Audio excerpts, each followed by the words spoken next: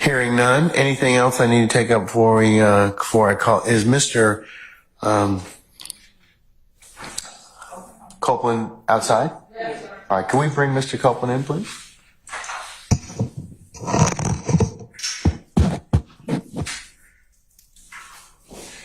All right. Summon our jurors, please, sir.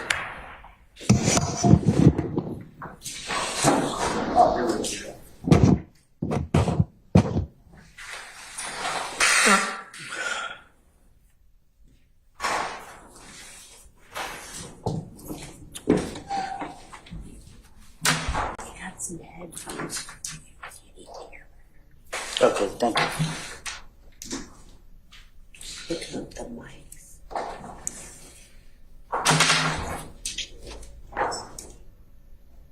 Just don't pull it because I put it into him. Okay. We're sharing. Just remind me.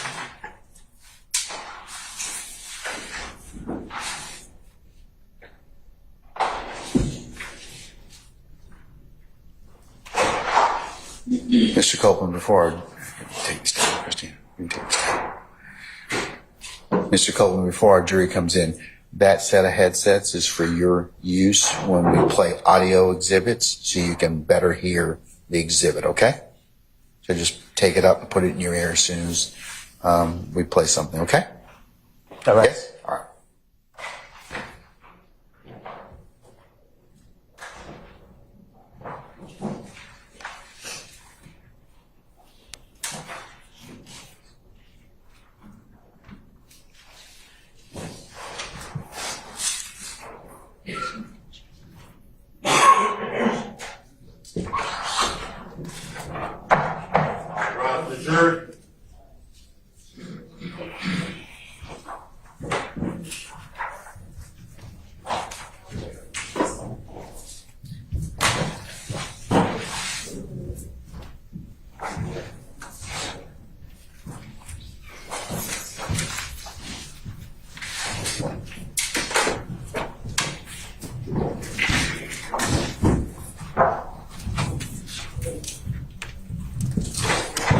Ladies and gentlemen, please be seated. All right, Officer Hudson, all jurors present? All good, present. All right. Ladies and gentlemen, jury, good morning. Good morning. All right. We're going to go ahead and continue with the examination of our current witness. Mr. Copeland, you're still under oath, okay? All right. All right. Ms. Hilton? Thank you, Your Honor.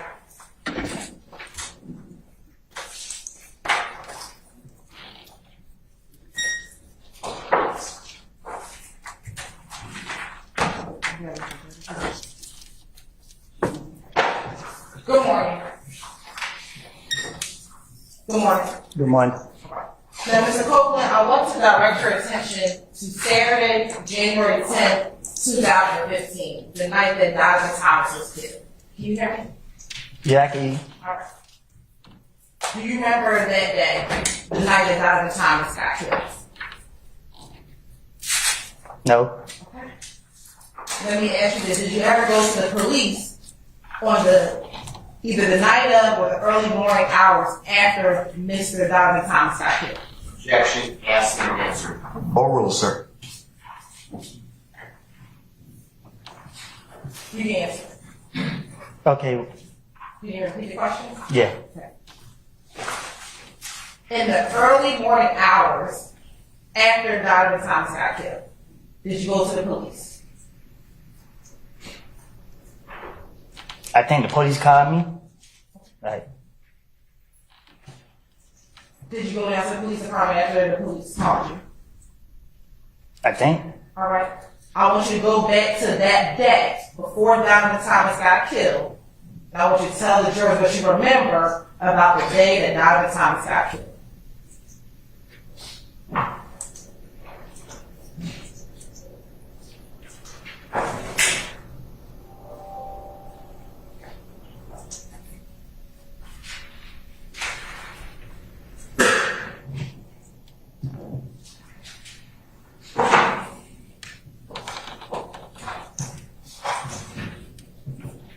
I got a call saying that I don't know how, I can't recall how it was said.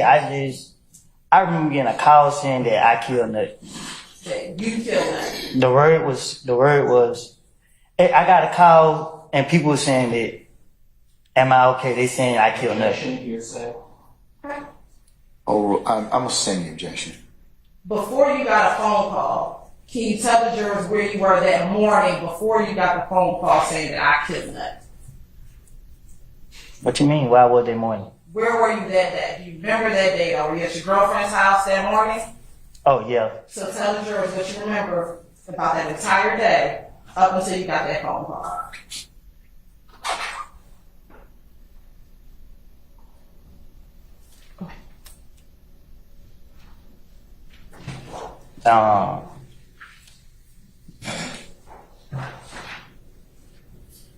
I was in my girl house.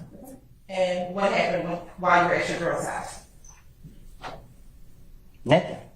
All right. Did you ever leave? Let me ask you, what's your girlfriend's name? I'm single. Back in 2015, what was your girlfriend's name?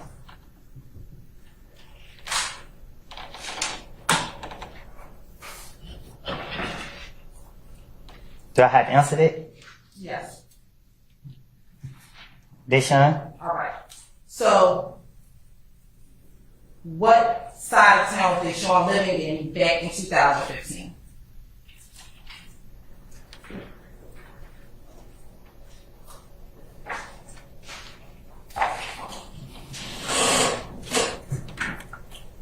Carver home? Okay. And did you wake up at Deshaun's house in Carver home that morning that you learned about Donovan being killed? I was in Copeland when I found out he got killed.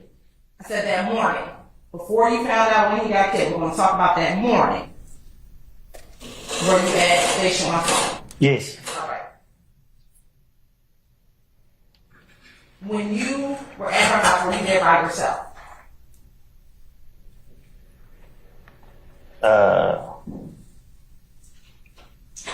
I was asleep.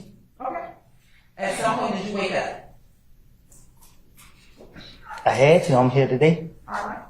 And when you woke up, what did you do?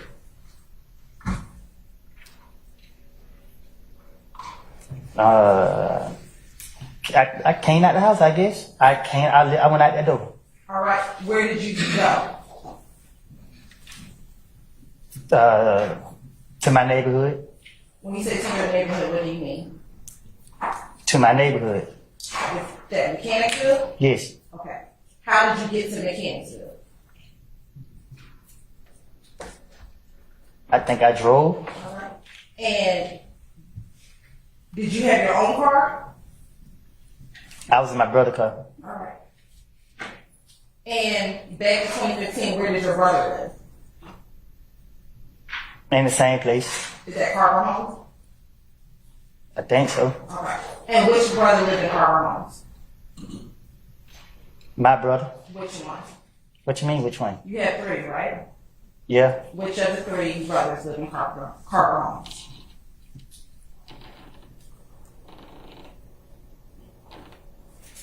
Trez? All right.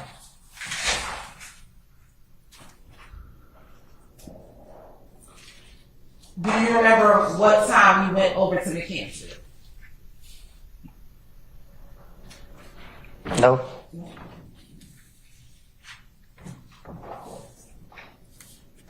Do you remember what you did in Mechanicsville when you went over there?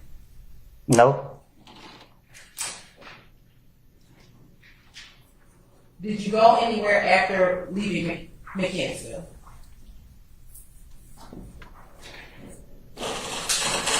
Check the form of this question.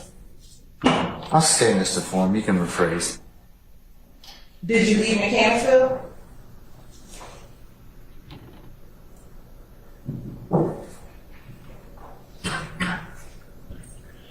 I think so.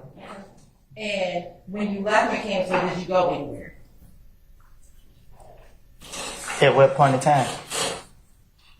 After you left Mechanicsville, did you go anywhere after leaving Mechanicsville, from what you remember?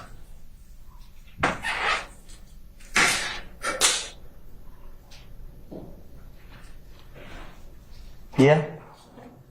Do you remember where you went? Pick the D up. Okay. And which little D are you talking about?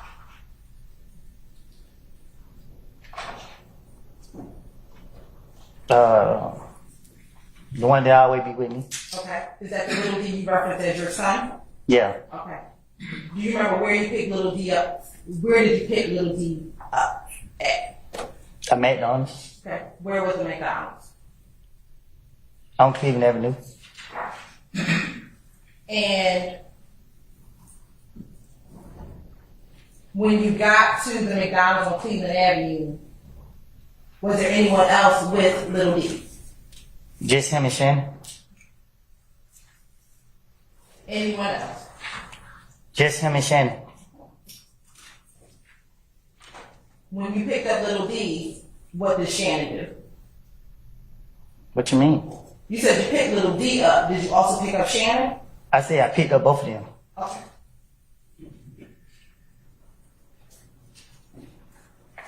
And when you picked up both of them,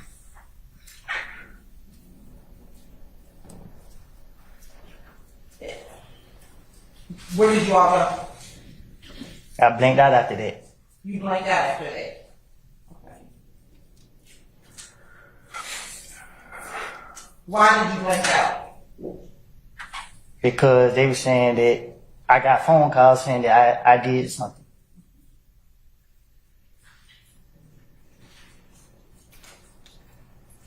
Do you remember who called Yeah. you? Who? Mountain.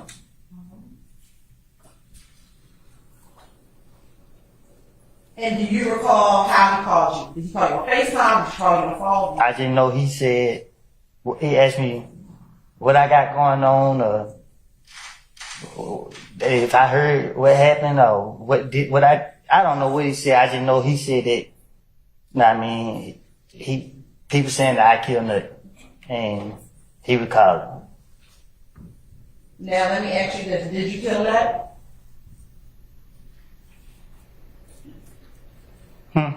Did you kill that? No. Now, when Moulton called you, was both Shannon and Little D in the car when Moulton called you? Huh? Was Shannon and Little D in the car when Moulton called you? I think so. Now, before Moulton called you, did you, Shannon and Little D, have any conversations about Nut being killed? No.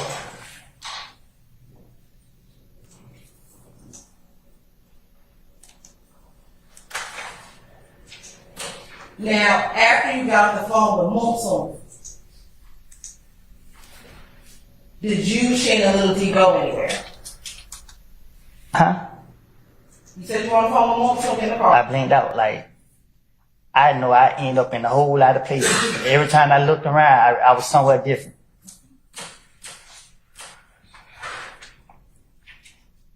Later that evening, did you, as we talked earlier, go to the police department? No. The night that you learned about Nut's death, and Moulton called you, Mm-hmm. at some point, did you ever go to the police department? Oh, yeah. I'm sorry, ask and answer. Correct. All right, I'll sustain the objection. On the morning of January 11th, did you ever speak with police? Again, same question. Overruled, sir. Say that again. On the morning of January 11th, did you ever speak with police about Nut being killed? Yeah, the police called me. And did you go to the police department? Same objection. Overruled, sir. They called you. Did you go to the police department and speak to the police? Yeah, I think. How did you get to the police department? I got dropped off. How?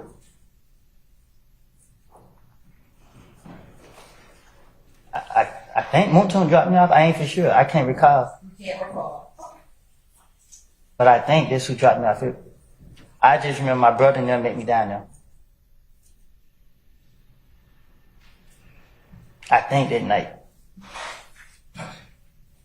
Now, Mr. Copeland, today being June 13, 2024, prior to today, had you ever, I want to make sure I understand, told police that Little D and Shannon got into your vehicle? Objection to leading.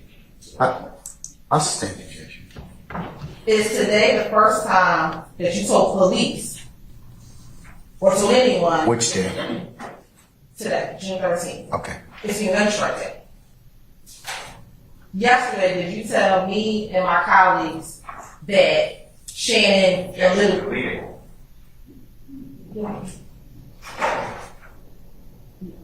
Bronner, this is a... I'm gonna overrule the objection.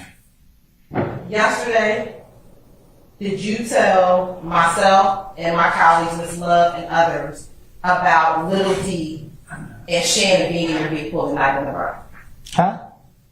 Yesterday, did you tell myself, Ms. Love, and a few of my other colleagues that Little D and Shannon were in the car with you the night of the murder of Donna Thomas? I told you and them that what I told investigators in June, when Nut got killed, something different, because I was trying to finesse my way out of a situation. So I said, I picked up D and Shannon. D never told me nothing. I made it up to clear myself up. And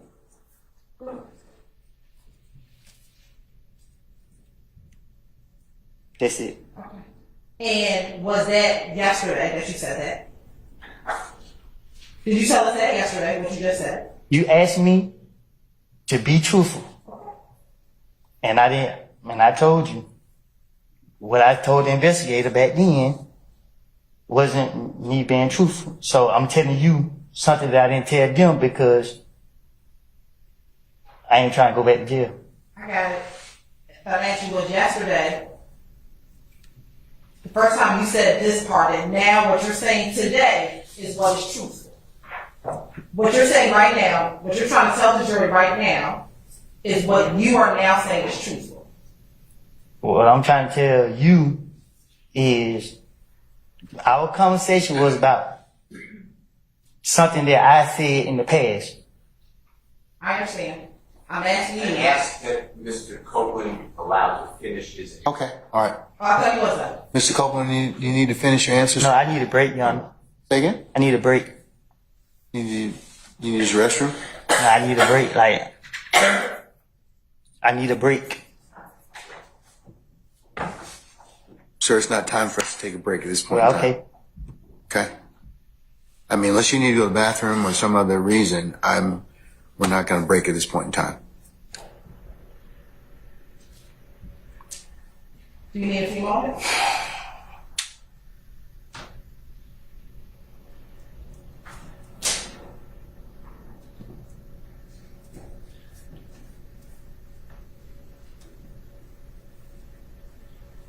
Was yesterday the first time that you told? Your Honor, I asked Mr. Copeland to finish his answer if he was still. I don't think he's finished. I think he's finished, Mr. Steele. So I'll overrule that objection. Was yesterday the first time that you told anyone from the state that what you said back in January of 2015 was a lie?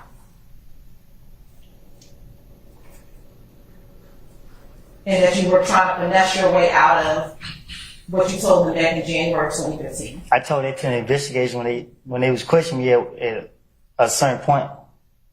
What investigators? Y'all questioned me so many times, I don't know. Back in 2015, did you go to the police again on January 11, 2015? I'll sustain the objection. Did you also go to the police on January 28, 2015? I don't know no dates, but if you know that if I went to you could just see it. Did you also go and speak with the police on February 20th, 2015? If that's what it say. And what about on February 21st, 2015? If that's what it say, And then what about on June 10th, 2015? if that's what it say, Let me ask you this. In your interview on January 11th, 2015, do you recall your girlfriend's mother's home being shot up? was it? Do you recall it?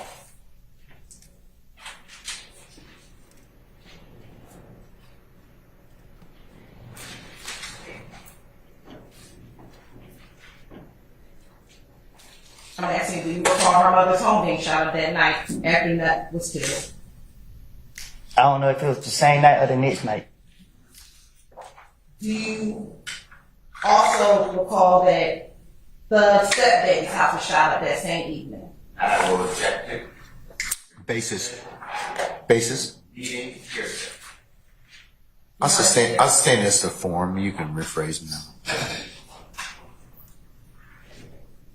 Was young Thug's stepdaddy's house shot up the night that Nut I don't know. got killed? When you went to the police station on January 11, 2015, did you go there on your own? No, Did the police come and get you to go to the police station, or did someone drop you off? Multiple. they, Didn't ask me. I'm gonna overrule the objection. Did you voluntarily go down to the police station that night? no, I didn't volunteer. He called me. And did he tell you you had to come down there, or did you decide to go down there yourself? Well, he told me to come down there, and people told me to go down there because No, you're on. Is there an objection, sir? And just state what it is. Stop it. Still talking. Okay, let me see if he's finished his response. Mr. Copeland, are you finished? Or do you need to say something else to complete that last question you were asked? yeah, I was just gonna say that I was told to go down there and speak with the police. Okay, all right. Do you recall in 2015 telling law enforcement officers that you were calling to get advice on whether or not you should go down and speak to the police because your name was coming up in the murder? Can you say the first part again? Do you recall telling Detective Thorpe in his January 11, 2015 interview that you were calling around getting advice to decide whether or not you should come down to the police department because people were putting your name in the murder? I don't know. I know when he called me, didn't know what to do, so that's why I was told to go down there. Because, yeah, I'm finished. Do you recall telling Detective Thorpe in that same January 11, 2015 interview that people told you not to go down there and to wait till the police called you? But you wanted to come down so you could clear your name. He said, did I tell him that? Yes.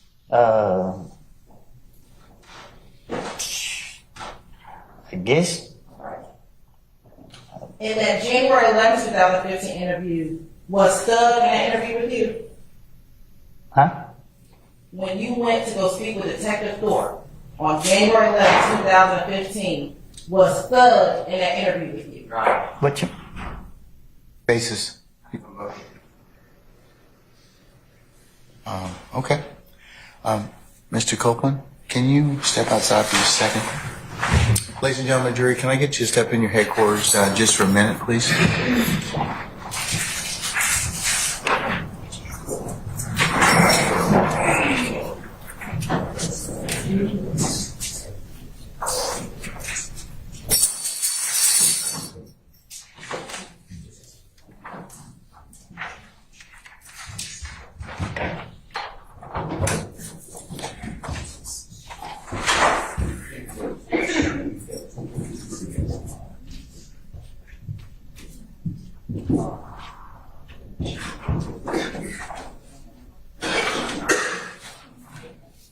All right, councils, please be seated. Our jury has left us and Mr. Copeland has left us. Mr. Seal, What's your motion, sir? Can you come to the podium, please, sir?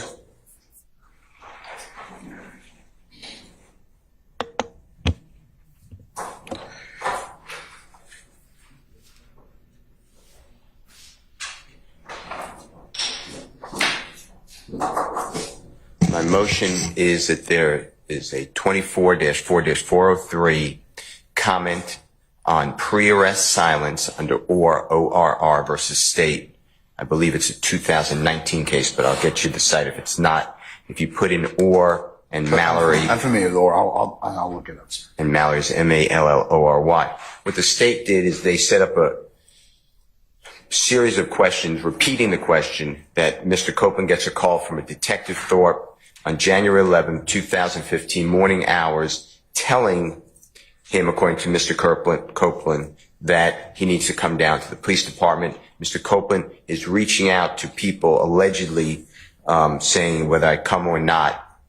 He spoke with people who said go down to the police department.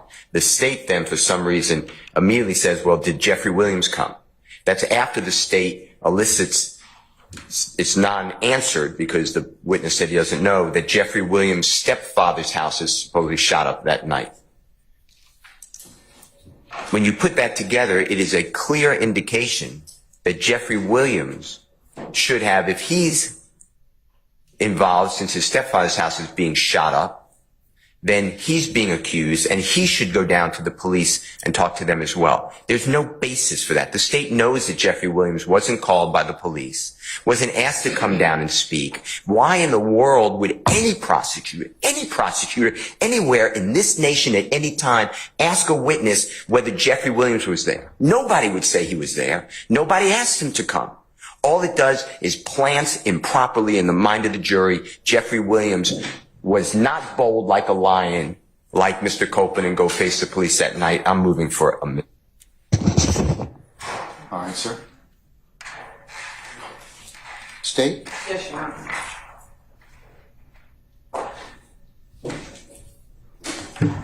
Just if you give me the site for or if you can find it, please. What year was it decided? Probably 2016, maybe 19. It's or versus state? It's state versus or. It came from the Court of Appeals in Georgia up to the Supreme Court of Georgia officer. And reversed our previous demarcation where the state cannot comment on pre-arrest silence. 2 is whether it is too prejudicial versus probative. And here there's zero probative value because the true evidence is that Mr. Williams is innocent of any charge, never asked by the police to come down, and didn't have a reason to go down to, quote, clear his name. So now the jurors are left with the unbelievable impression that somehow Jeffrey Williams should have gone to the police department but didn't, and he hid behind Mr. Copeland. It's just outrageous. I mean, to me, that is, I've tried so many cases, this is just wrong. And the state inquires of this witness, knowing, no matter what the witness said, it's just, nobody's going to say. There's going to be a video played where Mr. Copeland's sitting in a room with Detective Thorpe. I mean, what a crazy thing to say. Was Jeffrey Williams with you when you went to the police? Why, what's the probative value of that? Well, I'm going to find out, I guess, so. Okay, all right. Thank you, Mr. And the citation for is 351 Georgia App 578. No, look at the state. That's state v. or. Look at the state versus or in the Georgia Supreme Court. So the Georgia case. I think counselors behind that. So.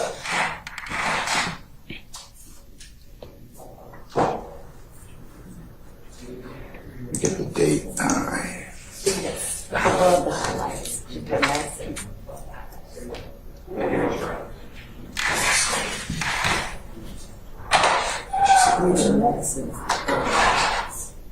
Looks like it's going to be 305 Georgia 729. Does that sound right?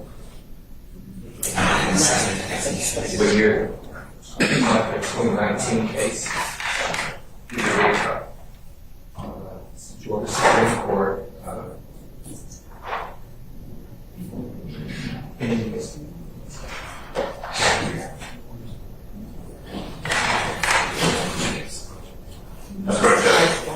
305 Georgia 729. Is that correct? Yeah, I see it. Okay.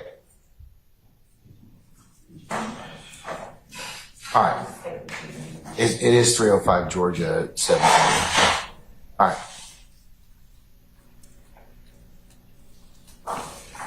Okay, first question is what's the relevance of asking Mr. Copeland about Mr. Williams? Sure. Mr. Copeland is now stating to this jury for the first time a version of facts very different than what he told police on January 10th, 2015. On January 10th, 2015, and the state will be going into this, Mr. Copeland advised police, specifically I want to talk about what happened on Cleveland Avenue. Mr. Copeland repeatedly in 2015 stated that Little D got into the car. The first time he said that Little D first said they killed Nut. As his interviews proceeded over the course of 6 months, he eventually says to police that Little D told him that they, and he was referencing Shannon, Mr. Stillwell, Mr. Kendrick, Mr. McMullen, all killed Nut. He is now saying today, for the first time, to this jury and to us yesterday, that Little D and Shannon got into the car and Little D did not say anything to him. And that now everything he said back in 2015, he just lied to get out of the trouble. So what we are doing is showing that back in 2015, none of these individuals were present none of these individuals were present in the room when he was speaking to law enforcement officers. And therefore now his story is changing when he has to now testify in court in front of these individuals. So this has nothing to do. So you're not trying to get into pre-arrest silence? Not at all, Your Honor.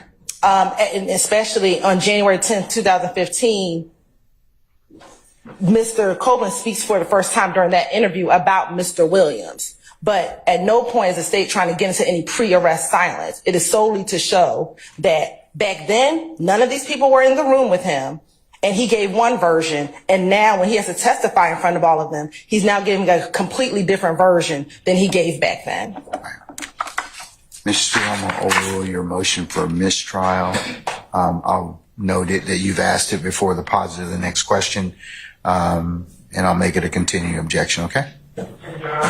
Sir, did you hear me, Mr. Steele? Okay, all right. Anything else, Mr. Steele? Before I move on to Mr. Sharp?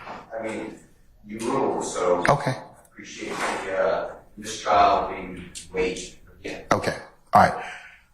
Mr. Sharp? On behalf of Mr. Stillwell, I just want to make it clear. I know the Harvey rule is in effect, but I believe just for the record that the comment, because this is a RICO case, and we've instituted the Harvey rule for a reason, but also specifically, this is a RICO case where the constitutional violations of one defendant affect all the rest of us. We are linked together. We sink and swim together in many ways. I am too moving for a mistrial for the same reasons that Mr. Steele enunciated, and I understand the court's ruling, but for the record, I just want to make it clear that I have specifically joined this motion on behalf of Mr. Stillwell. I'll note that Harvey rule is in effect and all counsel, it will apply for all counsel that you move for mistrial, and that you posited another motion for mistrial before the positive of the next question, okay? Yes, thank you, Your Honor.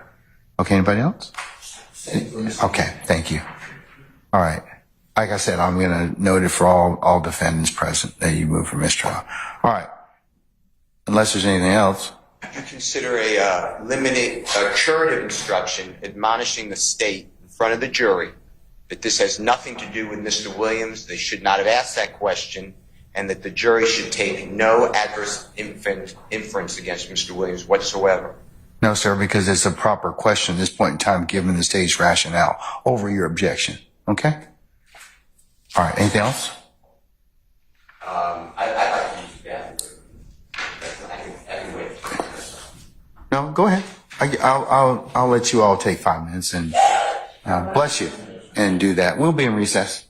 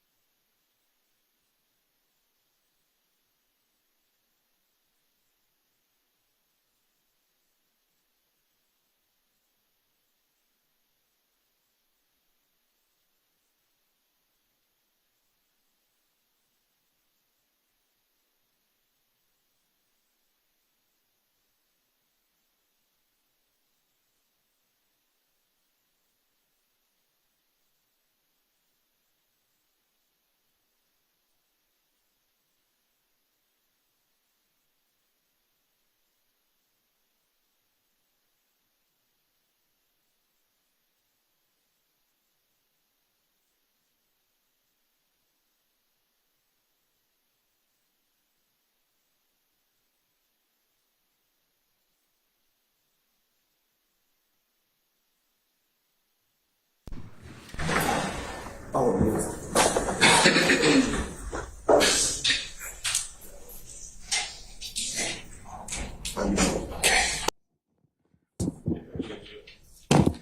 right, thank you, Ham.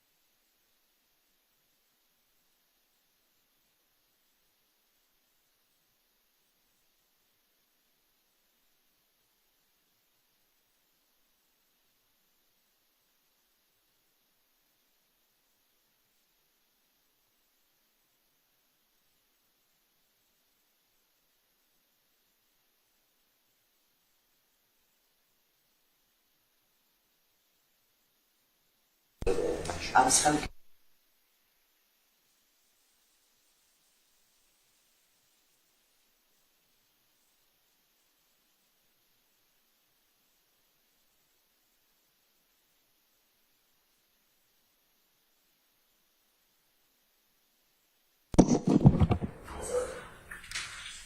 Okay, all right. Can we bring Mr. Copeland back in, please? Your Honor, can I make just one quick statement as he's coming in? Okay. I just want to add also for the court to consider, you know, when the state makes this argument that persuaded the court that it was okay, it presumes bad character on Mr. Williams and the others. Well, he never said that until he's in the courtroom. And the state does that a lot in this case. It's impeachment. Every time.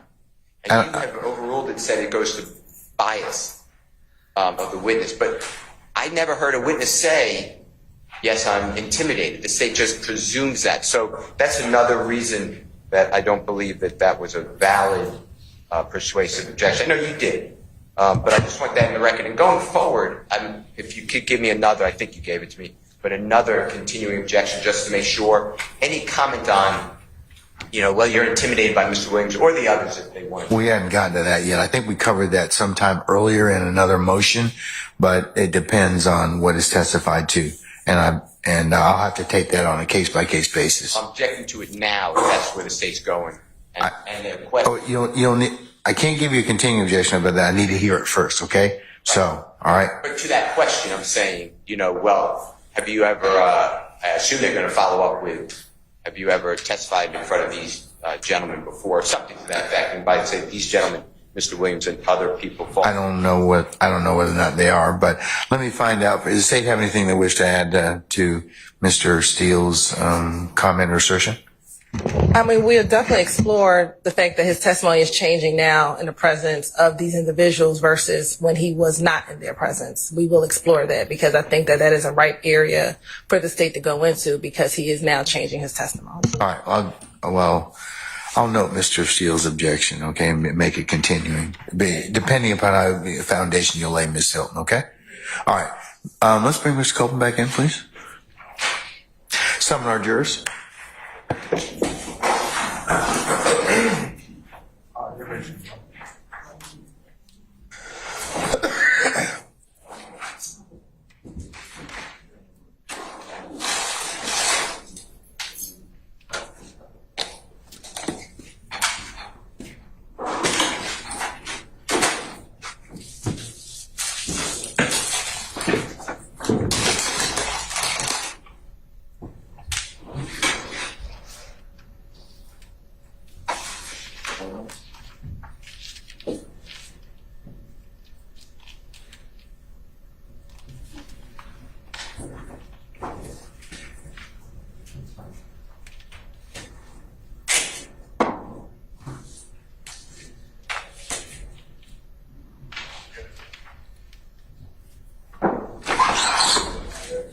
I'll rise to adjourn.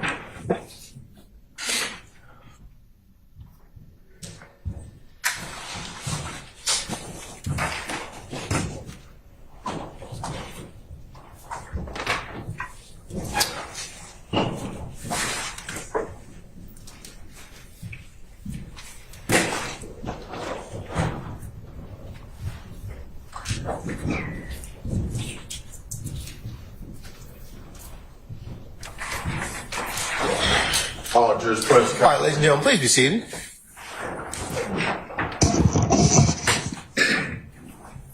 All right, Ms. Hilton, you may continue when ready.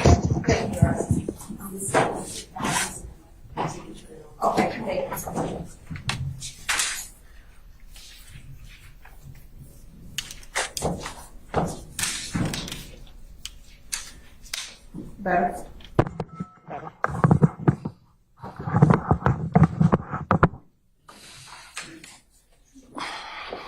Okay.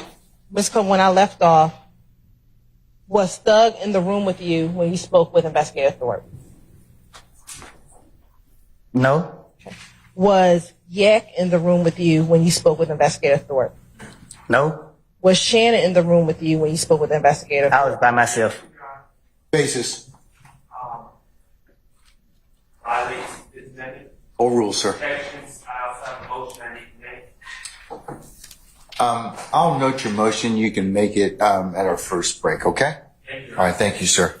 All right. And was Clay in a room with you? I was by myself.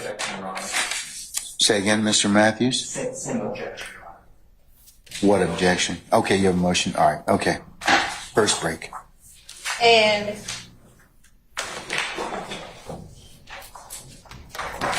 when you spoke with Investigator Thorpe, was that at about 3 o'clock a.m. on January 11, 2015? I guess. And during that interview, did you go in there to speak with him about everything that you knew leading up to the murder of Donovan Thomas? I guess. And during that interview, did you tell Detective Thorpe your concerns about? I'll sustain the question, sir.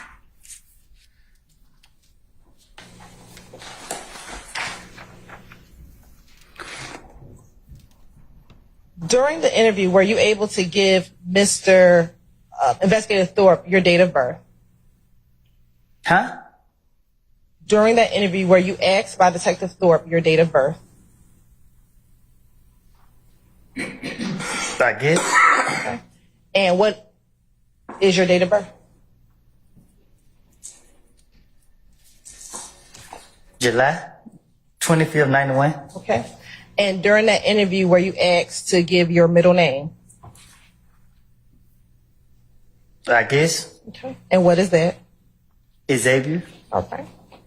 And during the course of that interview, were you informed by Detective Thorpe his reasoning of wanting to speak with you? Huh? Did Detective Thorpe tell you why he wanted to speak with you? He really like laughing and joking. Okay. But did he tell you that he wanted to speak with you? I'll stand the question. Did he tell you why he wanted to speak with you? Yeah. Objection asked and answered. Overruled, sir. And did he ask you to tell him everything that you knew about the murder? I guess. All right. Who is Kel? Who? Who is Kel? Be more specific. Okay. Do you know someone by the name of Kel? I know a lot of people named Kel. Do you know someone who goes by the name of Shell Kel? I don't know him, but I know who you're talking about. Okay. And back in 2015, did you and Shell Cal have any issues? If he's still here, then no. Back in 2015, did you tell Detective Thorpe that you and Shell Cal had some issues? I guess. Okay. And is Shell Cal related to Nut? I guess. Do you recall in this interview telling Detective Thorpe that Shell Kell is Nut's brother? I guess. And that specifically that Shell Kell is Nut's little brother. I guess. Do you guess or do you know? I don't recall what was said in that interview. All right. And during that interview, did you speak with Detective Thorpe about how your issues with Shell Kell began? I guess. When you say you guess, do you recall or no? Saying, Hold on. What's the basis of your objection, Mr. Sharp? Perfect. You said I guess. Then you asked. Well, so what's your objection, sir? That's the answer. Yeah. You're fine. I'm gonna sustain it on other grounds. When you say you guess, what do you mean? you asking me so clearly, I must have did.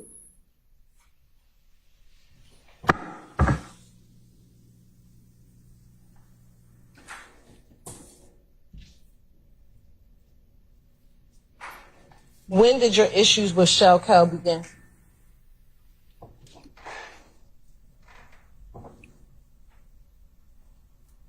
I don't know.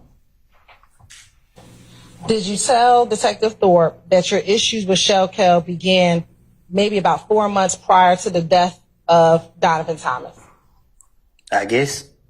When you say you guess, what do you mean? I mean, I guess I said it, I guess. Do you know if your problems with Shell Kell began 4 months prior to the death of Donovan Thomas? If I had a problem with Shell Kell, I'm gonna leave it at that. Okay, and I'm asking you, when did those problems begin? Say it again. When did those problems begin with you and Shell Kell?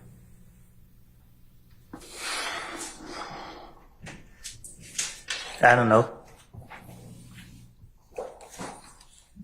In your interview in January 11, 2015 with Detective Thorpe, did you tell Detective Thorpe, when asked about when your problems began, say 2 months, 3 months, I'm going to say no longer than 4 months? Probably did. I don't know. Okay.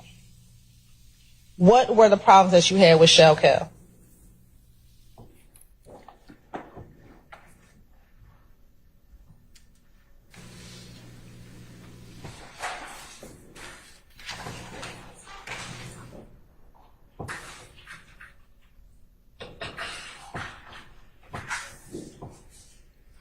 I misunderstand it. What was the misunderstanding? I don't know. Okay. Did you and him get into a fight at Club Crucial on the Monday before Donovan Thomas' death? No. You're saying you did not get into a fight with him that Monday? I did not get into a fight with them. They put their hands on me. Okay. What happened when they put their hands on you?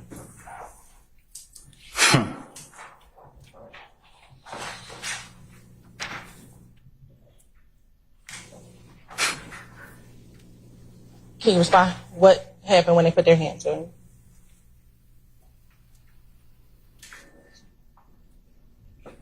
They ran out the club. Who is they? I don't know. Did you tell Detective Thorpe about what happened between you and Shell Kell the Monday before Donovan Thomas was killed? I guess.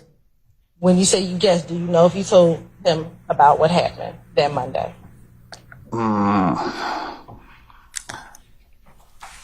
Back then, my mind was all over the place, and whatever he asked me, I was just trying to get him out my face. Okay. Do you recall in the same January 11, 2015 interview telling Detective Thorpe that you went to Club Crucial, you pulled out your money because you were on stage, you were flashing your money to all the girls were standing around, you were flashing your money. When you get off the stage, you were flashing money, and Kell and his whole crew walked up on me. You recall telling Detective Thorpe that back in your January 11, 2015 interview. I probably did.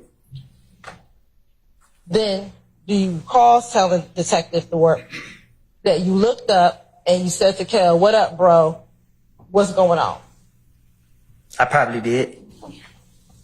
And that Kel didn't say anything, so he just said, "Hey, what's up?" You asked him, "What's up, bro?"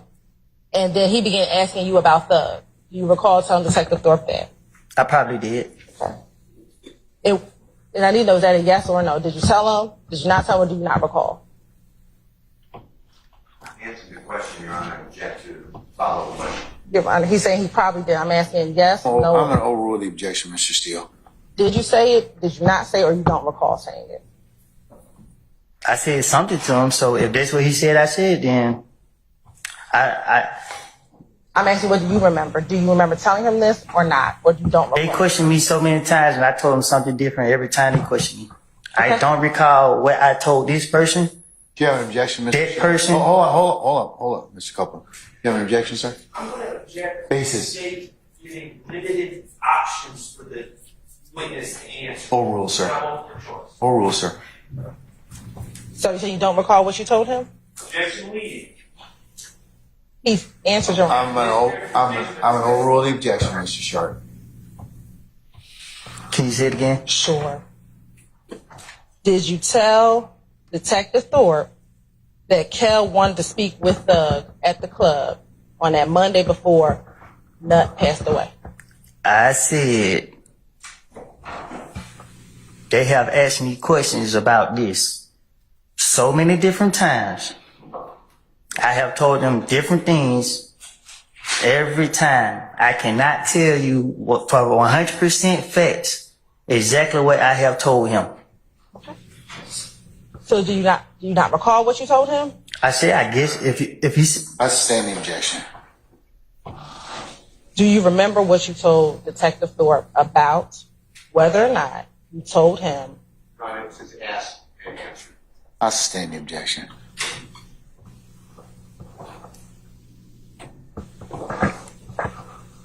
Do you recall telling Detective Thorpe that after you told Kel that Thug was in the club, Kel began to... You have an objection, sir? I'm gonna overrule the objection, sir. Kel took his necklace and put it inside of his shirt. huh? Do you remember telling Detective Thorpe that after Kel asked you about Thug, you then saw Kel put his necklace inside of his shirt? I guess. When you say you guess, do you recall telling him that or no? Yeah, I said it, I guess. And then when you saw him put his necklace inside his shirt, you then put your money inside of your pocket. Yes. Do you remember what happened after you put your money inside of your pocket? They jumped on me. Who is the they that jumped on you? I didn't see nobody. I knew I was surrounded by a lot of people. I mean, Was Kel one of the individuals that jumped on you? I don't know if he hit me. I don't remember if it was him who hit me, somebody hit me, and when whoever hit me. Do you remember telling Detective Thorpe that Kel punched you in the back of your head on that same January 11, 2015 interview? He probably did. He probably hit you, or did you probably tell? Yeah, I said it. Right. And did you also tell Detective Thorpe, so he punched me in the back of the head, then they pushed me to the ground. He tries to go in my pocket and take my money, but I hold on to my money. The other guy punched me all in the face, but I didn't care. I was holding on to the money. Yes. Okay. After they were punching you on the ground, do you remember if you ever got up? Clearly. Okay. What did you do after you got up? You laughed. What do you remember about after you got up? I had a knot on my face. Okay. And then what happened? I was real mad. All right. And then what happened? Somebody was going to pay for their knot. Okay. So then what happened?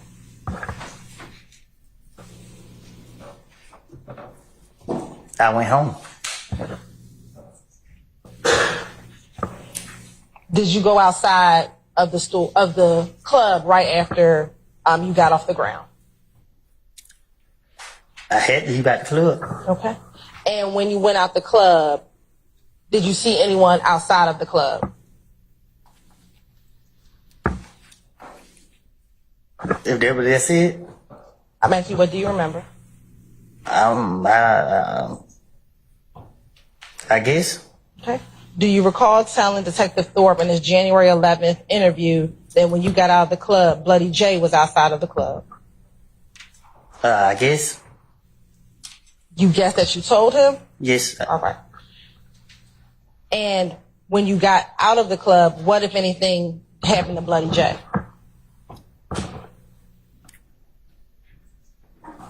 What you mean? Do you recall if anything happened to Bloody J when you got outside of the club?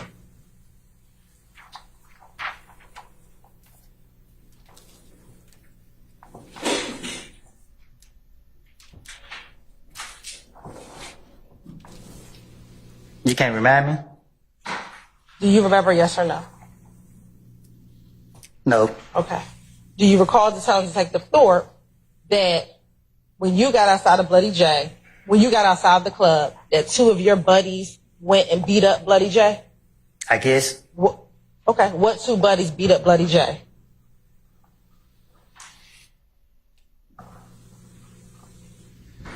Tell me. I don't recall. You don't recall? Do you recall it being one of the individuals being Moonsault? Yes, I guess. You don't say, I guess. It's either I yes, guess. no, or you don't recall. I ain't trying to say the wrong thing. So do you not recall? I stand the question. I don't need it. Just tell me the basis for the objection, Mr. Short, okay? I need you to answer yes. Was it Moonsault? Overruled, Mr. Short. Do you remember if it was Moonsault or not remember if it was Moonsault? if he said that's what I said, then yes. I'm asking you what happened. I don't recall what happened.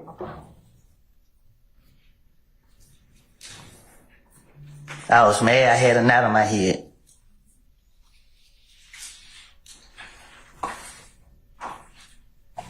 Now, do you also recall speaking with Detective Thorpe about what happened at the Cascade skating rink before this fight at Club Crucial on the Monday before Donovan died? I guess. When you say you guess, do you recall or you don't recall?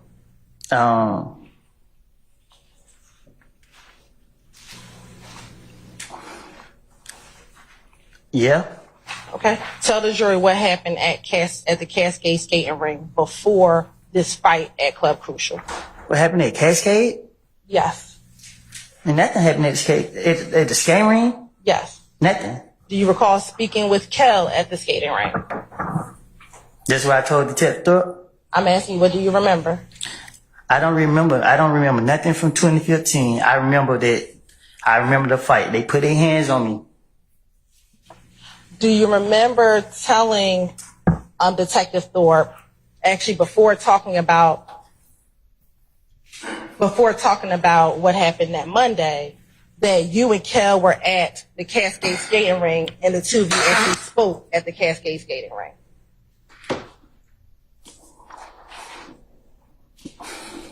When I was talking to Detective Thorpe, I can't recall what I told him because I was just telling him anything.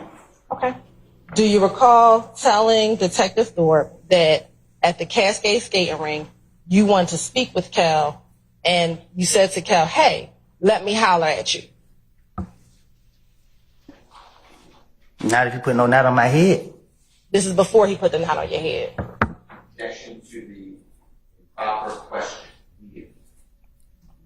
I'll ask a better question. I stand the question, sir. Do you recall speaking to Kel before he put the knot on your head at Cascade skating rink? I guess. I need to know, yes, you remember, no, you don't remember, or you don't remember. If you saying this what I told Thorpe, then this is what I probably told him. Do you remember speaking to Shokel? Period. At Cascade Skating Rink. We ain't no speak. We wasn't on speaking term. Do you remember telling Detective Thorpe that at the Cascade Skating Ring, you and Kel were standing right there and y'all talked about everything that you had against each other? If I was somewhere around Shell Kel, I don't think we would be talking. Okay. Did you also tell Detective Thorpe that as we talked, we said it was over? So it was like, we're over, we ain't beefing no more. Do you recall telling Detective Thorpe about that conversation you had with Shell Cal? I guess. It's not responsive. Do you recall or not recall telling Detective Thorpe that? I told Detective Thorpe whatever he said, I told him.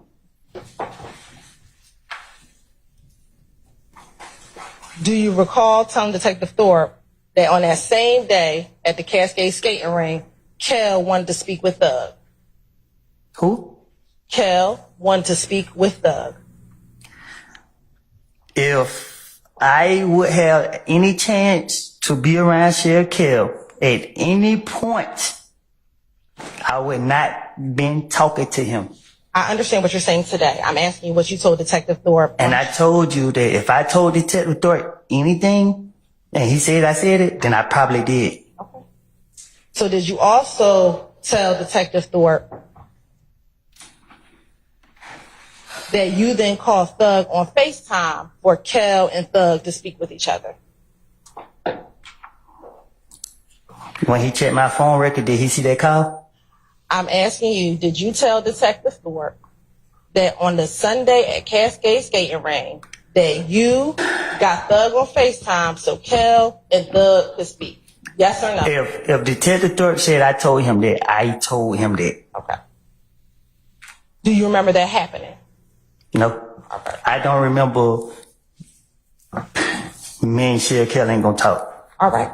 And then, do you remember telling Detective Thorpe, so him and Thug talked, and whatever was said with that, I don't know? I probably told Detective Thorpe that.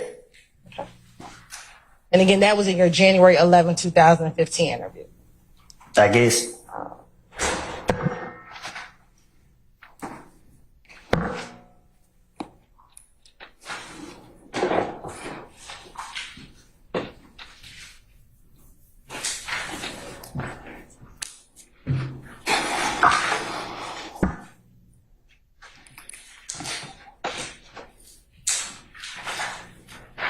Now, did you also tell Detective Thorpe about a shooting that occurred at a gambling house in Lakewood? If that's what he said. Do you recall a shooting at the gambling house in Lakewood? Do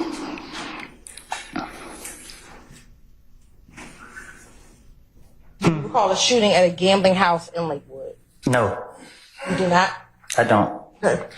Do you recall telling Detective Thorpe in that same January 11, 2015 interview that there was a shooting over in Lakewood and that it was Kel and he was standing on top of a roof and shooting inside? I probably did.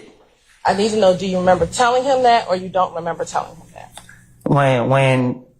When Detective Thorpe questioned me about what happened, I thought I was in there about 5 minutes. I thought I walked in and walked back out. So I don't know what I don't told him. I can't remember what I don't told him.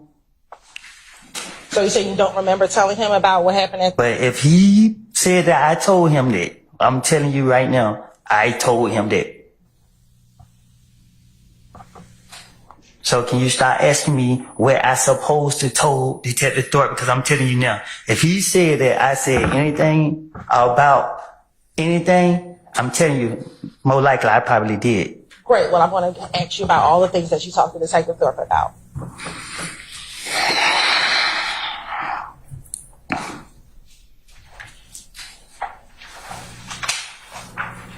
Did you also tell Detective Thorpe about the Friday before Nut was killed? I guess. Okay. On the Friday that Nut was killed, were you with Thug the Friday evening before Nut was killed? No, you just said it earlier. Was I at the house? I said yes. I'm talking about the Friday evening before Nut was killed. I can't recall. I don't know what I done told Detective Thorpe. I'm asking you, what do you remember yourself? No, when I think back about 2015, all I remember was getting a call saying that Nut was killed and I was responsible for it. And the only thing besides that is people showing up at my folks' houses. Details about what happened, all this stuff been blanked out my mind. Like, it been blanked out my mind. Okay. In that same January 2000 interview, you recall telling Detective Thorpe that you were with Thug and you were at DJ Drama's studio. I probably did. Do you remember telling him, or you don't recall telling him? I need to have it. If Detective Thorpe said I said it, I said it.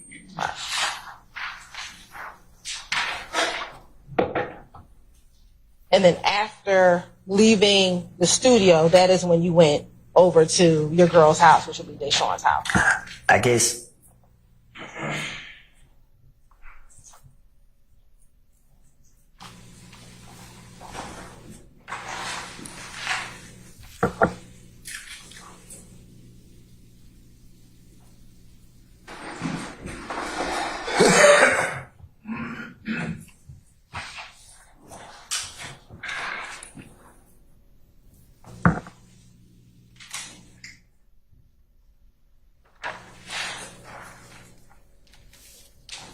Now, earlier I asked you about what time you left Deshaun's home to go to your brother's house. Do you recall telling Detective Thorpe that you left Deshaun's home around 5:00 p.m.? I guess.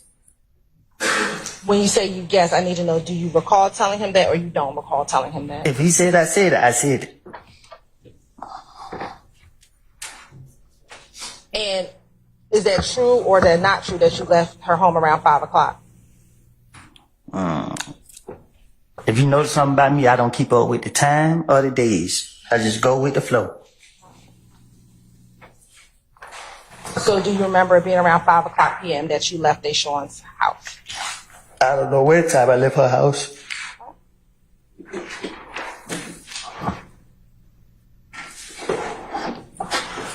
When you went to Mechanicsville, do you remember seeing anyone in Mechanicsville?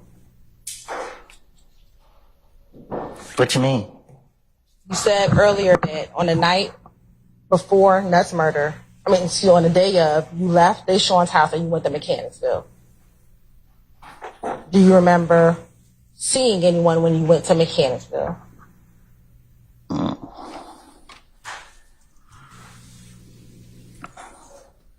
I don't remember if I seen anyone. Okay. Do you remember telling Detective Thorpe that you went to the green store? I guess. I need to know, do you remember telling him or you don't remember telling him? Or was that a lie?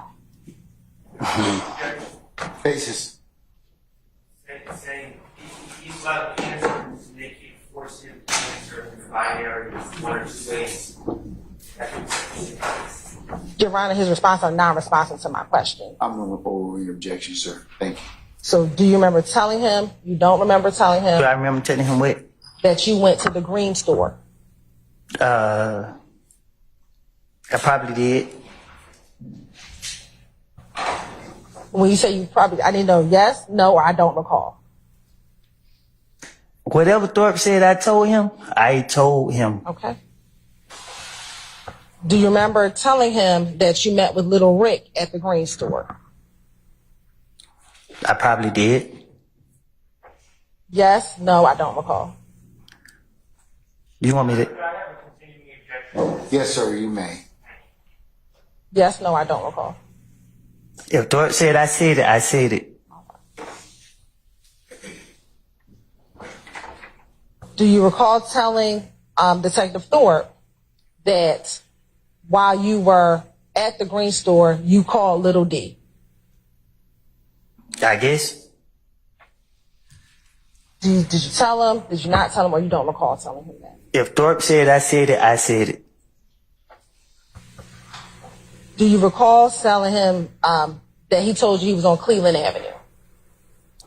I guess. Yes, no, or I don't recall. If Thorpe said I said it, I said it.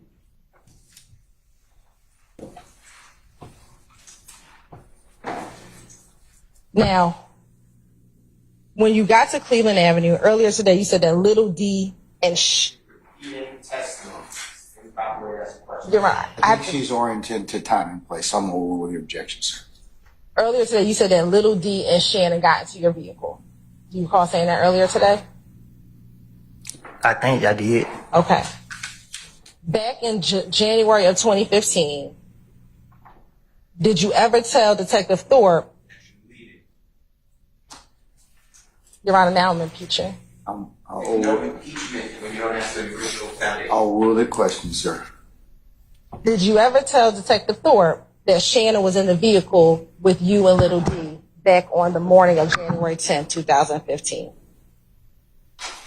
If he said I did, I did. I'm asking you, did you? Because you're saying today, you're saying the truth, and back then. To the commentary. I sustain the objection. Did you ever tell Detective Thorpe that Shannon was in the vehicle with you? I guess. Back in 2015, you did not tell Detective Thorpe that Shannon was in the car with you. Objection, asked and answered. I sustain the question.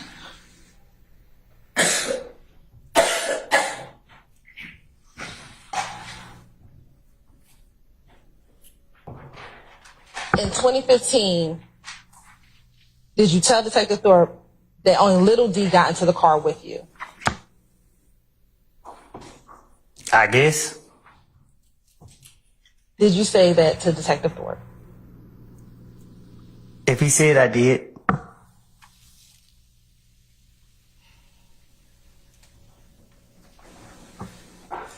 Back in 2015, did you then tell Detective Thorpe that Little D told you that Nut just got killed? Basis, sir. Your Honor, do we address this? I'm over with the objection, sir.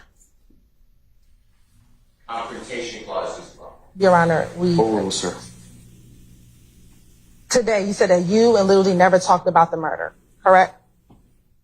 Today I said whatever I told Thorpe in 2015, I was trying to get him out my face. So I do not know exactly what I have told him. Today, do you have an independent memory of what happened on January 10th, 2015? What you mean? Do you have a memory outside of what you told Detective Thorpe about what happened on January 10th, 2015? Basis, sir. I did tell me the basis for your objection. Question. You already gave I'm overruled the objection, sir. I'm going to object to asked and answered, Your Honor. Overruled, sir. Wait. So today, do you have an independent knowledge of what happened on January 10th when you picked up Little D?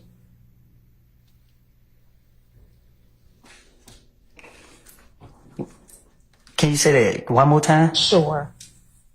Today, without remembering what you told Detective Thorpe, what is your memory of your interaction with Little D on January 10th, 2015? But I don't have a memory. What you mean? Like, Okay. I just know that I picked up Lil D and Shannon, and that's when I got a call saying that I supposed to did this and did that.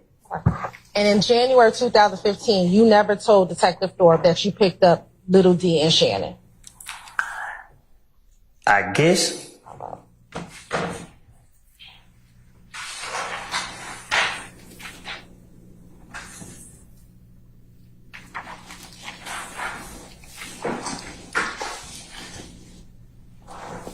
Earlier, I asked you if Moontook FaceTimed you. And did you say you did not recall if Moontook FaceTimed you? I know he called me. I don't know if it was FaceTime regular. All I know was I remember what came out of his mouth. And in 2015, in January of 2015, you told Detective Thorpe that he FaceTimed you. I guess.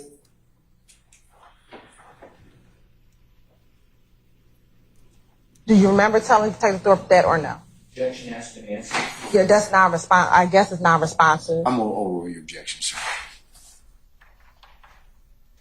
You can answer the question, sir. I need to know if you remember or if you do not remember. If he said I said it, then I said it. Do you remember telling Detective Thorpe that? Objection, Your Honor, it's been asked and Overrule, But- sir. That's not. Do you remember telling Detective Thorpe that he FaceTimed you? I guess. I guess it's non-responsive. Your Honor, Well, I object to the commentary. It's not responsive, Mr. Steele. I'm going to overrule your objection. Do you recall? I don't know what I told Detective. I don't remember what I told Detective. Whatever his name is. Thank you. So you don't remember if you told Detective Thorpe that? I sustain the question is the form. Now, do you remember back in January 2015 giving Detective Thorpe Moontoon's phone number? I guess. I guess it's non-responsive. Your Honor, that's not a proper question. Overrule, sir. I need you to respond. Do you remember? I don't remember. I don't remember nothing I told Detective Thorpe. All right. So that's my response to every question you about to ask me. If it have anything to do with me speaking with him.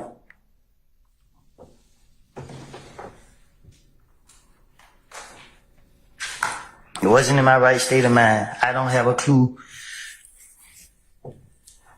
Well, you got to bear with him. I have to ask you the question specifically. You just Okay, say, I you can don't ask. remember. I just said. Prosecutor, is it not? Mr. Steele, overruled. Do you remember today what Moontoon's number was back then? Back then when? Back in 2015. No, I better know my phone number now. All right. Do you remember giving him the number 404-662-8935? I guess. I need to know, do you remember or you do not remember? Yeah, I did. I don't. Do you remember what kind of car that Moontoon dropped you off in to take you to the police department on January 11, 2015? I don't know. I don't know if he. I don't know. I don't know if he asked me. I don't remember what I told him. Okay. Do you remember saying it was either bluish, grayish Malibu and it was rented? Yeah. Yeah, you remember telling him that? Yes, I guess. Yes.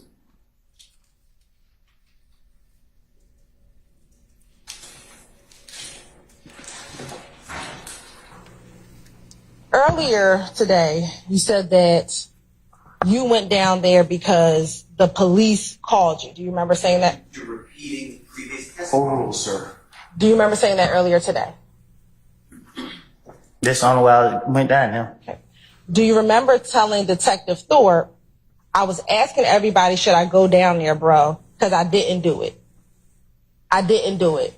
You can look at my phone records, but I didn't do it. Yes. All right. Yes, you remember telling him that? If he said I said it, yes, I said it. I need to know if you remember telling him that. As is, he said yes, and I don't know why there's further questions. I'm going to overrule the objection, Mr. Sharp.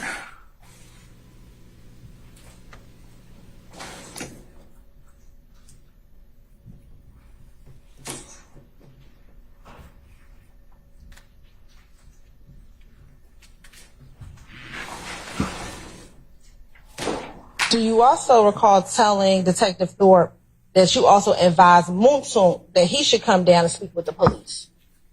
Yes.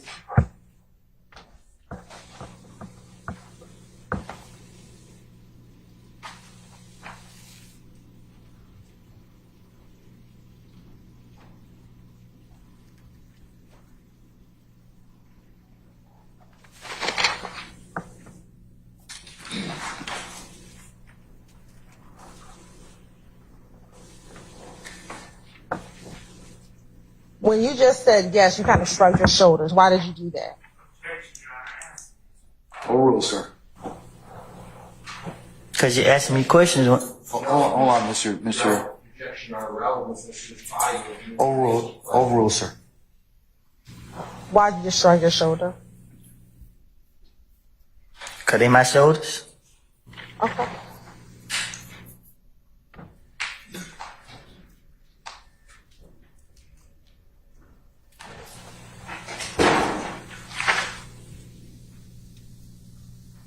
Was Kel the only person that you had problems with back in 2015? Objection on the page. I'll stay in this form. Let me ask you, did you have any issues with Nut in 2015?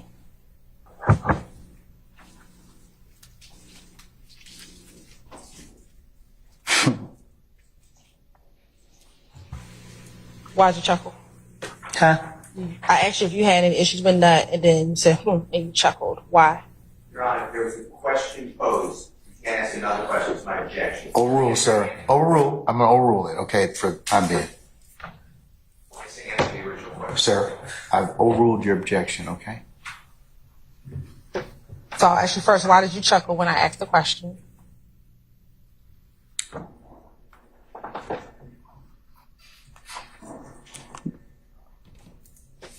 I don't know. Okay. So did you have an issue with Nut back in 2015? I don't think I did. All right. And did you tell the police that the only person you had a problem with was Kel? Yes.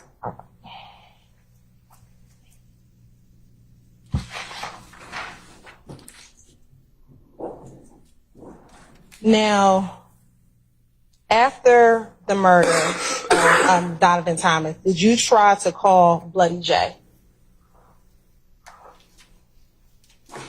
That what I said? I'm asking you, what do you remember? I guess. Do you remember or do you not remember? What I'm trying to call Bloody J for? Okay. So do you not remember calling Bloody J? But what would I need to talk to him for? So do you not remember calling Bloody J? I don't know. Okay. I don't remember. I don't recall. All right. Do you recall telling Detective Thorpe in that same January 11th interview that you called Bloody J on the phone? Yes. So why would you want to call Bloody J? You need to tell me. I'm not you, so why I'm would saying, you you know what I supposed to say? I'm asking you now. I don't know. I don't have a clue. Why would I want to call him? All right. Did you attempt to call anyone else the night that Donovan Thomas was murdered to tell them that you did not kill Donovan Thomas? Say that again? On January 10, 2015, did you attempt to call anyone who was affiliated with If Gang so that you can tell them that you did not kill Donovan?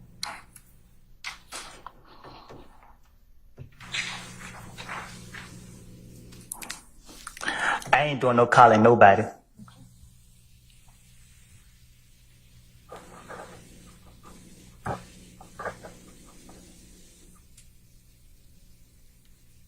Do you remember telling Detective Thorpe first that you tried to call Bloody J and that there was someone else that you could call, but it's no use? Yes.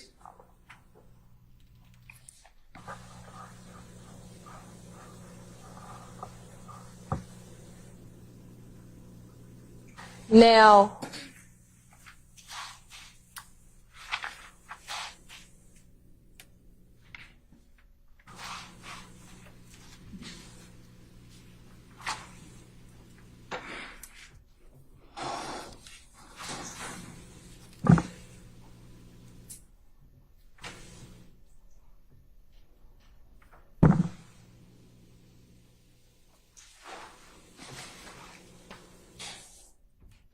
course indulgence for one moment.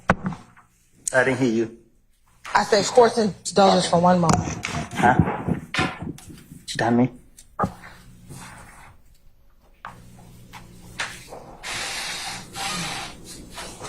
Do you recall Detective Thorpe asking you about an Infinity car on January 11, 2015? I guess. Do you remember him asking you, or you don't remember he asked you? When this is what I remember from talking to Detective Thorpe. I walked in the homicide building. He said, "Hey man, I still got a body on the street. You came in here? I don't think he did it." That's how they went to me. So you asked me these questions. I don't remember having a conversation with him, so I ain't saying I didn't.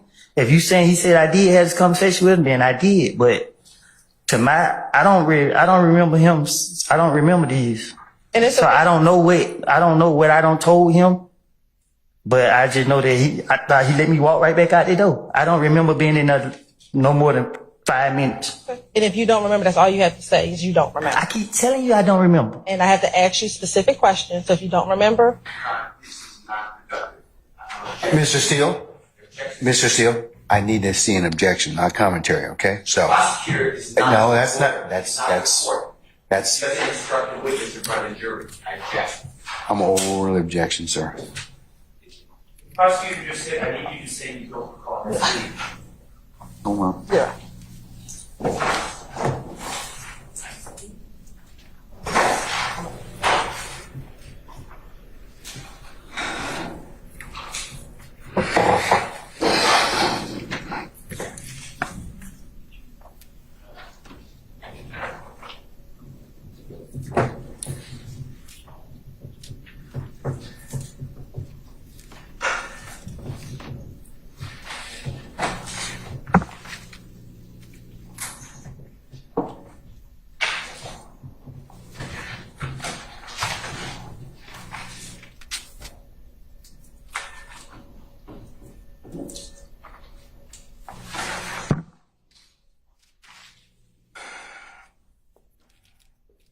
Mr. Short, I'm gonna overrule your objection. That's not what the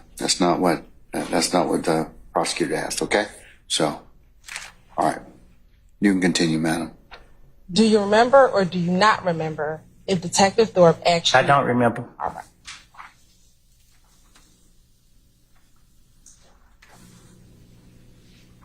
Do you remember Detective Thorpe asking you if you've ever been stopped in an Infinity before? Can you say it again? Sure. Do you remember Detective Thorpe asking you if you had ever been stopped in an Infinity before? Your Honor, Sure. can we be oriented to the date of this meeting? Sure. We're talking about the same January 11, 2015 interview. I don't know what man. Whatever you told me to say, I don't know. I don't. Do you remember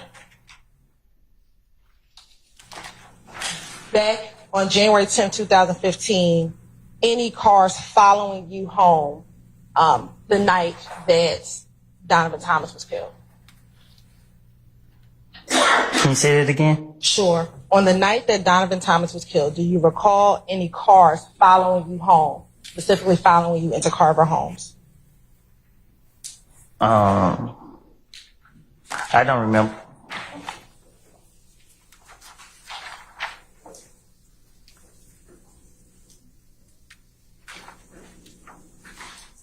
Do you remember telling Detective Thorpe that you were heading into Carver Home and you saw a little red Camaro following you inside of the apartment complex? I probably did. I need to know, do you remember or do you not remember? I told you already. I don't remember. You keep asking me. So if you don't remember, just say you do not remember. I object to this. You can't delegate the court's ruling. I object to this kind of work. Well, Your Honor, I'll ask. I'll sustain the question. I'll sustain you. Your Honor, then I'll ask. You can instruct Mr. Copeland if he does not remember, just to say he does not remember. Mr. Copeland, just answer the question to the best of your ability, okay? I thought I did, Judge. You're I told her I don't remember no conversation I had with. She trying to cross me up. She trying to say this and that when I don't told her I don't tell the police anything they wanted to hear for them to. And she keep asking me over and over. gonna have to answer the question, sir, okay? So is your entire interview with Detective Thorpe a lie? Huh? Was your entire interview with Detective Thorpe a lie? I don't know. I can't tell you what I told him. You got to tell me what I told him. Okay. So we're going to keep on going. But I don't, when you tell me what I told him, I'm telling you now, I probably did tell him that. I'm telling you, I told him that. Okay. So. But you have to tell me which ones are lies and which ones. Yeah, correct, sir. Mr. Copeland, do you have something else you want to add to that response? I can't remember. Do you want me to repeat the question? I can't remember what I had to say. Do you want me to repeat your response up until that point in time? You got to tell me what was said. Okay, hold on just a second. We can help you out with that.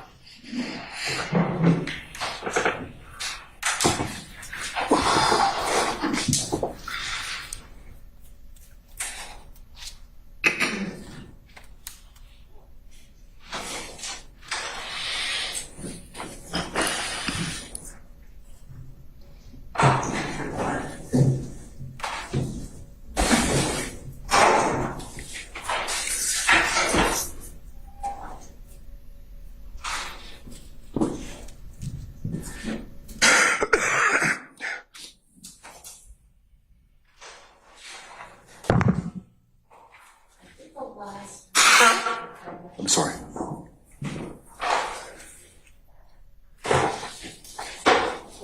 When you told me now, I probably did tell him that. I am telling you I told him that, so. Can you say that again? She said, was your entire interview with Thorpe a lie? He said, I can't tell you what I told him. You gotta tell me what I told him. Right. And so we'll keep going. He's weighing. And then he said, well, you told him now, I probably did tell him that. I am telling you I told him that, so. And then the son said, but you have to tell me which ones are lies. And then they interrupted, so. So how am I supposed to tell you which one is a lie if I don't know, if I can't remember what I told him? I can't say this is a lie and then you try to say, well, you say this right here. I don't know. I don't know what I told him.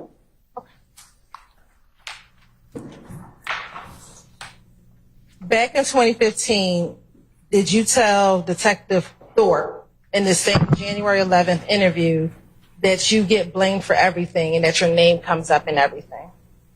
Yes, sir.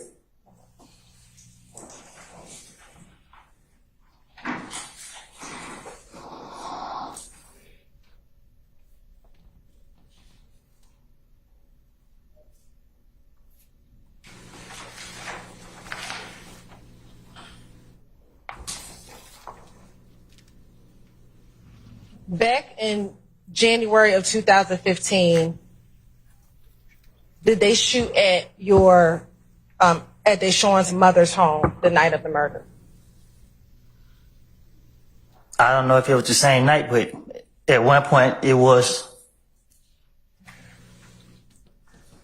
And did that shooting prompt you to go speak with Detective Thorpe on the morning of January 11, 2015? They called me. Okay. I think that's how he was able to get my phone number. But I can't recall if it was or not.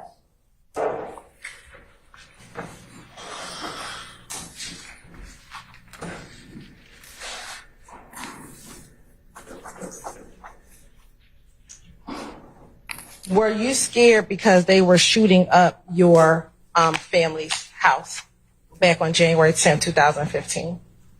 What you mean? Mr. Sharp. I object to the use of the pronoun they.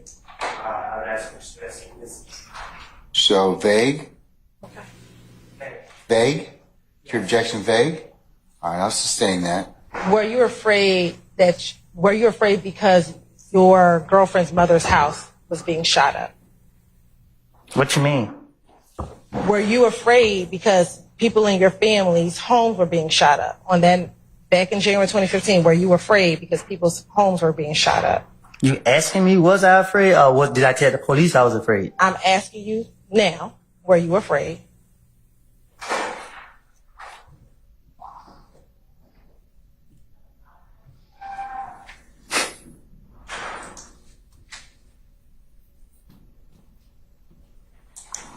I was afraid for the people who was in the house.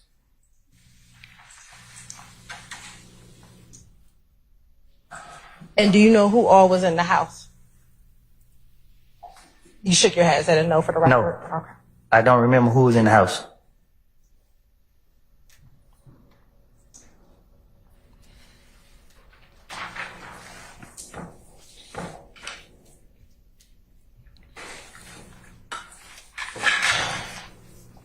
Now, in that interview, did you give Detective Thorpe the reason why you thought Kel was beefing with you? I probably did. I don't remember. Which one I supposed to say it? Okay. Do you recall telling Detective Thorpe that this is all about you not being down with it no more and being down with the gang anymore? Yes. Okay.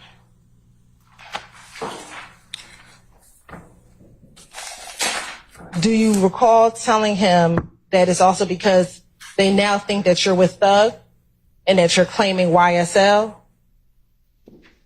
Yes. Yes, you remember telling him that? I guess. If that's what he said, I said. Do you recall or do you not recall to tell Detective Thorpe that? I don't know what I done told this man. Okay.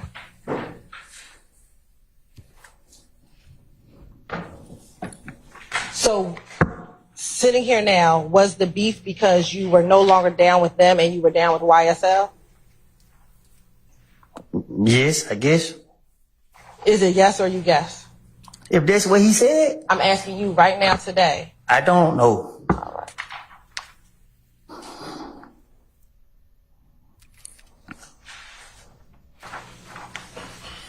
Now, during this interview, do you recall giving Detective Thorpe your Instagram page? Yes. Okay. And what was the Instagram page that you gave him? I don't know. Okay. Was it Woody372? Yes. Okay. And 372, does that refer to, I stand the question. what is 372? Numbers. And does that number specify something specific? No, I'm gonna object and ask to answer it. I believe it has. I'm going to sustain the objection. Does the 372 correspond to the letters of DRC on the phone pad? It could. I gotta look at the phone pad and see. How do you look at the phone pad to tell? And is Woody372 the same Instagram account that I asked you about over the course of the last few days? I guess. So was that your Instagram account back in 2015? My Instagram account is Woody vs. Woody. I asked back in From 2000. back then, I think my Instagram account is the same account as it is today. Woody vs. Woody. I'm not 100% sure. I done did so much time away from society. You asking me about something I don't know. I don't know how to answer these questions. A lot of this stuff you talking about, like, I've been through too much to be trying to remember certain stuff or these questions you asking me. Like, you discombobulated me up here. Like, you want me to lie? You want me to tell the truth? I can't tell you the truth. If you sit here, I don't know. I don't know how to answer these questions. You know what I mean? Like, I don't know what y'all got going on. Like, for real. Like, you asked me about 2015, what somebody said to the investigators. You know how many investigators tried to question me about this? Yes, and we're going to talk about a few of them. So do you recall your Instagram being Woody372? I don't recall. Okay. Bless you.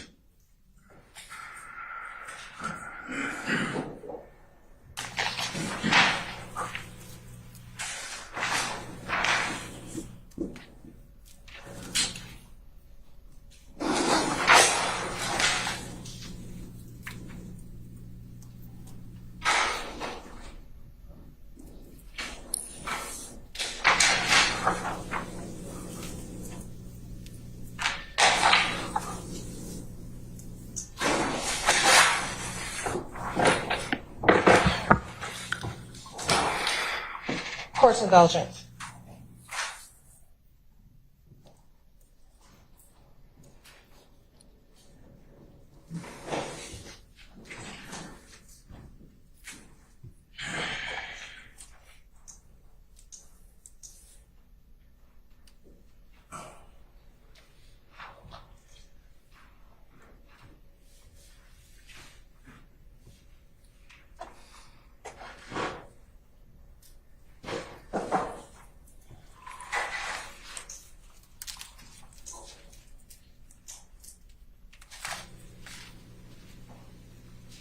Now, Mr. Copeland,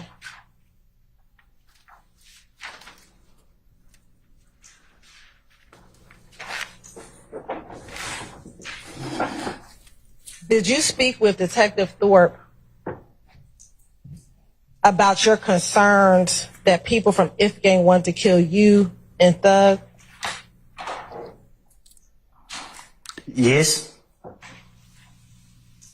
Do you recall why people wanted to kill you and Thug? Yes. Okay. Why was that? Why was what? Why did people want to kill you and Thug? Oh. I said it. Do you recall telling that to Detective Thorpe? I don't know what I don't remember what I told Detective Thorpe. Do you recall telling Detective Thorpe that you heard about a meeting in which an individual named Mo, who was down the road, conducted? Yes. And that during the course of that meeting, I'll sustain the objection. what do you remember telling Detective Thorpe about your understanding of this meeting with Mo and other members of If Gang? I don't remember. Hold on, wait, Mr. Copeland. Basis. For hearsay, we need to ask about his present testimony. I'm gonna overrule your objection, okay? Okay, can I rephrase? There's no foundation to give prior statements until he's asked. I'll sustain that one. You can. I'll sustain that. What was your understanding of a meeting with Mo back in 2015 regarding you and Thug? I don't know what I told Detective Thorpe. Objection on a non-responsive answer. I'll sustain the objection. You need to respond. Mr. Copeland, you have to answer the question, okay? It's not responsive to How could I answer the question to something I don't know? Miss Hilton's gonna. Well, actually, just repeat the question, Miss Weaver.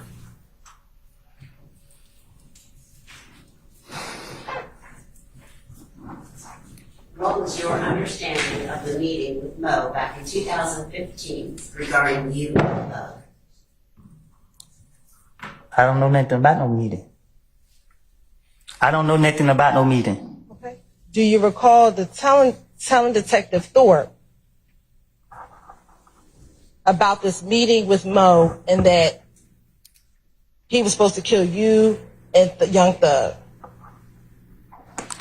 I don't remember what I told Detective Thorpe. I'm saying yes to your question because you saying something I said to Detective Thorpe. So I'm saying yes to everything you saying, but I don't know nothing about where I supposed to told Detective Thorpe. So you trying to, I don't know what y'all trying to do. Like, do you remember telling Detective Thorpe that you called other people to confirm whether or not this meeting occurred? I don't know what I told Detective Thorpe. I don't remember what I told Detective Thorpe. I told you, I thought that once he questioned me, once I came down there, he said, well, you came, you free to go. I don't remember sitting down talking to him. So you don't remember the interview at all? Or what you said during the interview? Your Honor, Yeah. specificity about what interview. Did you say that? I'd ask for specificity about what interview. So, what's your objection, sir? I sustain the objection. We can move on, Your Honor. All right, madam. Did you have any issues with Nut? With who? With Nut.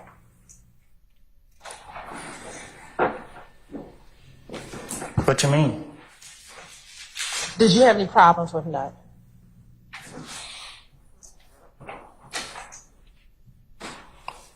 I wouldn't hope not. Do you recall, you say you hope not. Do you recall sitting here today if you had any issues with Nut? I don't know. Do you remember telling Detective Thorpe that you did not have any issues with Nut? And matter of fact, that you and Nut would see each other and dap each other up? Yes.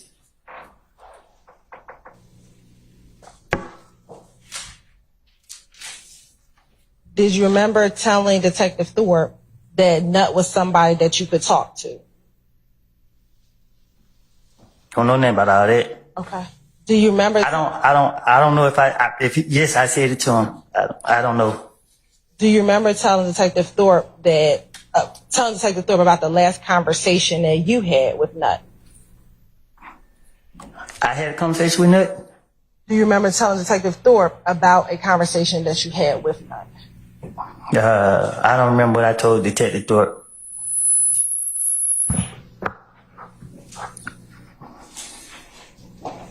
Do you remember telling Detective Thorpe that when you saw Nut, he just told you to chill out and you told him. Hold on.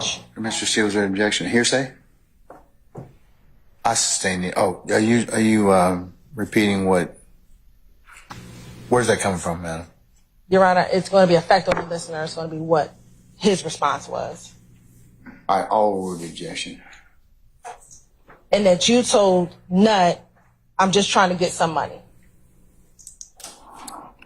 Well, I supposed to say it to the police? You told the police. Yes, I said it. That was your last conversation with Nut. I guess, yes. I don't know. When you say you don't know, what do you mean? I don't remember what I told any police. I do not remember what I have told them. And at this point, do you understand that I'm just trying to figure out what it is that you remember and what did you know? You lost me. I sustain the question as to the form.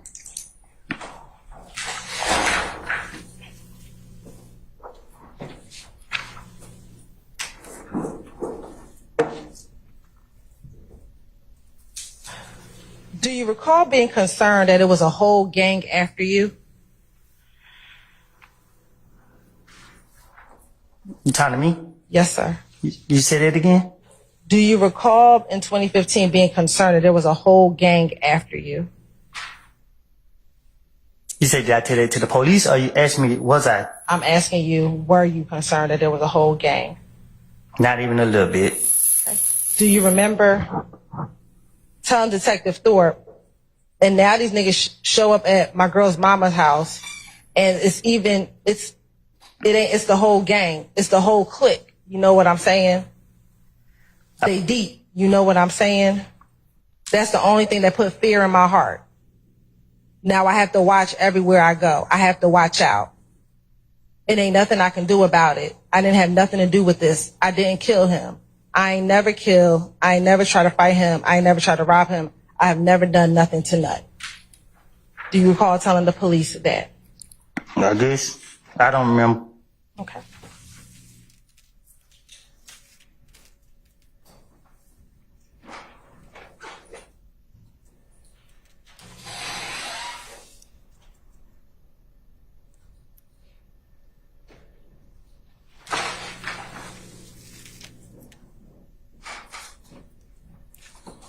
Now, do you know back in 2015 who was beefing with Nut? How I supposed to know that? Do you recall being asked about that in the January 11th, 2015 interview? I don't remember no. I don't know. So you're saying you don't remember? Whatever the detective said, I told him. That's what I told him.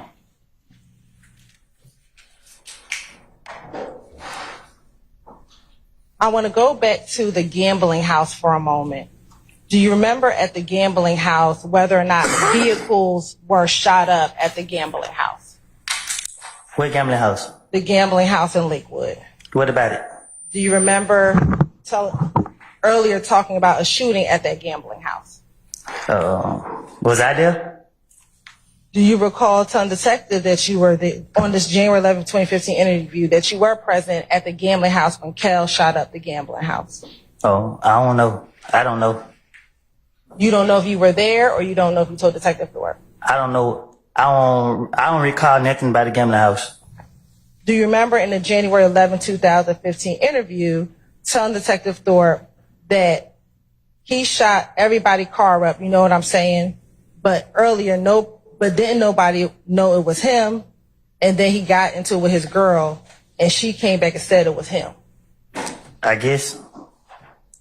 You guess, meaning you don't remember if that's what you told Detective Thorpe? I don't remember nothing I told the police. Right. And then, do you recall to tell Detective Thorpe that Thug wanted Kel to pay for his window that got shot up? Probably so. Probably, or do you remember telling the... Do you have an objection? The same repetition. He answered the question. Your Honor, it's not... For your objection, sir. Prosecutor doesn't get to then No. What's the basis for your objection? improper question from a litigant. I'm gonna- The court, if you don't think it was asked correctly. I'm going to overrule the objection, sir. I'm gonna be asking that, Your Honor. I'm going to overrule the objection. Do you remember if Thug wanted Kel to pay for his window? Is this what I told the police? I'm asking you. I don't know. I don't remember nothing about the gambling house. Do you remember telling Detective Thorpe that Thug wanted Kel to pay for his window? I do not remember what I done told the police. I just know.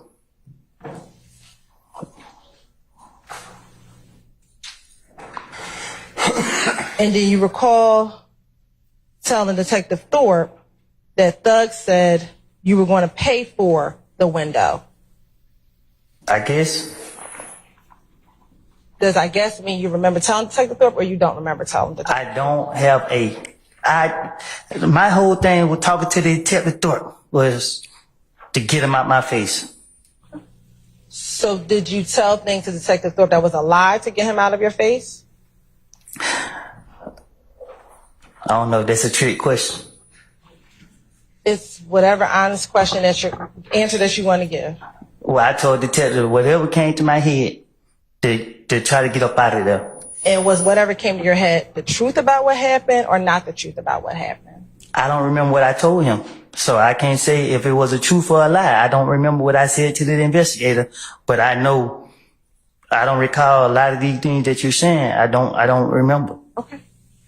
Was Nut in a gang? I don't know.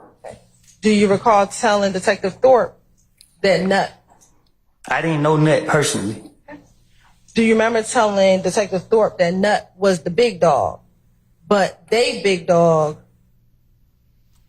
but it ain't they big dog, but he's not over the whole gang, but he's a big dog? I guess. I guess mean I don't remember. All right.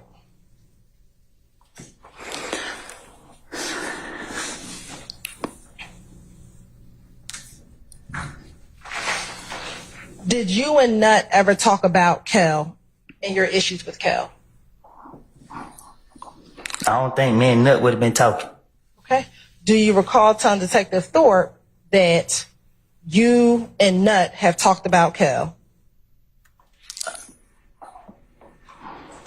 I don't know. I don't remember. I don't know what. No, I guess I don't. So do you remember? If Thorpe said I said it. Do you remember telling Detective Thorpe that? No, I don't remember. I told you that when Detective Thorpe called me down there and tried to question me, I felt like I walked in and walked right back out. I don't remember sitting down talking to him.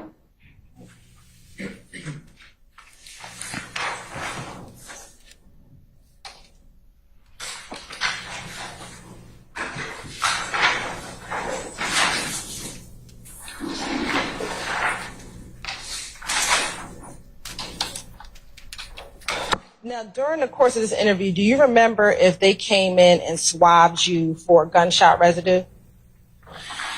I don't think so. I just remember. I remember he was laughing like, "Dang man, the guy ain't even dead long, and everybody already saying you did it." I'm like, I don't know why, and I thought he let me go. I don't remember if they did. I don't remember anything further than I showed him my face and he let me go. So I don't know what. I don't remember what took place that day. To say facts. As the interview progressed, do you recall giving more details about the night of the murder to Detective Thorpe? I don't understand what you're asking. Let me just ask you this. On the night of the murder, do you remember if Deshaun went to the movies on the night of the murder? So much going on. I can't. So much was going on. I was all over the place. I don't remember. I can't say what. I can't answer those questions because if I tried to, I'd be lying. I wouldn't. I can't really say. Okay, I understand. Do you remember telling Detective Thorpe that Deshaun had went to the movies and at some point you had given her your brother's car to drive? I probably did. All right.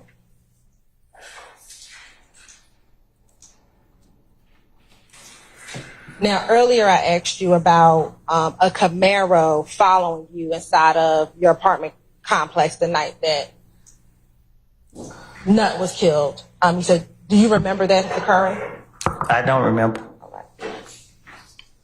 Do you remember telling Detective Thorpe that you turned into Carver Homes off of Pryor Road? I don't know. And you saw a Camaro and it was flying behind you? Oh, excuse me.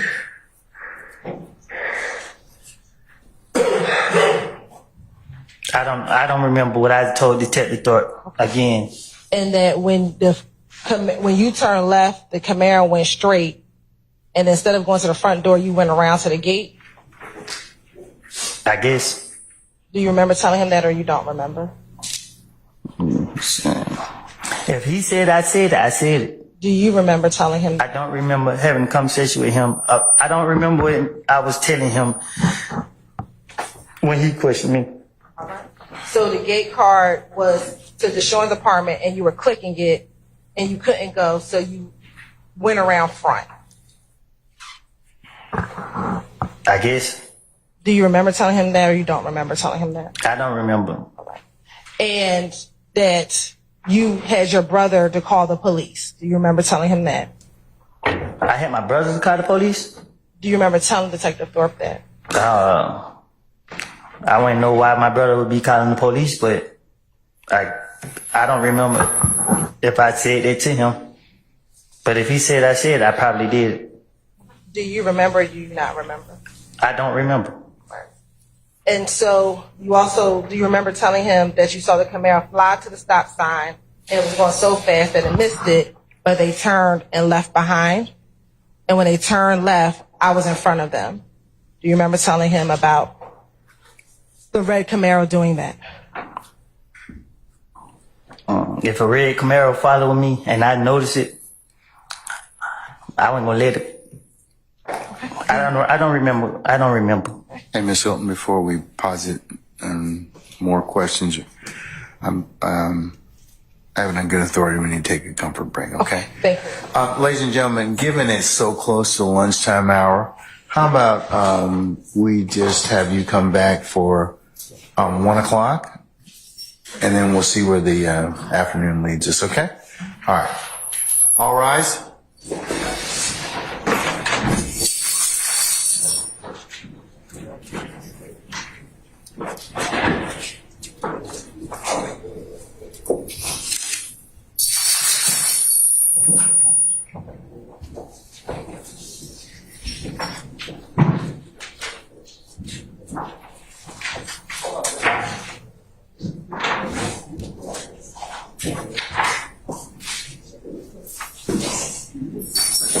All right, ladies and gentlemen, please be seated. Our jury has left us.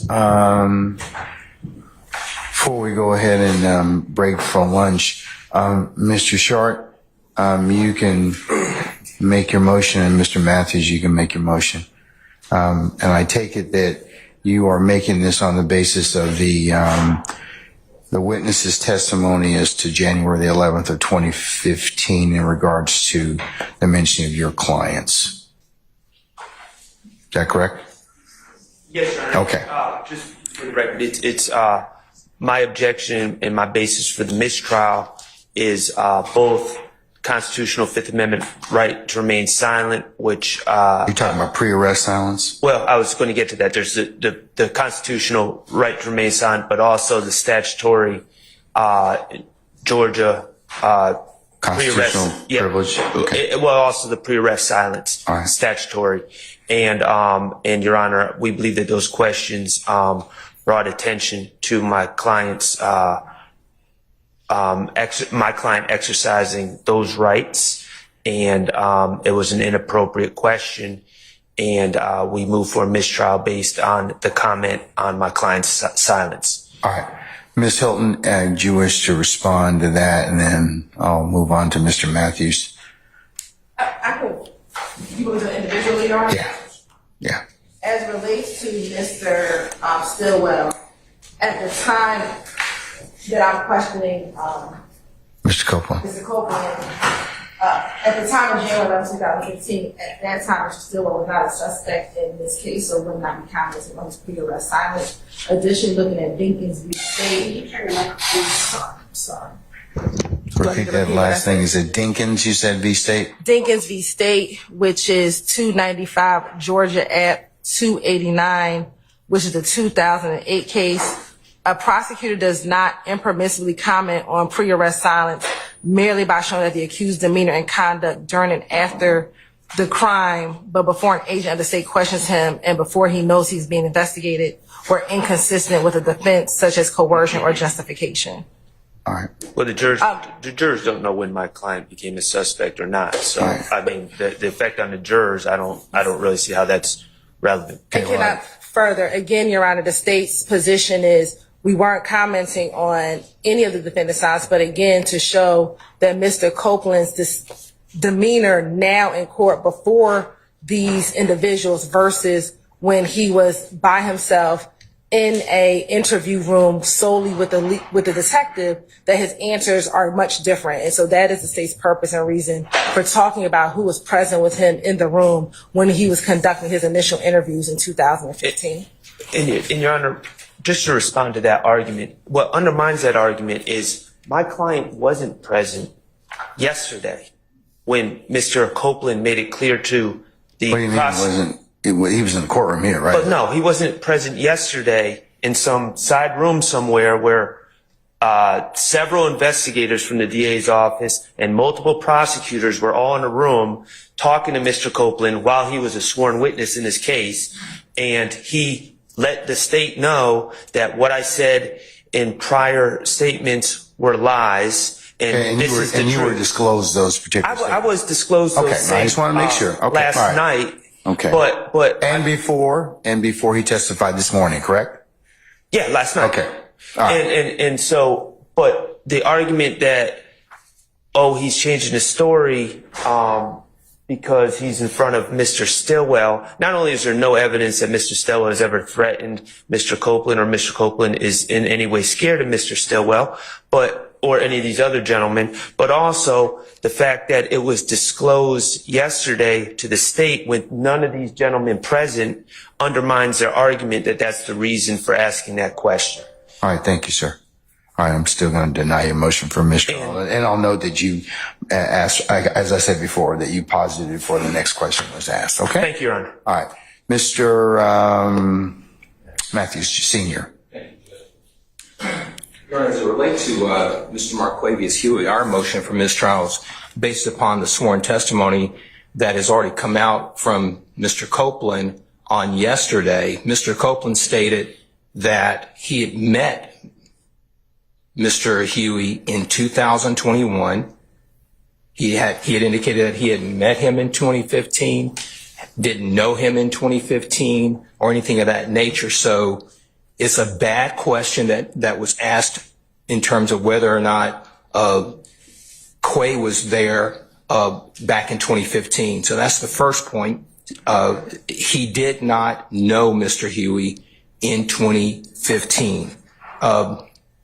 Secondly, Your Honor, that places it's a bad faith question. It places Mr. Huey's character in issue, and there's no basis. There's just no basis for that question to be asked.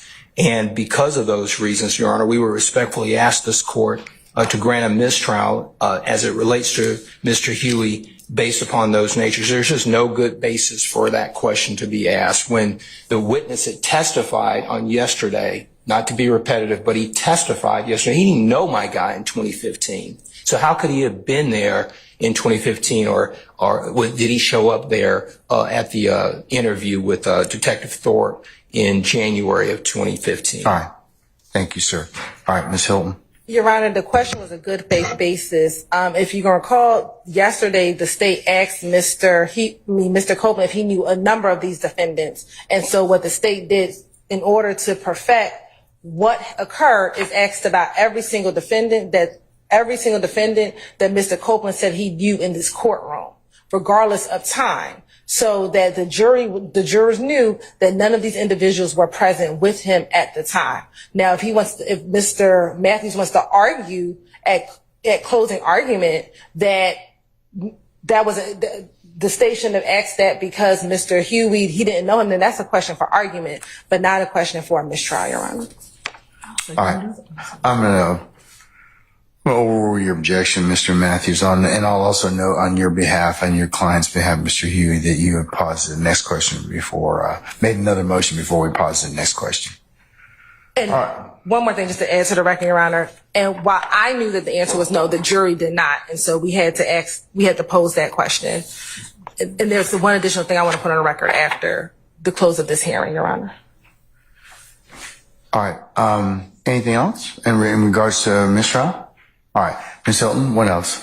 Your Honor, as Mr. Shard just disclosed, the state turned over yesterday an email to all defense counsel regarding our interaction with Mr. Copeland on yesterday in the afternoon. I know Mr. Shard just said that, he was a sworn witness and we were speaking with him in a room without any of the defendants present. The statement from Mr. Copeland was a sua sponte question to us or response to us as we were talking in the room yesterday, and that is why we immediately disclosed that information to defense counsel. But in addition to what we disclosed yesterday, Your Honor, the state also disclosed on Thursday, June 6th, as well as on Monday, June 10th, some additional information that Mr. Copeland has disclosed to us over the last few days. And so we have a copy of that email. We want to put it in the record, Your Honor. And we're going to mark it 400 Yankee. All right. Okay. All right, counsels, enjoy your, sorry. I would like the court to look into the appropriateness. Mr. Copeland, to my observations around your courtroom, outside your courtroom on Brace, is surrounded by several members of law enforcement, the district attorney's office, and prosecutors, potentially other persons. I don't know why a sitting witness under oath is in a room with prosecutors during breaks, mornings, afternoons. It's totally inappropriate. There are people who are in your court's door. There's a double door where the court sits to its right that aligns with the witness chair. And I noticed people standing there in law enforcement while Mr. Copeland is testifying. He's making eye contact with them. I don't know if they're his brother. My point to you is this: what gives anybody the right to surround a witness? He's not in custody, and bring a witness. I'm sure Mr. Copeland didn't say to the prosecutors, I don't know this, Your Honor, so if you think I'm wrong, then just strike it from your memory. But I'm sure he didn't say, hey, you guys want to hang out in this room a little while? So I believe that he is being led on a tether by the prosecutors, and it is coercion. It is inappropriate. And why would anybody not be recording everything he said? And why do I have to get it in drips and drabs? So I am objecting to the tactics of the Fulton County District Attorney's Office and whomever else they may have employed with a citizen, regardless of what the court may think of him, what the prosecutors think. I don't have any thoughts. So please don't put that in. Please don't put that in in the ether. Okay, but that's what you just said, sir. Ether is okay. Clear. The court wouldn't do it. I wouldn't do it either. So why is it happening? He's a. I have no interest other than I'm a referee. Well, you're the referee who spoke with the witness without my presence. Mr. Steele, we're not gonna get into that right now. Well, okay? my point is, how is he being treated here? And why don't I have all this? And why is this going on? What an unfair trial for Mr. Williams. Think about it. If you were accused, Your Honor, and the judge met with this witness, with the prosecutor, and you sat next to me and Mr. Adams, you would say to us, what kind of case is this? Now he's being surrounded with all this law enforcement. My point is, Your Honor, we're going to object that this. I'm not going to be interrupted. Mr. Steele, hold on. No, but you're Mr. Steele. Mr. Steele. Yes, sir. What? Okay. I want to finish. I'm making a record for the court to understand. Well, Mr. Steele. I've never been interrupted in a court except for this one. You well, you know, but the challenges in this point in time is that some of the things that you have said at certain points in time are not appropriate. It's not true. Okay, well that's the court's. The court is wrong. Well, you know, you have, everybody has an opinion, and it can certainly be reviewed at the appropriate time.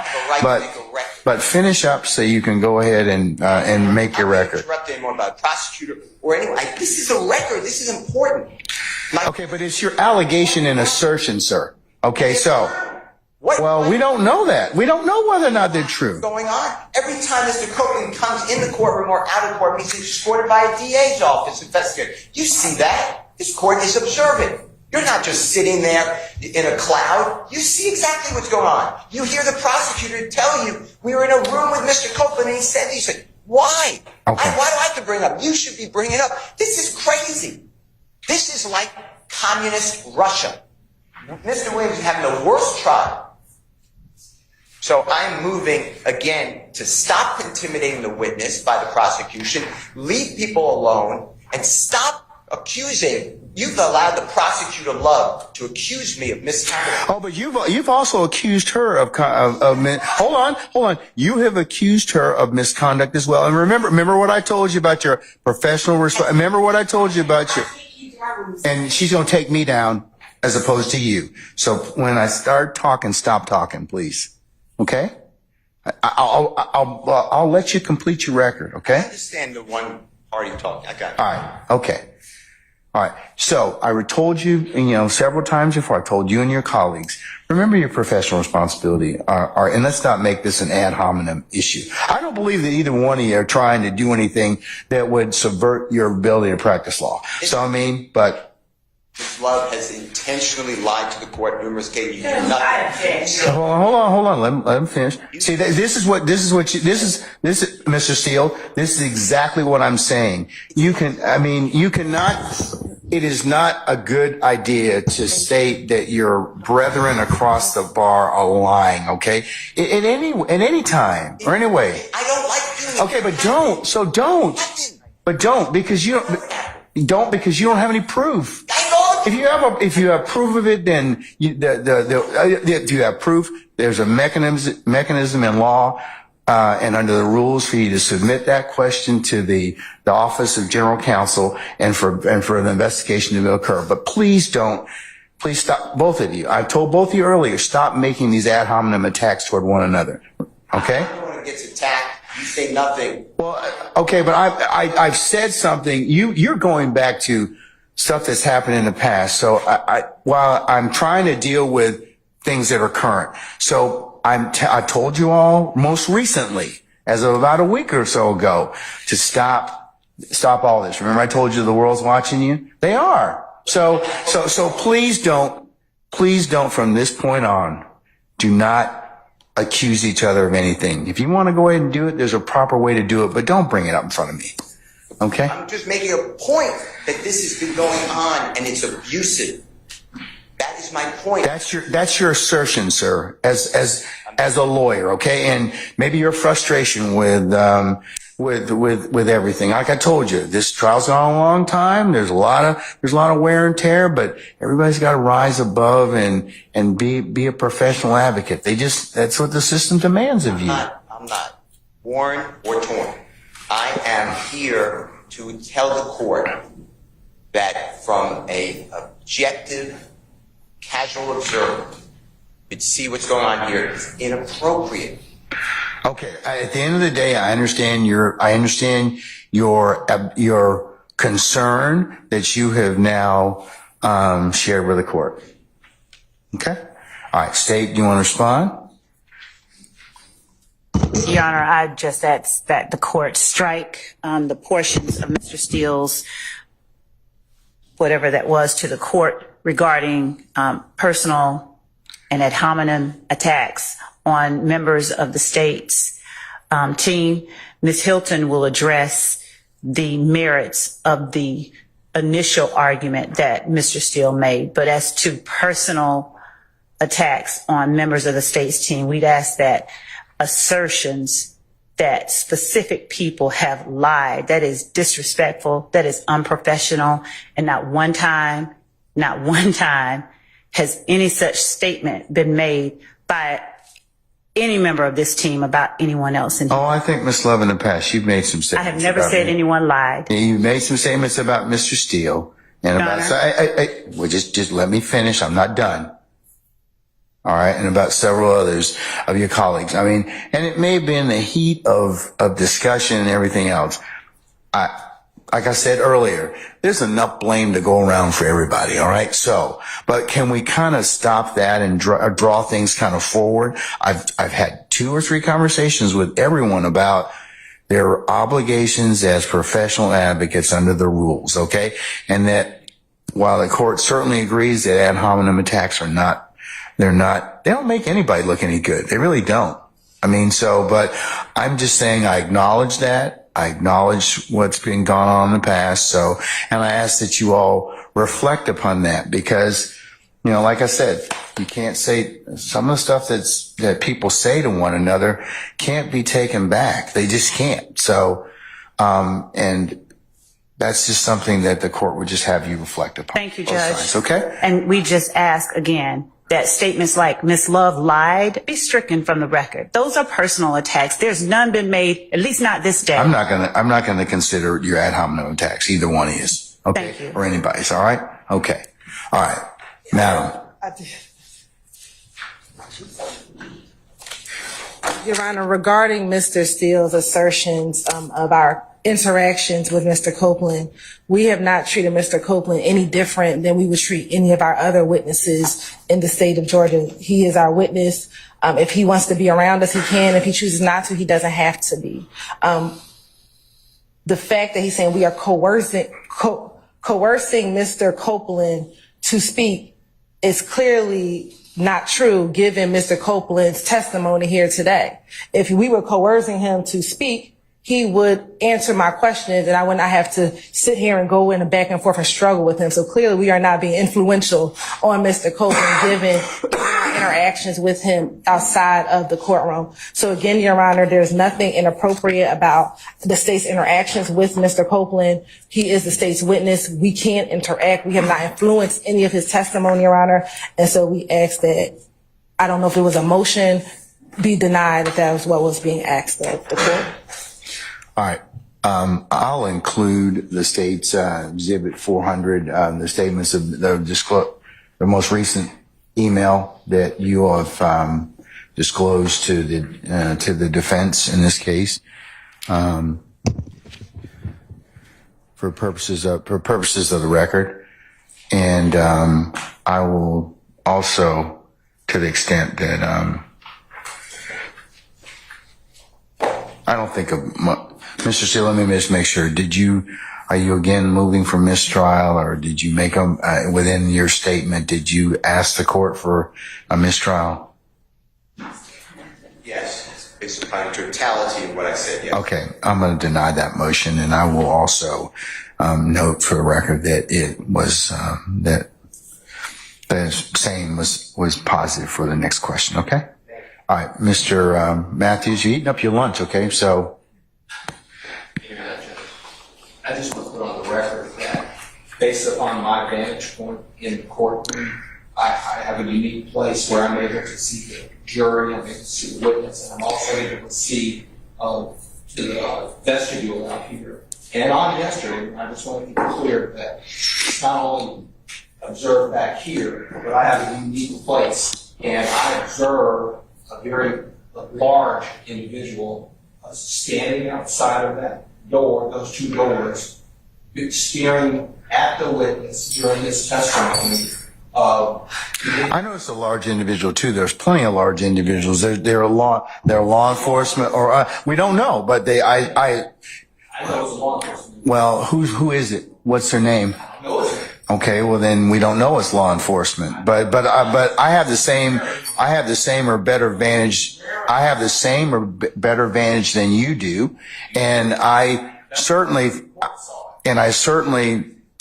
that for reasons that we don't know, that law enforcement stand in that door for security posture, and that's the only reason that they're at that door. Well, I understand. I'm just putting on the record. Okay, well, when this is reviewed, and the court's going to look at what the court saw as well. So if you're thinking that there's intimidation or otherwise, I'm telling you, and I'm putting on the record for purposes of the record, that there are many law enforcement that sit in both doors of this courtroom for that reason and that reason only. And unless you can tell me who specifically was standing out there, as you say, and Mr. Steele said, looking at our witness, Mr. Copeland, then I don't see that. Okay?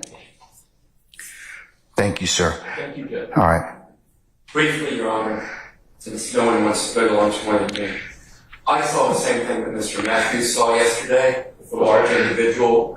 How did you see him? Your back's to the door. Are you questioning whether I saw him or not? I'm asking how you saw it. I moved around and saw him. Okay. Because, All right. And because that we've seen people outside that door for 18 months, Your Honor. This person yesterday was glaring through that glass for at least 10 to 15 minutes that I noticed, boring a hole into the witness. So I just want to add that is what I saw. I don't know his name. I don't know if it was law enforcement. I believe it was. I've not seen any other individual with law enforcement do that to that witness or any other witness during the course of the trial. Okay. Thank you. Thank you. Your Honor, this, just so that the record is clear, could they give more detail, because there's no member of the state that fits that. Yeah, I don't need. He was no a idea gentleman what yesterday that dressed in black or dark clothing. That's what I saw. Also, yes, Your Honor, and I don't know. We don't know who they're talking about, what they're talking about. Literally, no idea. So the idea, this insertion into the record of the insinuation that someone is intimidating anyone. I'll also ask Captain Kendall to ensure that only law enforcement are allowed back there in the vestibule, so that that if there's any issue with anybody looking in the courtroom, that is removed. So, all right. Thank you. All right. This is an easy one.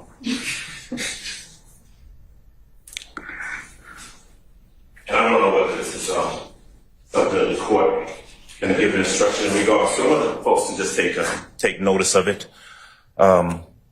We've had some discussions before about the configuration of the courtroom. There's a lot of folks in here. We've got jurors who are sitting right there on the front row who are closer than they would normally be to the parties in this case. I've noticed over the course of the last number of weeks and months, quite frankly, and I'd like the court to either remind the state, or maybe because it could be inadvertent, but maybe they can take note themselves of the fact that sometimes their facial expressions, their reactions, their statements to each other, their conversations to each other are done so close in the presence of the jury that it can't help but impact the jury. There was one time last week where Ms. Hilton was attempting to introduce a document, and there was some frustration because there's an objection, and Ms. Love reaches over and says, and I could hear it from over there, just show them the original. Just show them the original. And you know, those type of conversations and you know, when someone's upset with a ruling and roll their eyes or makes a facial expression or throws up their hands in front of the jury, 2 or 3 feet away from the jury, can't help but impact the jury. And so if the court needs to just remind the parties that we've got a jury that can be impacted and they need to be a little bit more circumspect, they can do that. Or perhaps my colleagues across the aisle can take note of that themselves and act accordingly. All right, sir. Yeah, there's not a lot of room, and I wish you'd have brought this up earlier, but I certainly agree with that. I'd advise all counsel to just be mindful of their reactions as the jurors watch everything, okay? All right. Mr. Short, did you have anything else? I know that... No, I'm good. Okay. Okay, all right, okay. All right. Enjoy your lunch. We'll see y'all back about 1 o'clock, okay? All right, we're in recess.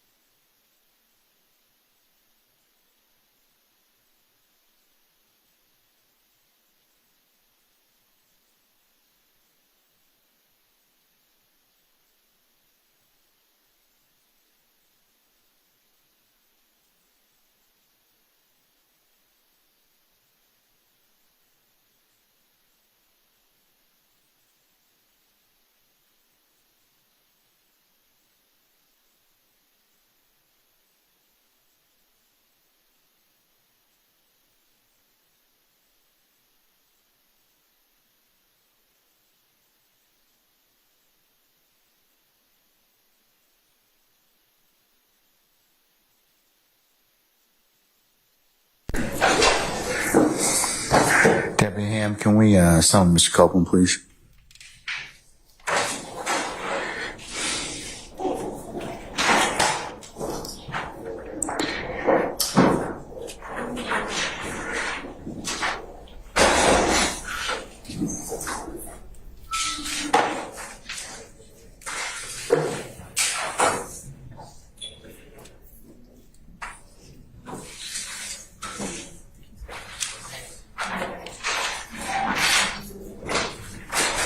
All right, summon our jurors, please, sir.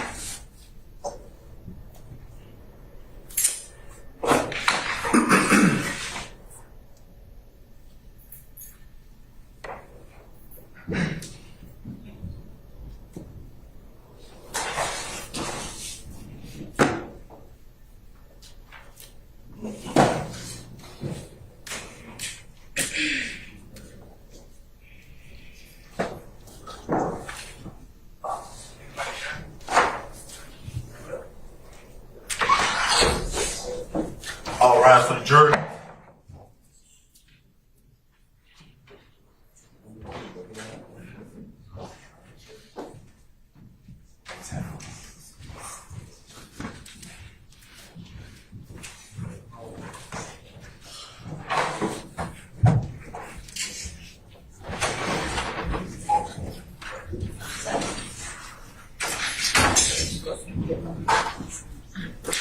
Ladies and gentlemen, please be seated.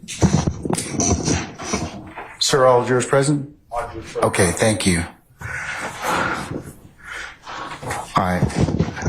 Ms. Hilton, we're going to continue with your examination, please.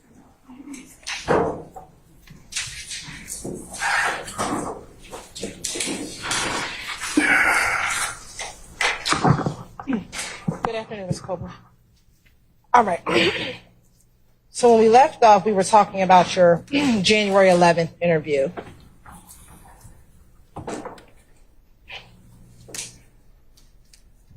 Do you remember during your January 11th interview speaking with Detective Thorpe regarding several individuals that you texted about you and Kel, about your relation, about the fights that you were having with you and Kel? You say that again? Sure.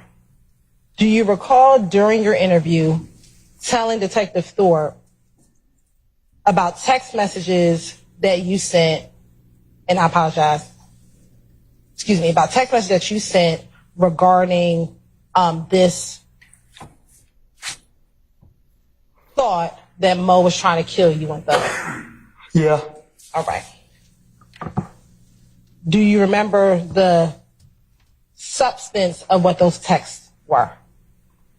No. Okay. Do you remember telling Detective Thorpe that you texted one telling them, bro, it ain't no beef. I ain't stunting y'all niggas? Yeah. Yes. Oh, you said did I text it? Yes. I do not remember nothing I said to Detective Thorpe. So is your answer, you don't remember telling him about this text? I don't remember nothing I said to him about any I really don't. Okay. And that you also texted that there's a guy down the road, Mo, he's supposed to kill me and Thug, so that you had 10 minutes on your phone, and that you texted someone and asked, y'all going to kill me and Thug? And you put a laughing like ha ha ha emoji. Basis. 2 reasons. Leading and prior out-of-court statements without a foundation. You ask what he knows. Okay, so foundation. Okay, foundation. I'll stand as the foundation. Why don't you live on the foundation? Do you recall sending these text messages back in January of 2015? I don't recall. Okay. Do you recall telling Detective Thorpe about these text messages? I don't recall nothing I said to Detective Thorpe. Okay. Do you recall telling Detective Thorpe that you received a response back from that text message? I don't recall any conversation with Detective Thorpe. I understand you can slow it down, but I'm going to keep asking you these questions. So, do you recall texting or telling Detective Thorpe that so another guy called you and said that those people were just lying? I don't recall. All right. And do you recall telling Detective Thorpe that they didn't believe you when you told them that there's really no more beef between you and Kel?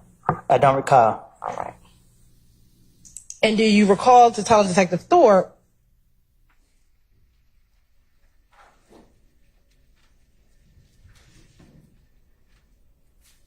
that you asked them, or you told them that it's not about you, you want to know what they had against you, and what have you done to them? You never took any of their girlfriend, you never did nothing to him, and you were referencing Kel. That's it? I don't recall. Okay.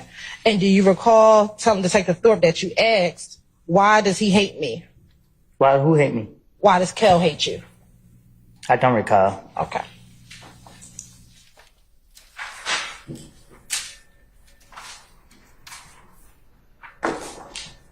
Can you explain to me what I don't recall mean? Don't it mean I don't remember, right? Do you remember any of this? No. I'm just trying to make sure I'm saying the right thing. I don't remember this stuff.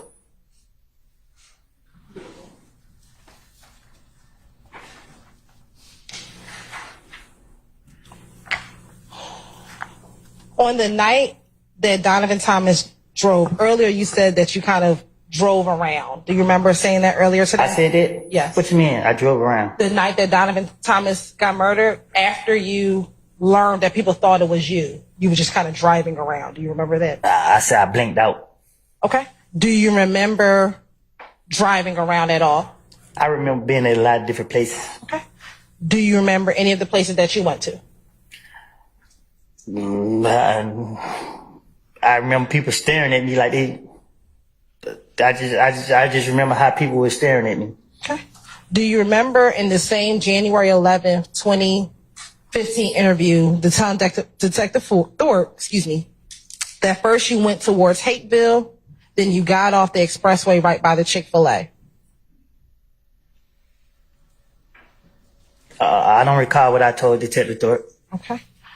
Do you recall to telling Detective Thorpe that you went over to Thug's house to see what was going on? Your Honor, lack of foundation in prior statements. I stand the objection. Do you remember going to Thug's house that day? I don't recall. Okay. Do you recall telling Detective Thug that you went down to Thug's house to see what was going on? I don't recall. Do you recall if you talked to Thug that evening after you learned that people thought that you killed Nut? Can you ask me that again? Sure. Do you recall speaking to Thug on the night that Nut was killed? Nah, I don't. Okay. Do you remember telling Detective Thorpe that you spoke to Thug while at his home? Can you say it again? Sure. Do you remember telling Detective Thorpe that you spoke with Thug while at his house? I don't recall.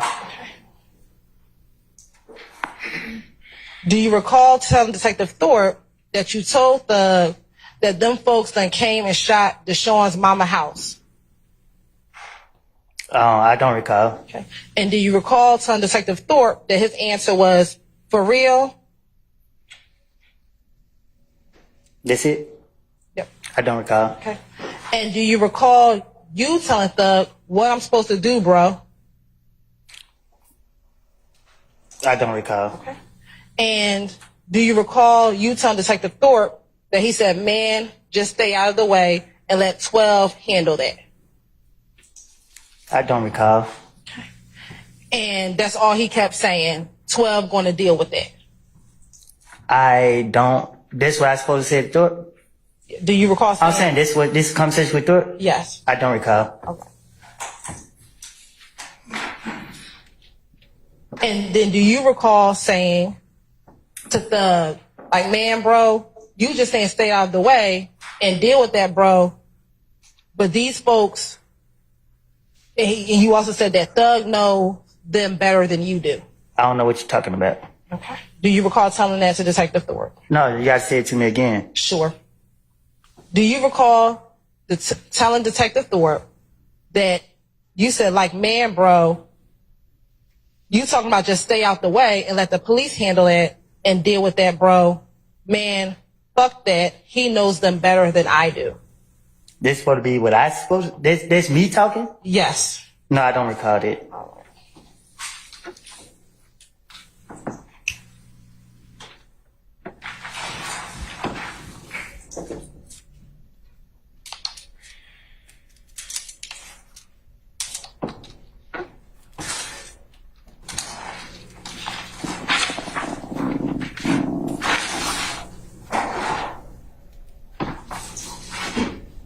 Now, earlier I asked you if you remember that if Deshaun went to the movies.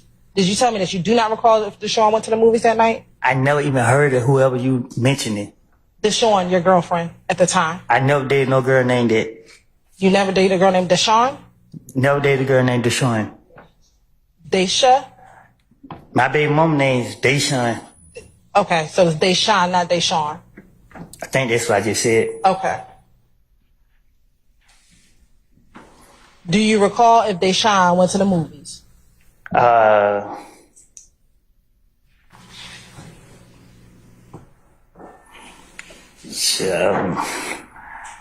don't know. I don't know if she went. I can't remember if she made it out. Time, everything was going so fast. I can't remember if she went to the movies or not. Do you recall in that same January 11th interview telling Detective Thorpe that Deshaun went to the movies and that you gave her the car so she can go to the movies? I don't recall. And that it was about 9 o'clock? I don't recall.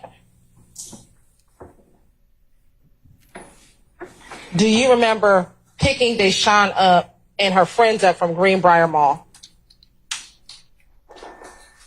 I do. Okay. What do you remember about that? I had found out they shot her mama house up. And she called me, told me that her mama house been shot up. And I was pissed off. So I asked her to park the car and I was coming to get her. Why did you want her to park the car at Greenbrier Mall? Because if anybody would do anything to that car while she was in there, well, nobody gonna get no rest. And that's fair. Is there a police precinct at... I'll stand there. I'll sustain the question. Is there a police precinct at Greenbrier Mall? I don't know. Did you want her to park at Greenbrier Mall because of... Oh, yeah, it is. And did you want her to park at Greenbrier Mall because of the police station being there? No, it's an area that I don't know if it was me who told her or she came up with it. I just told her to park, get out the car. I was coming to get her. When you went to go get her, who were you with?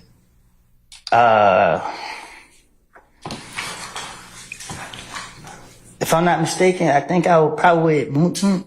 I was with different people that night. Do you recall telling Detective Thorpe that you were with Moonsung, his girl, and his baby? I don't recall what I told Detective Thorpe.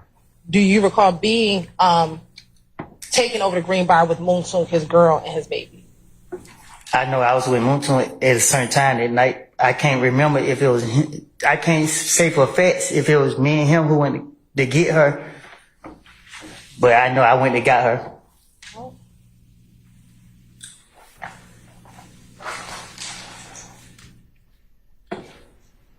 Now, Mr. Copeland, after January 11th, 2015, and in the weeks after Mr. Thomas was killed, did you stay in the Atlanta area?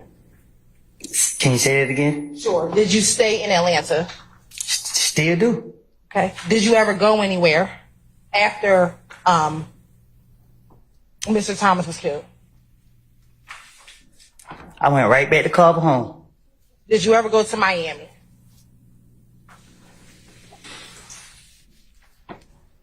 Yes. Okay. Who did you go to Miami with? My baby mom and my daughter. And did anyone pay for your trip to Miami? We drove. Where did you stay when you got to Miami? I think a hotel. Did you pay for that hotel? No. Who paid for the hotel?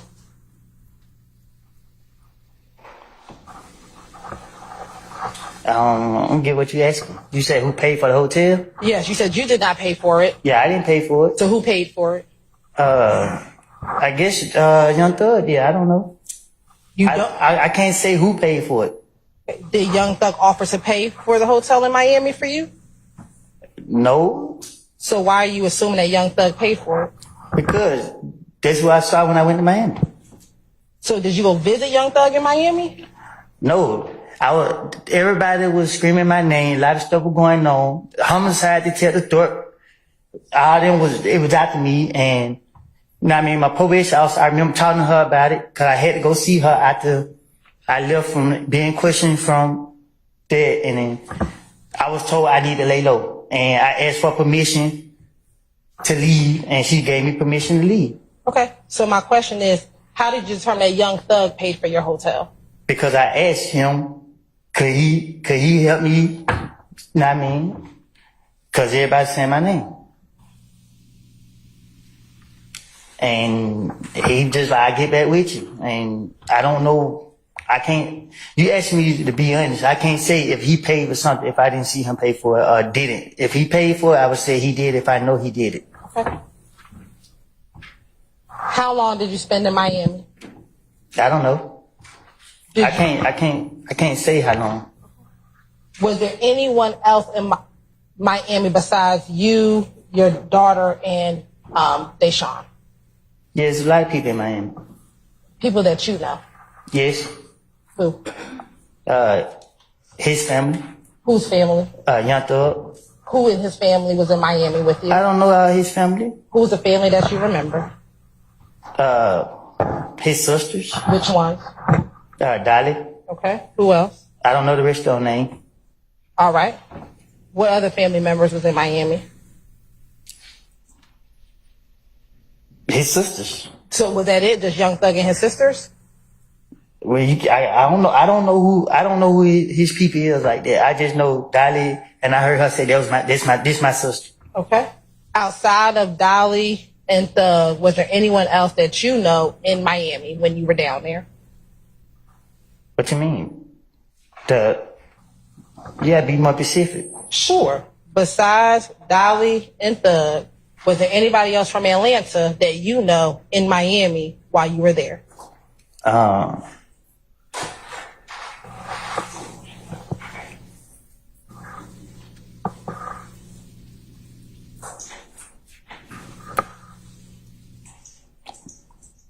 I don't know how to answer that. Like, I don't know what to say. What don't you know how to answer? You asked me who down there. I just said it. Was there anybody else besides Dolly and Thug down there? There's a lot of people down there, but I can't say. I don't remember who I was down there. If that's better answer. Was Shannon in Miami?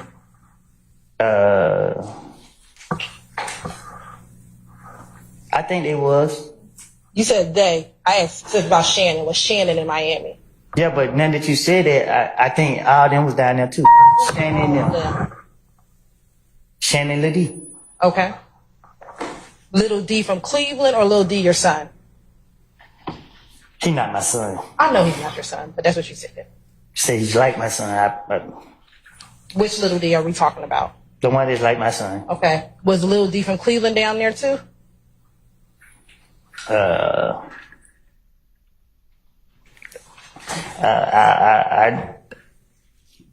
can't remember if he was or wasn't. Okay. Was Yak down there?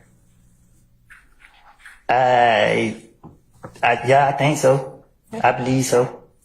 Was Montauk down there? I don't think so. I can't remember if he was down there. I can't remember if Montauk was down there. Okay. Was someone named Duwop down there? Who? Duwop. How? I don't know who that is. Was OG Bentley down there? Who? OG Bentley.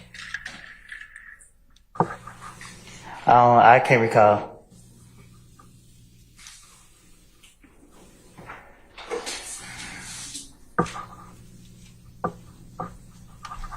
Do you remember how long were you in Miami? I think I just told you I don't remember. It was more than a day, if that's what you asked. Do you remember if you had the interview on January 11th, what day or how many days passed since like that? Do you remember if the interview was on January 11th? How soon after that interview did you leave? How soon after that interview did you leave to go to Miami? I know I had to report my probation, so I don't know if it was a couple days later. I don't know. When you came back from Miami, let me ask you, did you eventually come back to Atlanta from Miami? I most definitely did. Okay. When you came back from Miami, did anything occur on I-75-85? Did you get shot at while driving a vehicle on the highway? I was already back when that happened. Right. So that's what I'm asking. When you got back from Miami to Atlanta, did you get shot at on the highway? Yeah. Okay. And once you got shot at on the highway, did you go in and speak with investigators about that shooting? No, I told my brother to report the car was damaged. Do you recall going into the Atlanta Police Department on January 28th, 2015 to talk about the shooting on the highway?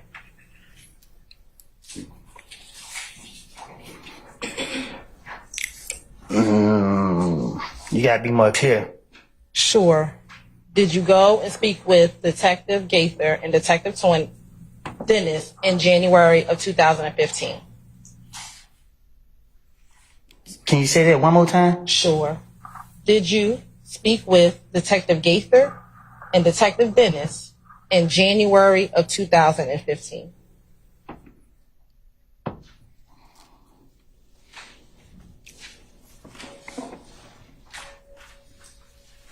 I can't recall.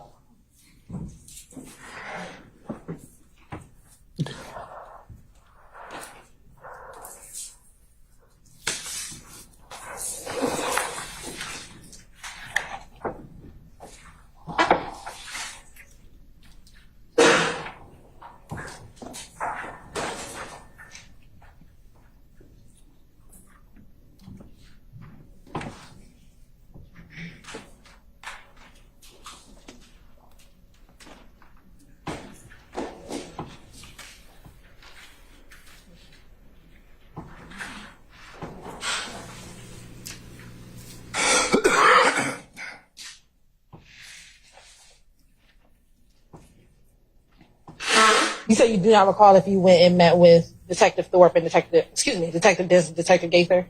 So much was happening, like, you gotta be more clear with it. Do you remember ever speaking to Detective Gaither and Detective Dennis in 2015? Yeah. How many times do you think you spoke with Detective Gaither and Detective Dennis? I know one time they were following me. Let me ask you, was the first time you spoke to Detective Gaither and Detective Dennis after you spoke with Investigator Thorpe? You gotta explain to me. When so much stuff was happening, and I remember for certain things that were taking place, and the police was coming after me. So you gotta explain to me when they came after me, or what made them call me or whatever. I don't know dates. Do you remember going to speak with the detectives after being shot at on the highway? I told you I had my brother to report the car. I didn't talk. My brother reported the car. I never told him. He reported the car. I wasn't in the car. I understand. I'm asking you a different question. I'm asking a different question. Did you go to the Atlanta Police Department and speak with police even after your brother reported it to the police? Did you go? So you saying that I just went in the police? You asking me, did I just go in the police and precinct and just talk to them about being shot at? That's what you asking me. Do you remember going down to speak with the police after being shot at? I remember being accused of shooting somebody's house up, and the investigators calling me. Yeah, that's what you're talking about. You have permission to approach? You may, as long as you show that to defense counsel.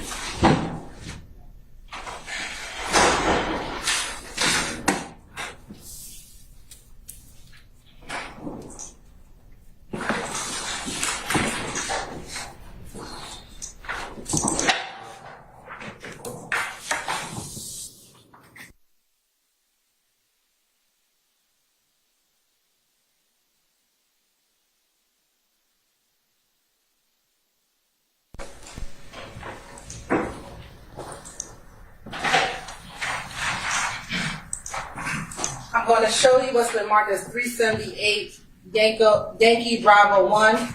Do you recognize yourself in that picture? And do you recognize two detectives inside that picture? Yes. Do you recognize it to be Investigator Gaither and Investigator Dennis? Yes. Here at this time, the state would like to attend the 378 Yankee Bravo 1 into evidence. Any objection to states 378 Yankee Bravo 1? All right. Hearing no further objection, it's admitted and may be published as you see fit. Thank you.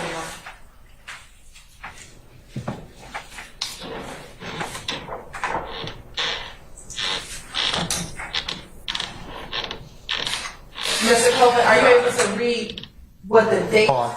1 second. I object to the caption and the wording at the top, and that wasn't part of what I was showing. I don't believe that's wrong, I found that. Never mind. It was. You have an independent objection to. Can I see it, please? Sure.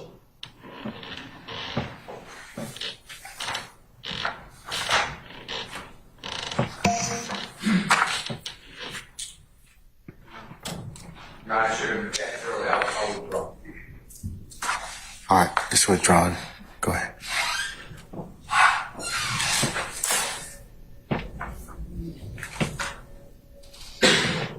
Mr. Copeland, are you able to see the dates of that interview at the top? Yeah, I see it. Okay, what is the date of that interview? It's January 28th. And is that 2015? That's what it say. Okay. And is that you on the my right hand of this person sitting across from Investigator Dennis and Investigator Gaither? Yes. And again, are you the only person sitting in that interview room when outside of Investigator Gaither and outside of Investigator Gaither and Investigator Dennis? Unless you don't count the ghost that's in there with me. Okay. Now, what do you remember about the shooting on the highway? Tell the jury, what, if anything, do you remember about the shooting on the highway?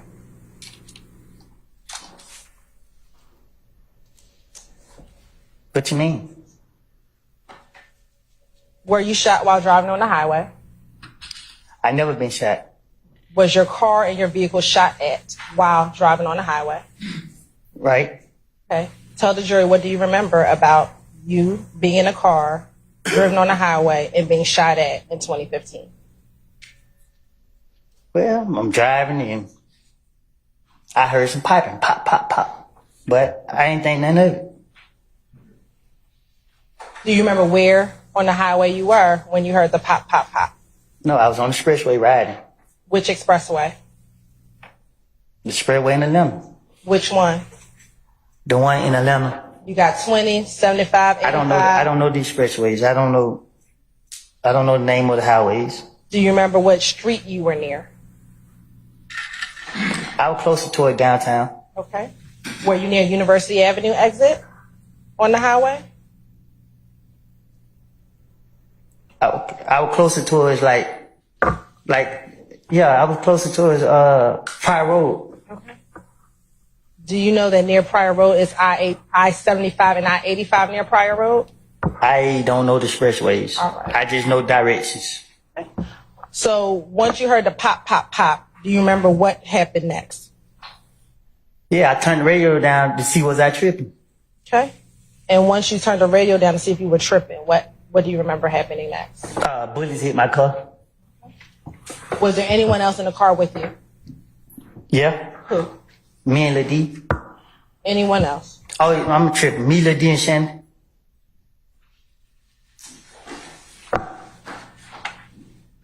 And once you heard the pop, pop, pop, and you turned your music down, what happened? What do you remember happening after that? I got pissed off.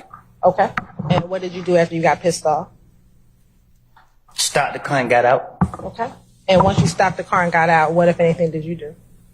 Say what? Once you stopped the car and got out, what did you do? Nothing. I went home. How far was home from where the shooting happened? 5 minutes walking. And is home, are you referencing Carver Homes? Yes. Okay. You said that you went home. Do you know where Shannon went? I said I went home. Okay. But Shannon and Little D were in the car with you, right? Yeah, I went home. So, Did they go home with you? yeah, they went home with me, but they left. They went wherever they went. Okay. Do you remember where you were coming from when the shooting occurred? I think a party or something. I think a party. Do you remember what type? A club or something. At this point, do you remember if the shooting happened during the day or at night? Do you recall? I think it was about to get dark. I don't know.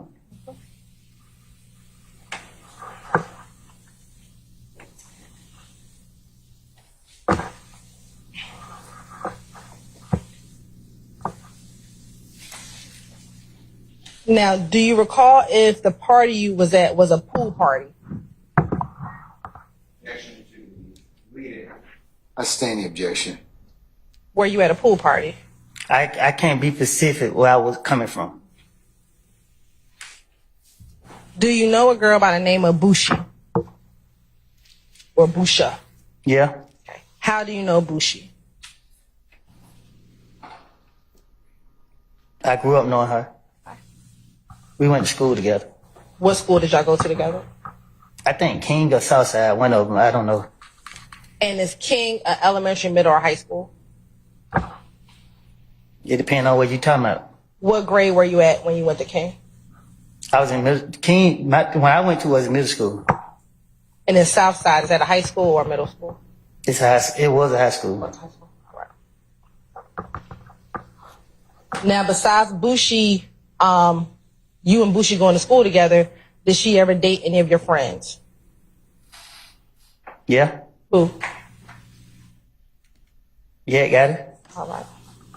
And was she dating him in 2015? That's him. I'm asking you. I don't know if they were dating at the time. Right. Do you remember in this January 28th, 2015 interview talking about Bushi at this party that you went to before your car was being shot at? I don't recall. Do you recall in this January 28th, 2015?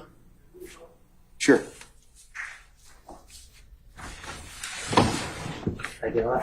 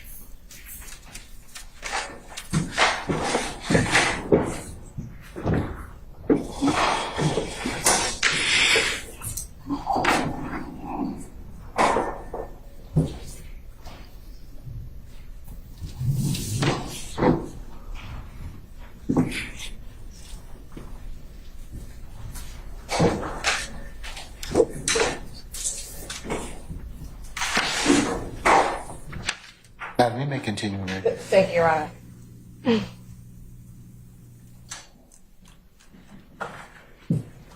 I believe my last question was, Do you recall her being at this party that you were at prior to the shooting on the highway with the car?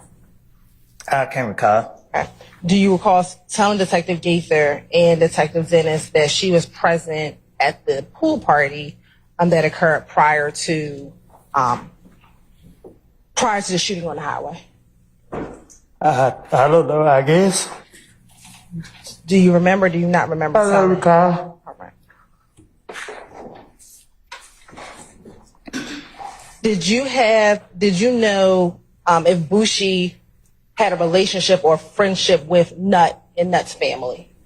I don't know. Okay. Do you recall telling police that she knew both families and she was putting up posters like it was her family? Putting up posters of Nut. I don't recall.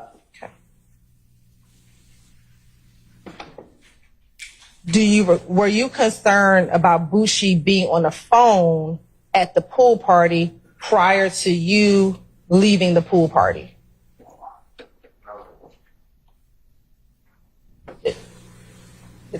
I can approach about why it's relevant. It'll be a speaking objection. All right, come on up.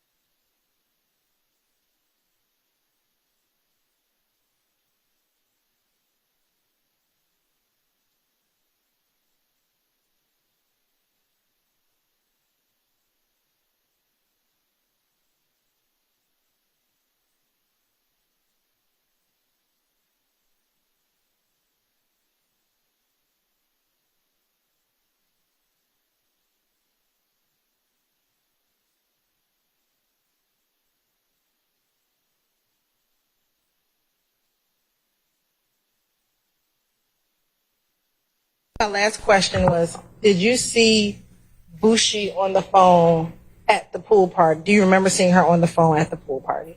I don't recall. Do you remember telling Detective Dennis and Detective Gaither that you did see her on the phone at the pool party? I don't recall.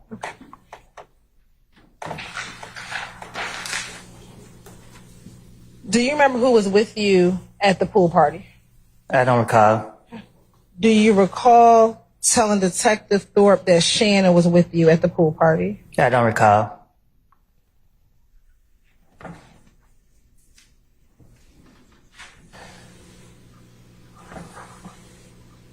Now, on the shooting on the highway, do you recall how many cars were shooting at your car? I don't recall.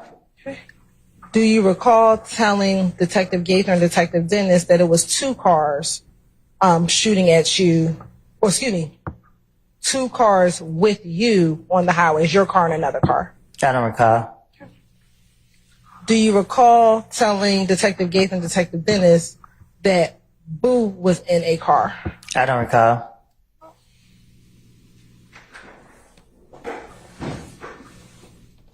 When you heard the pow, pow, pow in the vehicle, what did you do? Thought I was tripping. Did you duck down in the car? No, I turned the radio down to make sure I wasn't tripping. After you turned the radio down and made sure you wasn't tripping, did you do anything with your body? Did I do anything with my body? Yes. I don't recall.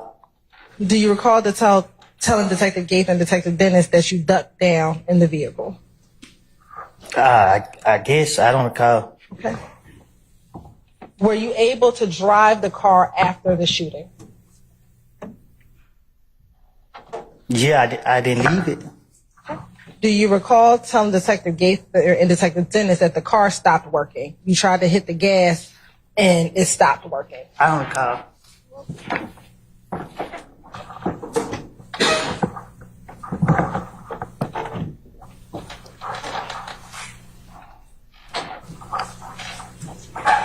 Do you recall if anyone told you to try to keep going even though the car was stopped? I don't recall. Okay. Do you recall telling Detective Gaither, God bless you, Detective Gaither and Detective Dennis that he was telling me to go, go, go, and I'm like, I can't because the car don't work? I think the car did stop working for a second.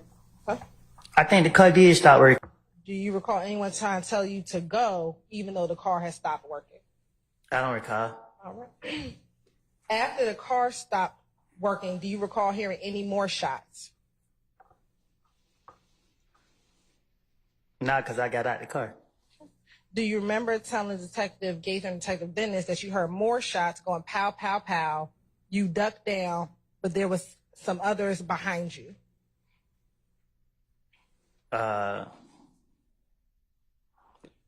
I don't recall, I guess. Okay. Do you not recall? Don't say I think that's what happened. I think, I don't remember if I got out of the car, and I think another car did start shooting. If I'm not tripping. Do you remember the 2 types of cars that was out there shooting at you all? No, I don't. Okay. I thought the people that was with me, I don't remember. Okay, what were you about to say? You thought the people who was with you, what? I don't remember. Do you remember one of the cars being a gray Impala with tinted windows? I don't recall. Okay. Do you recall telling Detective Gaither and Detective Dennis that there was, when you looked up, you saw a car, a gray Impala with tinted windows? Oh, I don't recall.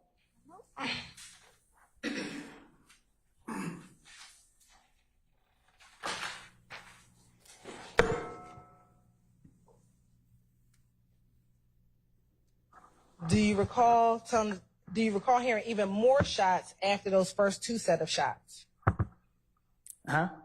Do you recall hearing more shots even after the first 2 set of shots that were fired? I don't get what you're asking. Did you hear any more shots while while you were being shot at on the highway? I think I told you what I heard. Why didn't you call the police?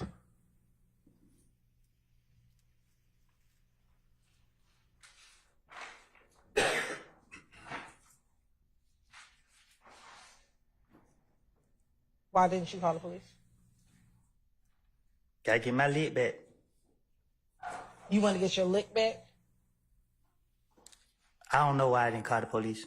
Okay, well, what did you just say? You want to get your lick back? Ask the answer. I stay in that question. Was your brother in the car with you when it was getting shot at? No, So why did you have your brother call the police and not you? because it was his car. But did the shooting happen to you? The shooting happened to the car. Okay, while you were in it? The car was shot, not me. While you were in the car was shot? The car was shot, not me. I understand. While you were in the car. I stay in the objection. So, because the car was shot while you were in it, why didn't you call the police? Because it wasn't my car. I didn't have license. It wasn't my car. Okay. So did you not call because you didn't have a license? I stay in the objection.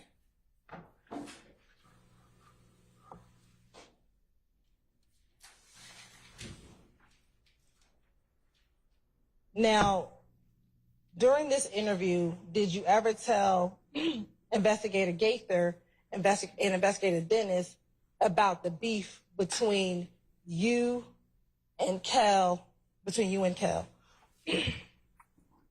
Probably so. What do you recall telling her about the beef between you and Kel? Probably whatever I could have convinced them to make them believe. Make them believe what? Me. And so were you telling them the truth? It depends on who listening. It was Gaither and Dennis. I don't know. What you saying? I asked you, did you tell them the truth? Your response was, it depends on who's listening. I stay in the question. Did you want to tell the truth to Dennis and Gaither?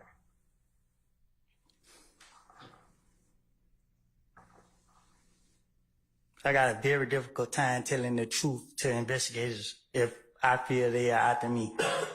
Okay, so I'm asking you, in this January interview, did you tell them the truth about the beef that was happening between you and Cal? I don't know what I don't told them. That's why I'm trying to be careful what I say right now. During that interview, did you tell them about going to Club Crucial every Monday? Probably so. Did you tell them that even when you went to Crucial, you never fought with Kel except for one time? Me and him never fought. I told you he put his hand on me. Okay. Did you tell Detective Gaither, fuck yeah, but we never fought? We never fought, not one time. Did you tell them? I'm overrule the objection, sir. Did you tell that to Detective Gaither? If that's what it said. Do you recall telling that to Detective Gaither? Can you say it again? Sure. Do you recall telling Detective Gaither, in reference to Kel, fuck yeah, but we never fought, not one time? Why I say fuck yeah for? I don't know. I'm trying to hear what you said before that. I'm asking you about that particular line. Do you recall, yes or no, Mr. Copeland? If you I don't said- recall. All right. All right, before you pose the next question, I have a request to take a comfort break. So, ladies and gentlemen, we're going to take 10 minutes and we'll see where afternoon leads us at that point. All right, we're in recess. All rise.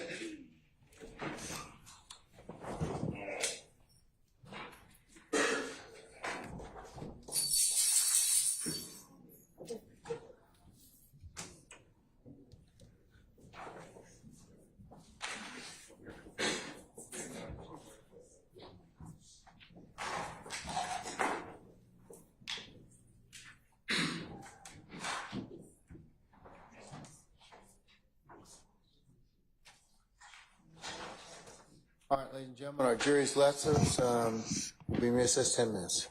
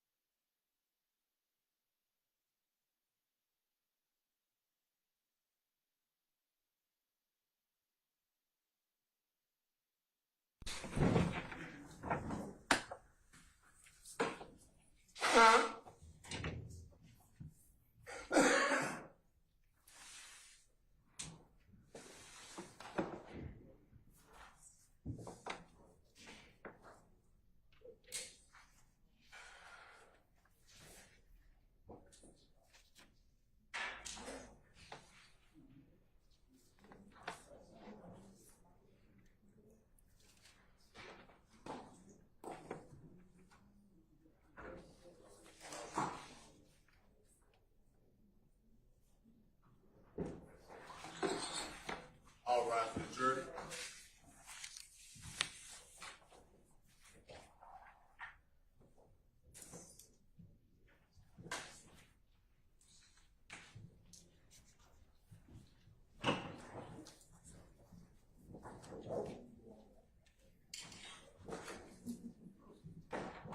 Pam.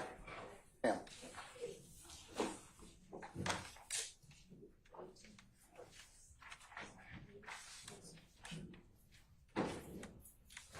All right, ladies and gentlemen, please be seated.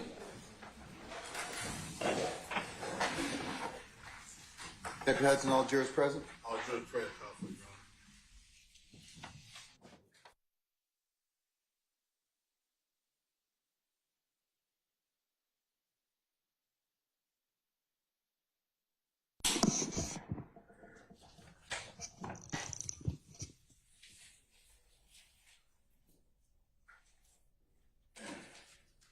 All right, Ms. Hilton.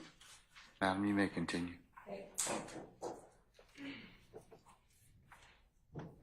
So I believe I left off talking about the beef with you and Kel. Do you recall telling detectives that initially it was just about y'all throwing money and you throw money on them and they throwing money back on you? That's what the beef initially was all about. Yes. Do you also recall Kel being upset that you hung with Boo? Yes. Okay. Why was he upset that you hung with Boo? I didn't ask him. Okay. Do you recall telling Detective Gaither that he was upset because he believed that Boo snitched on Mo? Yes. Yes, you recall telling Gaither that? Asked and answered, Your Honor. I sustain the objection.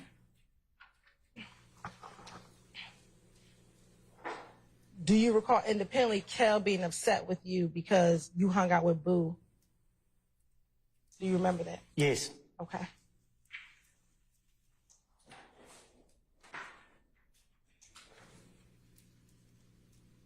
And do you recall saying to Kel,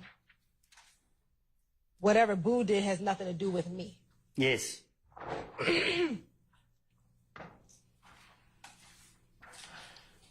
Now, do you recall in this January 28th interview speaking with Detective Gaither and Detective Dennis about this conversation between Thug and Kel at the Cascade skating rink in more detail? Can you say it again? Sure.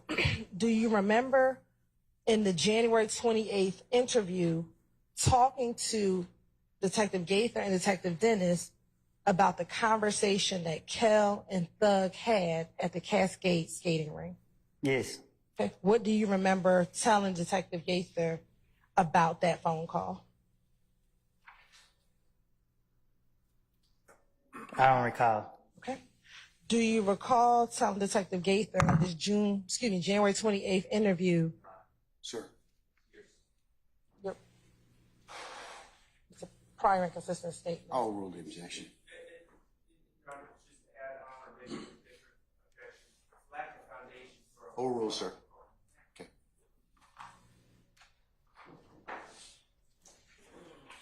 You may answer the question, sir. Do you recall? I'll ask the question again. Do you recall Thug and Kel speaking while at the Cascade skating rink in 2015? I don't recall. Okay. Do you recall telling Detective Gaither about that phone call? Yes. Okay. What do you remember telling Detective Gaither about that phone call?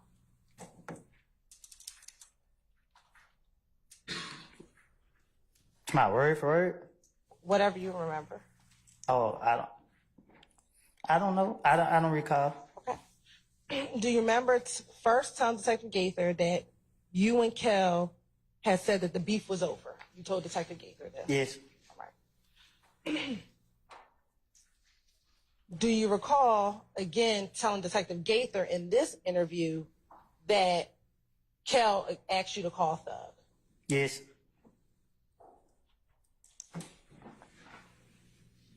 Do you recall what Thug said in 2015 to Kel? Yes. Yes, you remember what Thug said? I don't recall what was said. I don't remember what was said. Okay. I don't remember me talking to the investigators about it. All right. Do you remember telling Detective Gaither that when Kel got on the phone, that Thug said the beef ain't over with until you pay for my window? You shot my window. Yes. Yes, you remember telling Detective Gaither that? I don't remember what I done told the police. Okay.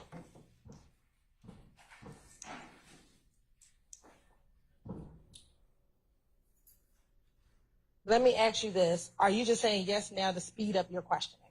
Most definite. Okay.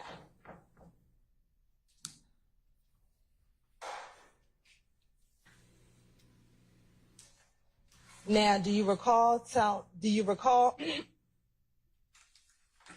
independently that after Thug told Kel, beef ain't over with until you pay for my window, you shot my window, that you told Kel what you told Kel? Yes. What do you remember telling Kel? Yes. So you told Kel, yes? Yes. Do you recall telling Kel, look, what y'all got going on, this has nothing to do with me? Yes. Okay.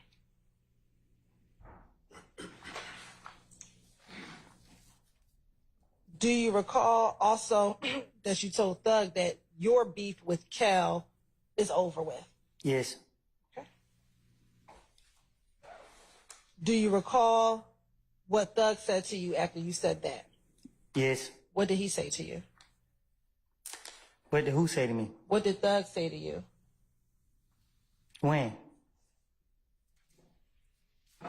While he was on FaceTime at the Cascade skating ring. Who was on FaceTime at the Cascade camera? Do you remember testifying earlier that you told Detective Thorpe in January 11th that Kel and Thug... I don't remember what I told the investigator or Detective Thorpe or whatever. Okay. Do you remember telling Detective Gaither in this January 28th interview that Thug said, nigga, I don't care about none of it. Look what y'all got going on. You still shot at me. Just pay for my window. You gonna pay for my window. Hey man, I ain't letting that go. Yes. Yes, you remember Thug saying that? Thug say that? You said yes, so I'm asking you, what do you remember? Cause I keep telling you I don't remember. You keep asking me questions, so I'm just saying yes. Okay, so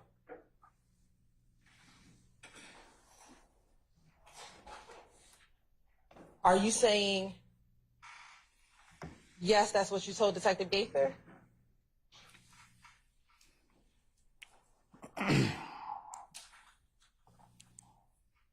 I know I ain't complete school, but I think I'm speaking proper English. I told you, I don't recall nothing I said to no polices. You keep sitting right here asking me the same question over and over and over and over and over. I'm tired of it. I'm drained. Okay. Well, if you would just answer the questions I properly. am answering the question. You asked me, I said yes, yes.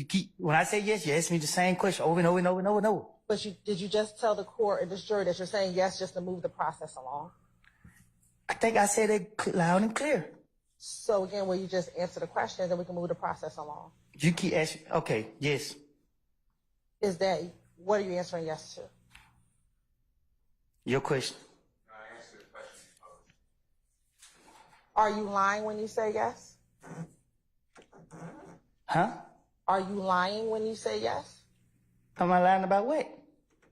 Any question that I've asked you so far? Objection made. Overruled, sir. I can't be lying because I told you up front that I don't recall. During the January 28th interview, let me ask you this. Do you remember back in 2015, after Thug and Kel got off the phone, did you speak with Kel any more about that conversation that he had with Thug? I don't recall. Okay. Do you recall telling Detective Gaither that Kel asked for you to call Nut so that y'all could talk about what his conversation was with Thug? I don't recall. Do you recall whether or not you just told Kel to just pay for the window? I don't recall having a conversation with Kel. Me and him would never have a conversation together. Do you recall telling Detective Gaither, so you hung up the phone and me and Kel started talking like, man, bro, it's over, bro, just pay for the window? I don't talk like that. Okay. Do you recall telling Detective Gaither that Kel's response was, I pay for a window, that nigga tried me? Say that again. Do you recall telling Detective Gaither that Kel's response to you was, I pay for a window, that nigga tried me? I said that. I'm trying to understand who said what. I'm asking you, do you recall telling Detective Gaither? Overruled, sir. Do you recall telling Detective Gaither that? I don't recall. All right.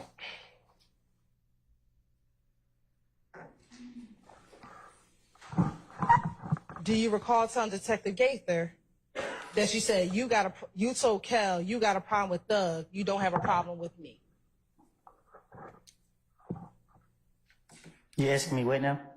I'm asking you, do you remember telling Detective Gaither that in response to what Kel said, you said to Kel, you got a problem with Thug, you don't have a problem with me? So why am I talking to Kel if that was true?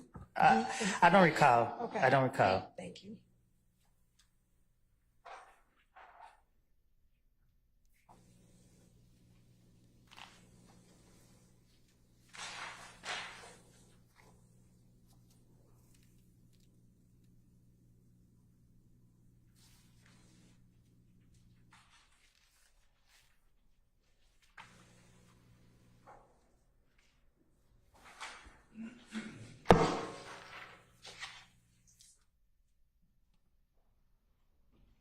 Okay. Do you recall telling Detective Gaither also about the night at Club Crucial when Kel hit you in the back of the head? I probably did.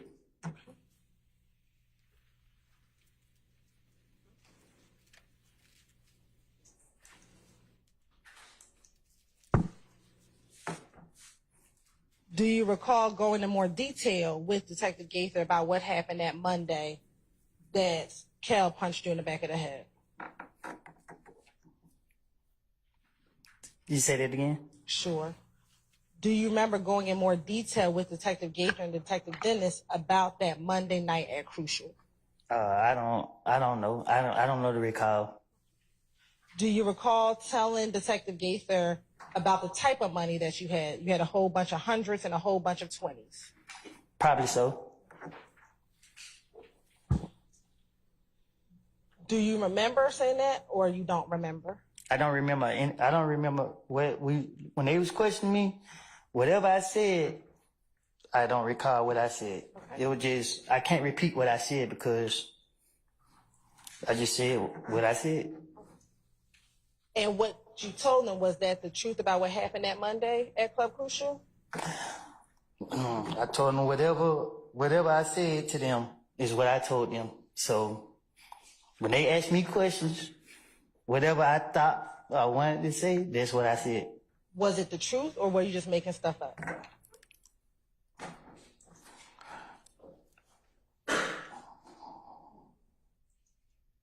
I don't recall what I was telling them, so I can't answer that.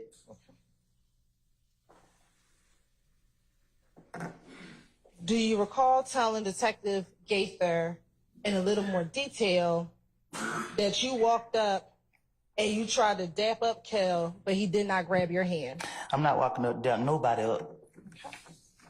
Do you remember saying to Detective Gaither, so they walked up, like, is it good, bro? I'm like, yeah, all good. I reached out the other hand, but he didn't grab my hand.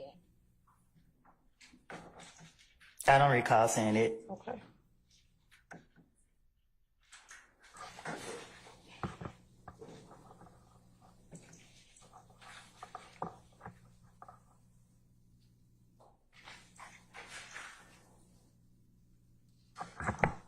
Do you recall seeing an individual named Pokey at Club Crucial on this same night where Kel punched you in the back of the head?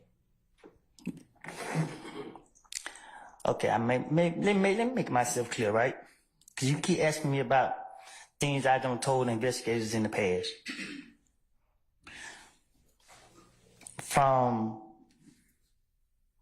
I can't say from when to when, but so much was going on. My name was on everything. The police kept coming to grab me. Every time they grabbed me, I had a different story for them.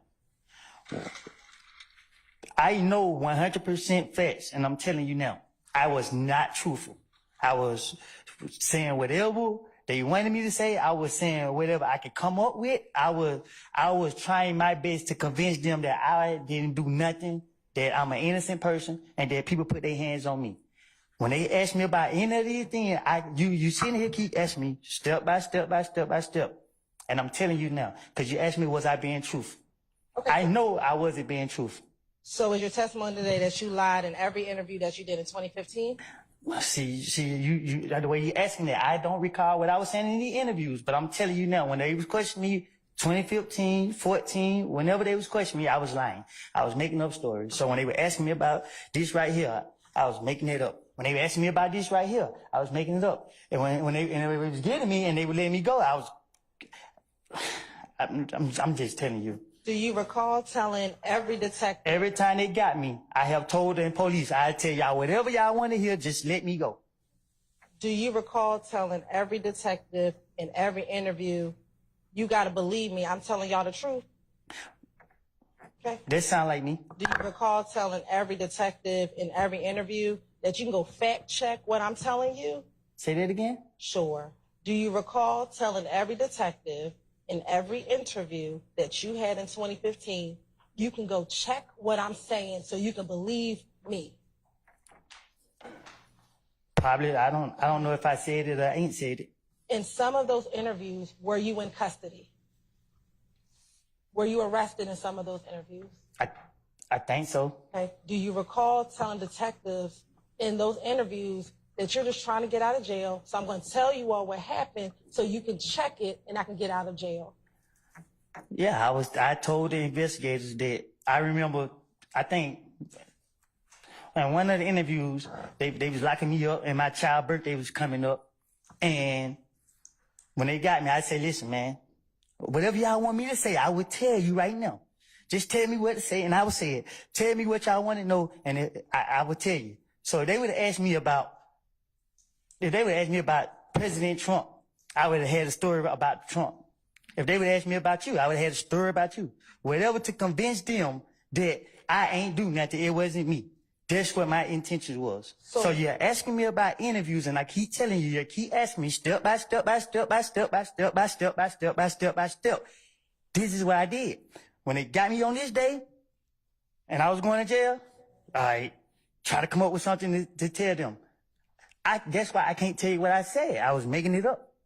What benefit would it be for you to lie to the police if you were trying not to be in trouble? I was hoping to convince them so they could let me go. So why would you lie to convince them?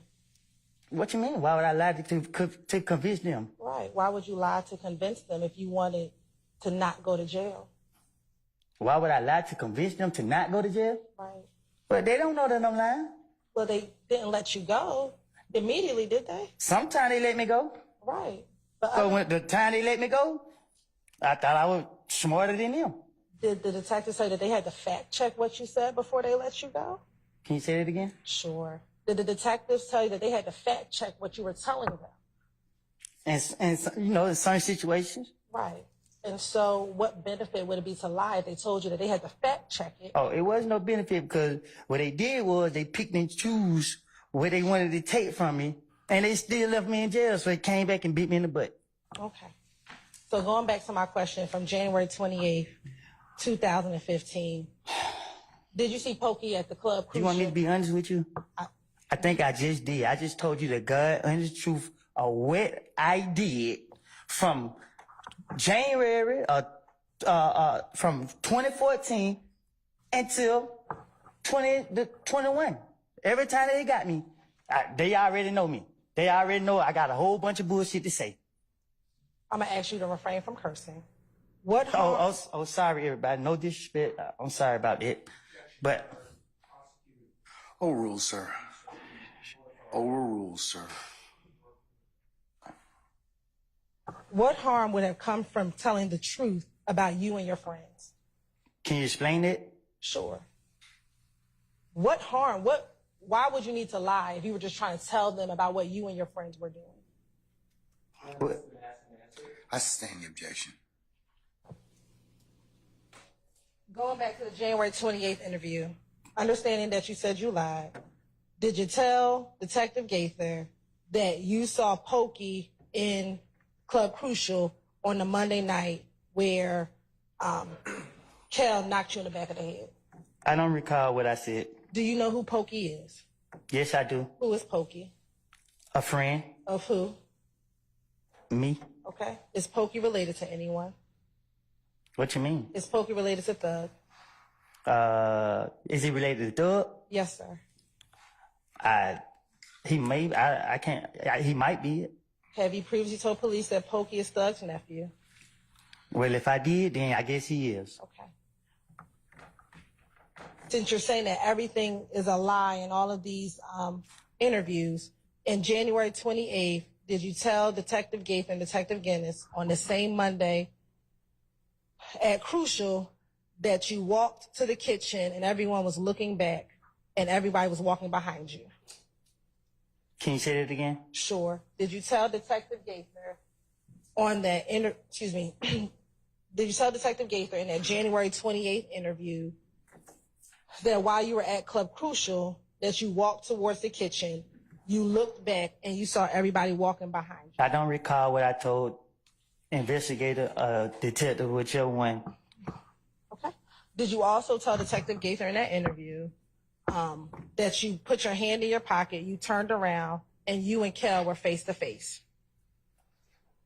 I don't recall what I told the investigator. Did you also tell Detective Gaither in that same interview? Sir, Foundation for prior hearsay statement. I sustain the objection. You can rephrase that.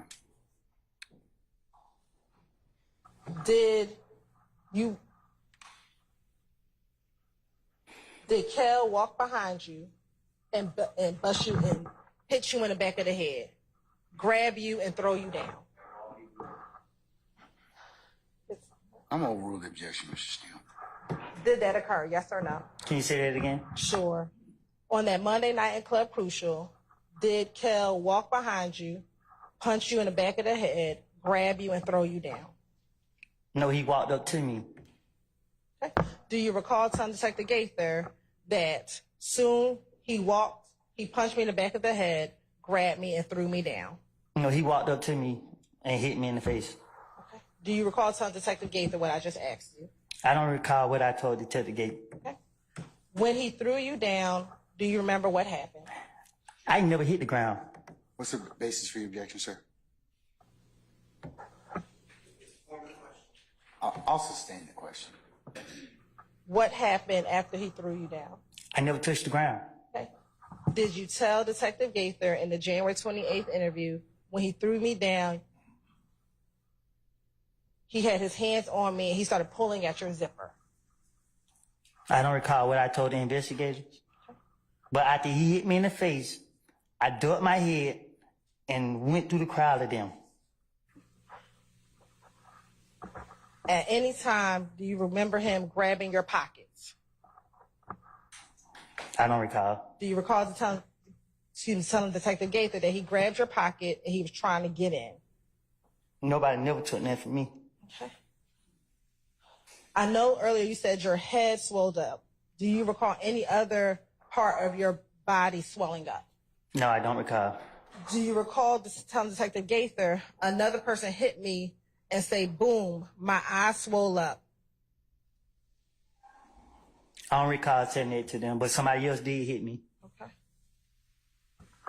Do you remember about how many people were hitting you? No.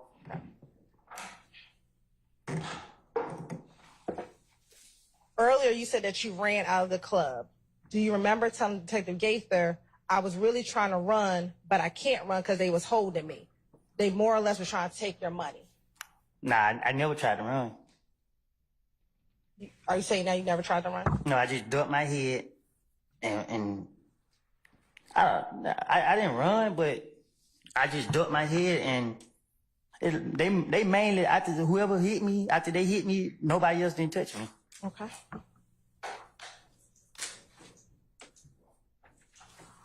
Did they ever try to grab your money? I don't know if somebody tried to intentionally grab my money, but as I'm going through a crowd of people, you know, I was brushing up against people grabbing me and stuff, but not in a way that actually take something from me that I recall. Do you recall telling Detective Gaither they were grabbing the money, but they wouldn't get it out the zipper right? I don't recall what I told investigators.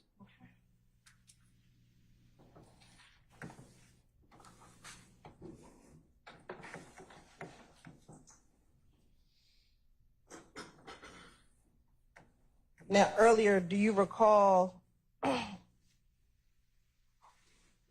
Bloody J fighting outside? Now I was swole, so I was in the parking lot trying to get in my car. Okay. Do you remember telling Detective Gaither that Moonsunk was fighting Bloody J? I don't recall.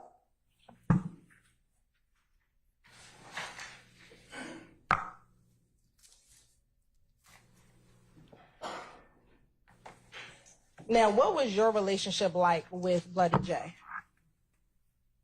What you mean? Were you cool with him? Was I cool with him? Yes. I don't know how to answer that. Okay. How would you describe your interactions with Bloody J? What you mean? Do you remember telling Detective Gaither that you've been trying to help Bloody J get in back with them? I'm trying to help him with? Get back in with them. Oh, I don't know what was taking place. I talked to the investigators. I was trying to tell them whatever I think I can convince them to believe. I don't get in people's business to be knowing what they be having going on. But I'm good with coming up with a story. What would talking about Bloody J have to do? Why would that help you get out of? Because the investigators they just, I don't know, like they so focused on me. I'm trying to get them off of me. They need to go focus on somebody else and get their attention off me.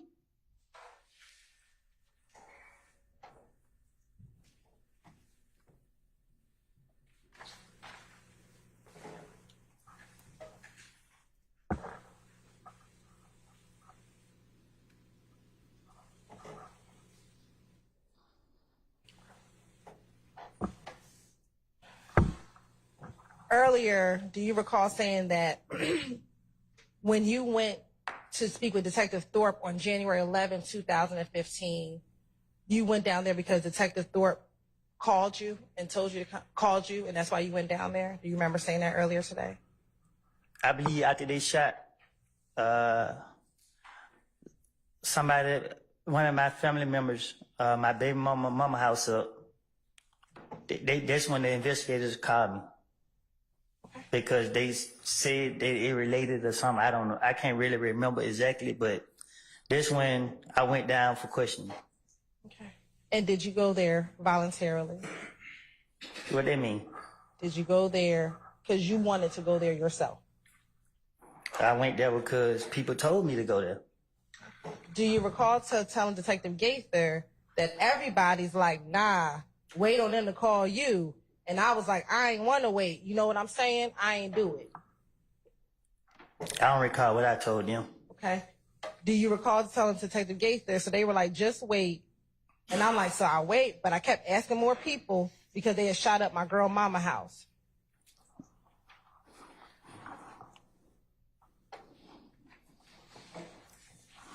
Most times I talked to the police, they had to come and get me. Did they come get you on January 11th? They didn't have to. Okay, you drove down there you had Moonsoon take you down there. Because everybody was telling me to go down there. Okay. And Moonsoon, didn't you encourage Moonsoon to come and talk to the police too? Say that again? Did you encourage Moonsoon to come and talk to the police? I think I remember telling him that they said, man, you did it, you need to come in here with me. And do you remember him telling him, nah, I'm going to wait for them to come to me? No, I think he told me to give the investigator his number and tell him if they wanted him to call him, if I'm not mistaken. Do you remember telling Detective Gaither? I came out here, I got Montauk, and I'm like, you don't want to come in and talk to him, bruh? You know your name in it, bruh. And he's like, shit, I'll wait on them to call me. I know Detective Gaither she got somebody against me. She making her business to try to get me. So anytime that she trying to question me, I'm gonna spin her every chance I get. But I do not recall what I told her when she questioned me, but when she questioned me, I know she trying to get me. Okay. Is Detective Gaither able to tell you the answers that are coming out of your mouth? I stand the question as to form. Does Detective Gaither know what you think, what you're going to say? I stand the question. In the January 28th interview, let me ask you this even before I ask you that. Do you know what the relationship was like between Nut and Thug back in 2015? No. Do you recall telling Detective Gaither, at least in the January 28th interview, that Nut and Thug was cool? I don't recall.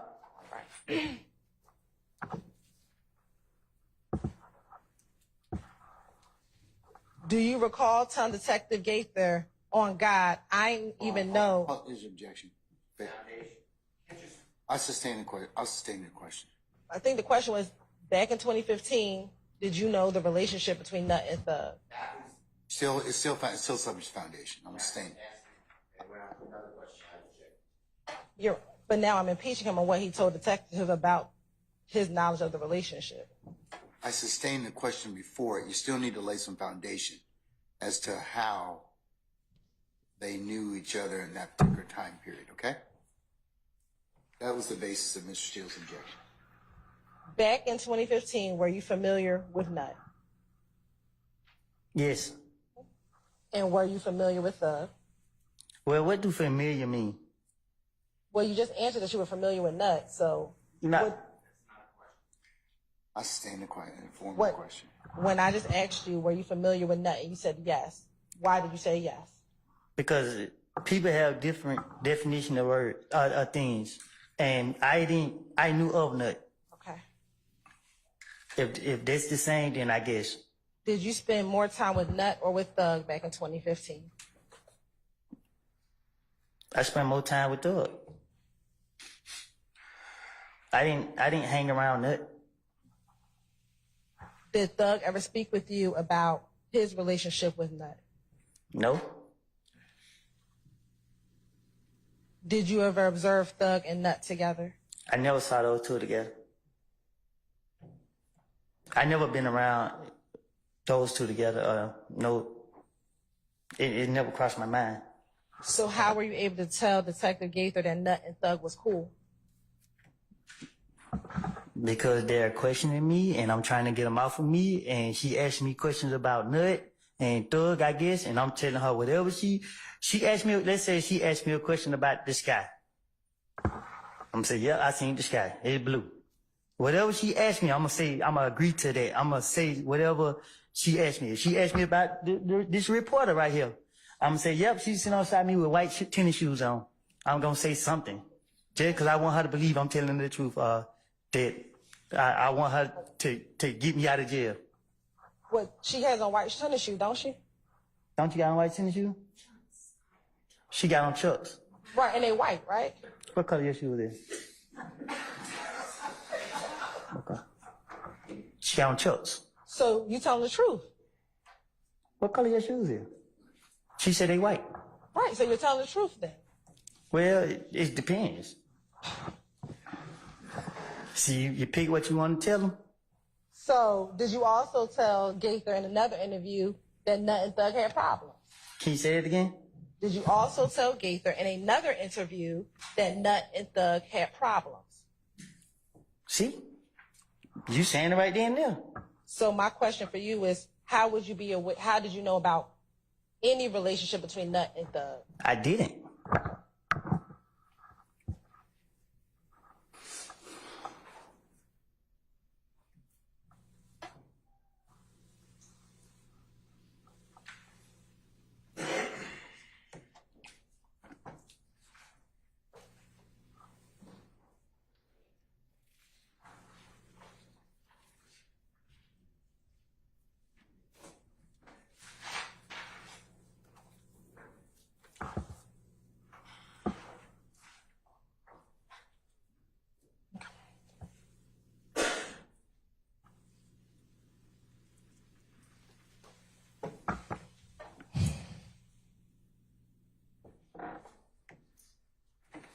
Earlier, I asked you about the time you spent in Miami.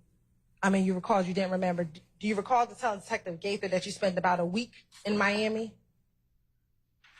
I don't recall what I told whoever you just said. Okay.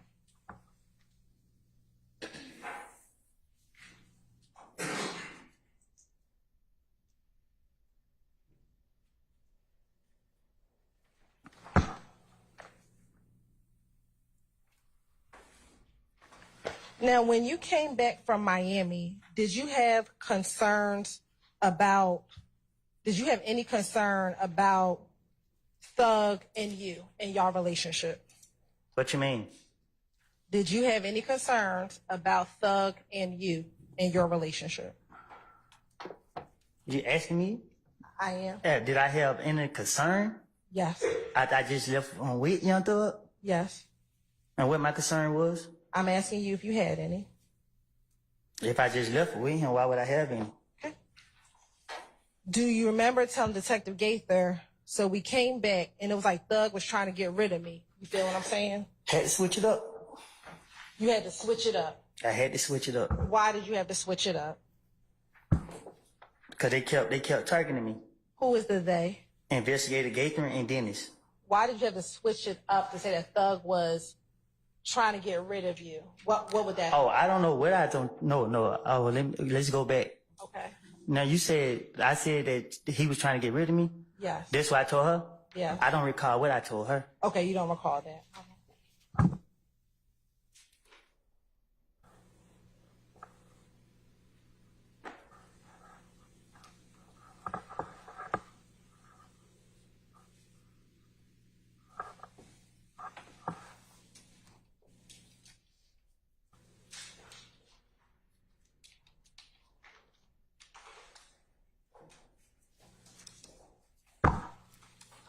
Do you remember any conversations between you and Thug regarding having a hit on your head?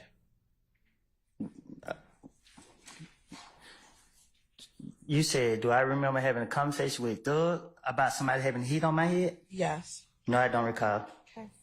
Do you recall telling Detective Gaither that Thug called you and said, bruh, they said I got a hit on your head? And you were like, bruh, you do? And he was like, nigga. And then y'all started laughing. Oh, you saying that I said Thug had hit out on my head? That's what I'm trying to, yes, do you recall? I thought you were saying that me and him having a conversation and you saying someone else said he had someone else have a hit on my head? God bless you. Are you saying that Young Thug had a hit on my head? I'm saying, do you recall having a conversation with Thug in which you discussed having a hit on your head? Was my initial question. Can you ask me that one more time? Sure. Independently, do you recall back in 2015 having a conversation with Thug about having a hit on your head? So it was a conversation. I'm trying to make sure I understand you. It was a conversation I was having with him. Yes. And I told him that he had a hit on my head. Just generally. I'm trying to see, am I understanding you right? Right, I'm asking you. I'm clarifying. Do you recall generally just having a conversation with Thug about having a hit on your head? Just generally. So you saying I'm trying to, I don't understand you. Sure. You saying I'm talking to him, me and him talking, I'm telling him that he has a hit on my head. No. That's what I'm trying to see what you're saying. I'm asking you, do you remember just being on the phone with Thug and having a conversation about a hit on your head?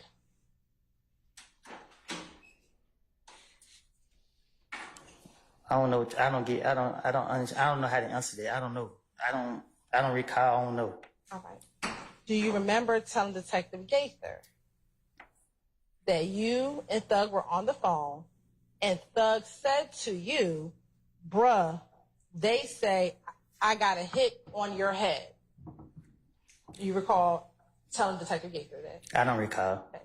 And do you recall to tell Detective Gaither in response to that, you said, you do? And then he responded, nigga, and then y'all started laughing. I don't recall. Okay.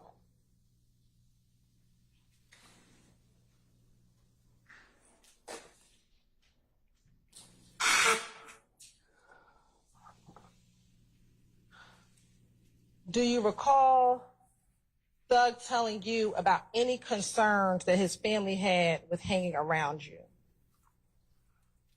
I don't think I said family, but I do remember people was coming to me, telling me things. Telling you things about what? I'll sustain the objection. Do you remember telling Detective Gaither that Thug told you that they're saying on the street that you and Thug had beef? No, I don't recall that. Okay. And that you said, you told Thug, man, I haven't heard anything like that. I think I just told you that right now. Okay.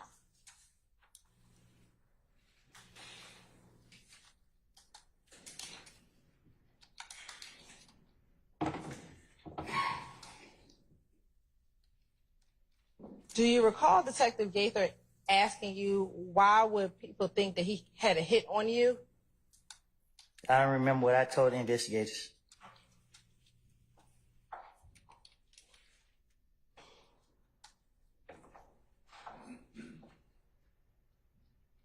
Do you remember telling Detective Gaither, like I told you, because everybody in the street saying I did it, and if they kill me, everybody, it's going to go away. Do you remember telling her that? I remember that. I remember people coming to me, telling me things that was making me think people was telling me stuff that was trying to people was getting in my head and making me believe things. And I started being paranoid, thinking stuff.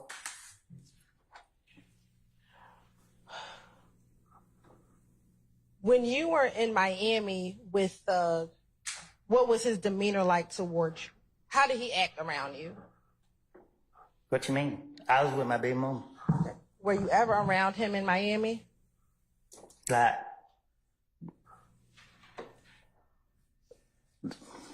I was there, but we wasn't, I had to deal with my baby mama and my little girl.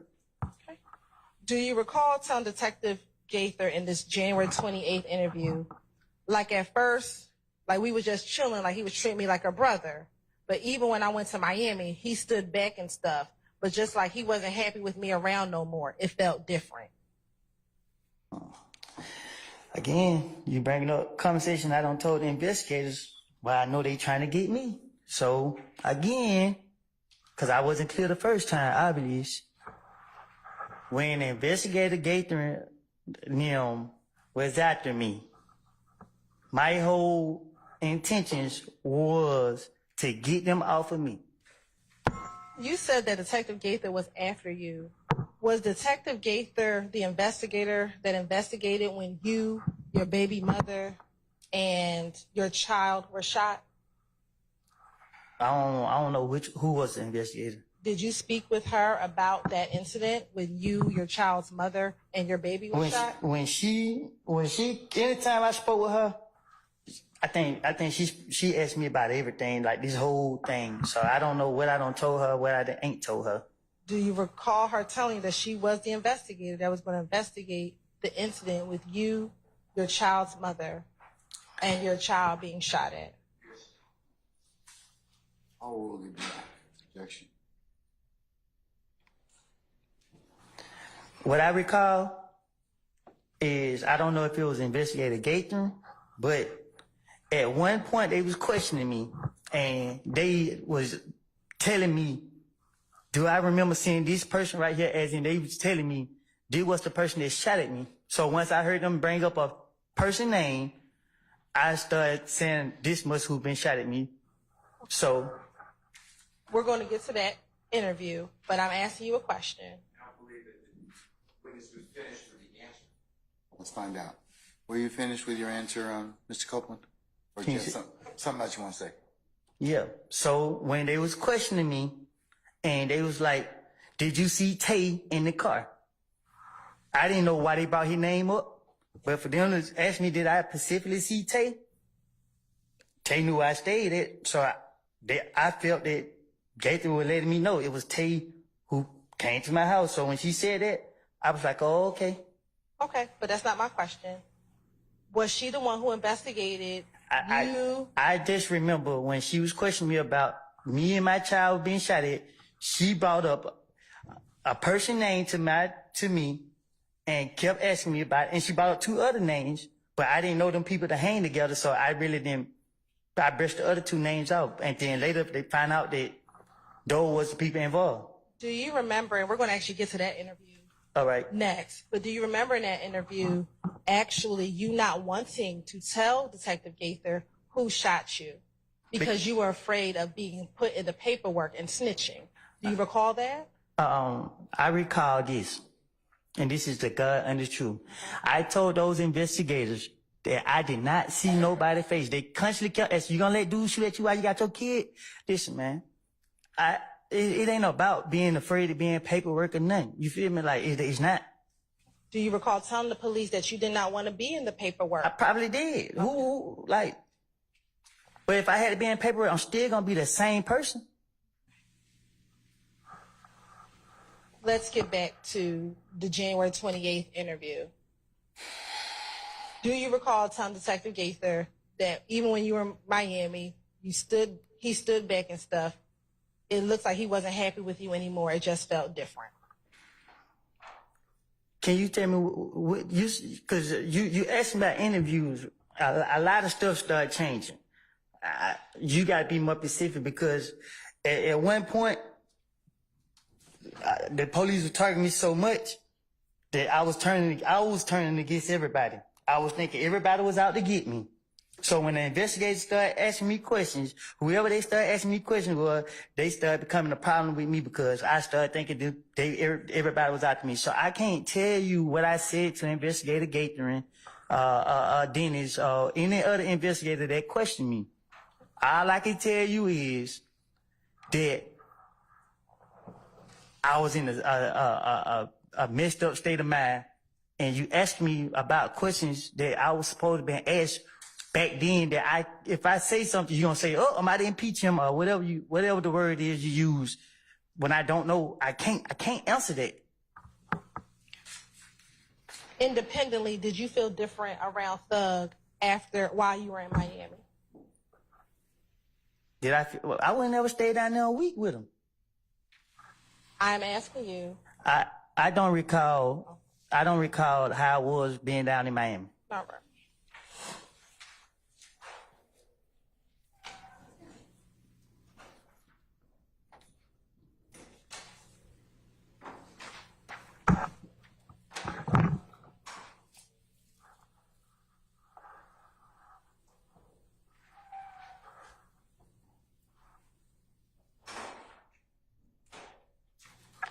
During that interview, do you recall giving Investigator Gaither Moonsong's phone number?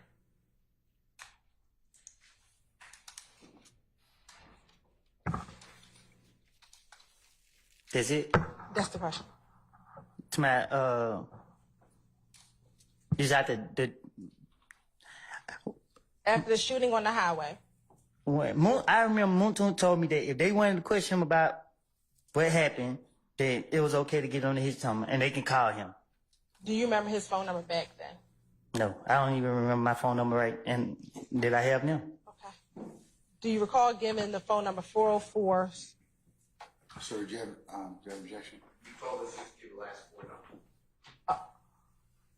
That's fine. Okay, all right. Was it 8935? Do you recall giving the number 8935? I don't recall.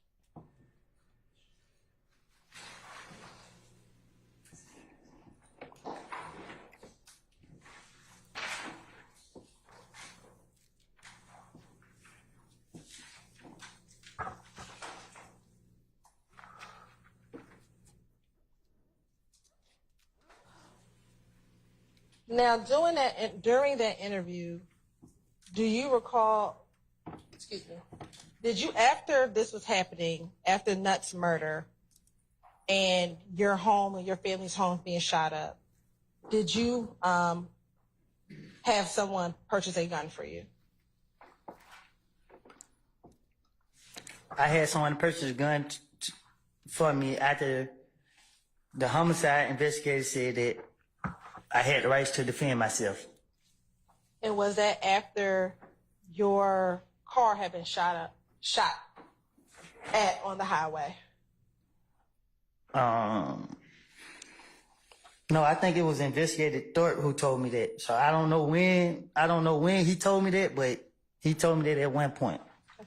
And did you purchase that gun yourself or someone else purchased it for you? Well, someone else purchased it. Who? Lady. Let's stay in the question. Did Little D in this, is this a Little D from Cleveland? Let's I'm gonna hold off on the ruling on the objection till she poses the question. Is this the Little D from Cleveland? Yeah. Okay. Did he purchase guns for anyone else that you are aware of? How I supposed to know? I asked that. Well, actually, he didn't purchase a gun for me. He had one and I bought it from him. Okay. Do you recall to tell Detective Gaither that he purchased the gun for you from Arrowhead Pawn Shop? That's what he said he got it from. Okay. But it was for you. Do you recall that? I bought it from him. Okay.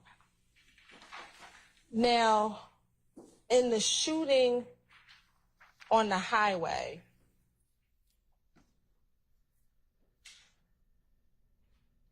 do you recall who was shooting at you?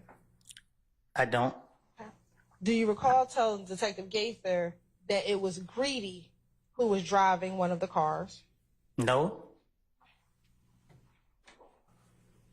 They were doing 100 miles per hour. How you gonna see somebody? Do you recall telling Detective Gaither it was 2 cars, the second car, and Greedy was in the first car? No, I don't recall. Okay. And she actually confirms, Dennis confirmed, so it was Greedy, and your response was, yeah, Greedy was driving. Well, no. I probably just said it just because I remember the drive-by. They were going too fast to be trying to do anything.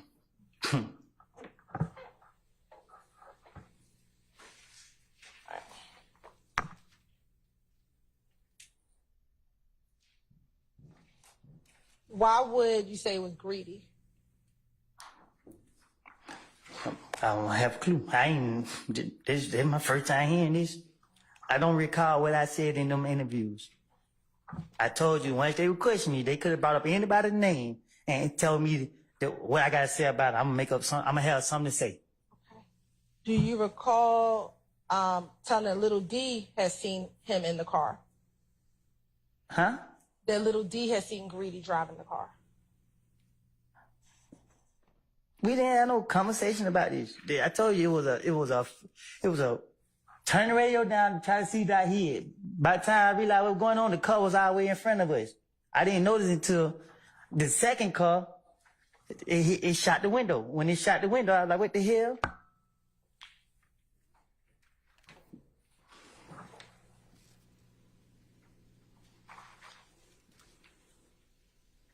And I don't know if I told the investigator this, but I thought the car that was behind me was the car that set me up. So I don't know what you're getting at with talking about what I told the investigators. Who was in the car behind that you thought set you up? Boo? Why would you think Boo was going to set you up? Because I was paranoid. Why would Boo want to set you up? I don't know. I said that's what I thought. How if it's a car behind me, how am I getting shot at? I didn't know if they got shot at. I didn't know what happened. I just knew I was paranoid.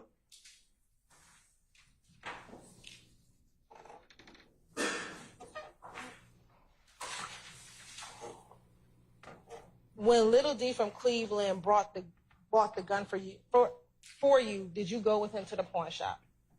Did I go with him to the pawn shop? Yeah. I can't recall. Okay. Do you recall telling Detective Gates and Detective Dennis, I can show you the gun I got, the same gun I had when I went right to the pawn shop. My buddy bought it in his name and went right back home. Do you tell Detective Gaither that? I probably did. I'm trying to convince them. And earlier when you talked about Boo being in the car with you, is that the big Boo, the picture we saw a few days ago? Big Boo wasn't in no car with me. Who's Boo? I said he wasn't in no car with me. In the car behind you, when you said it was Yes. Boo in the car behind you.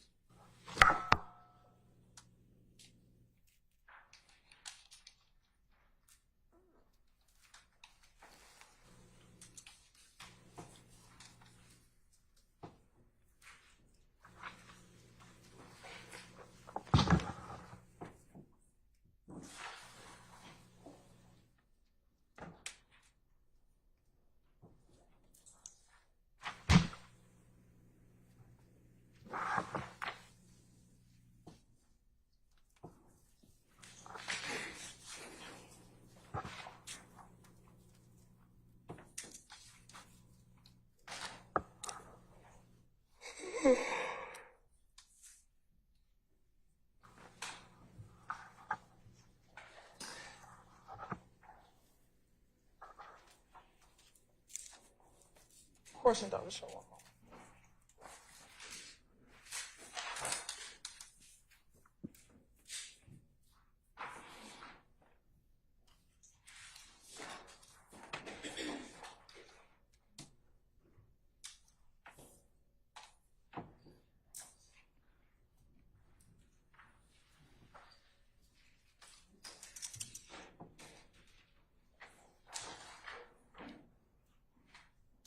Now,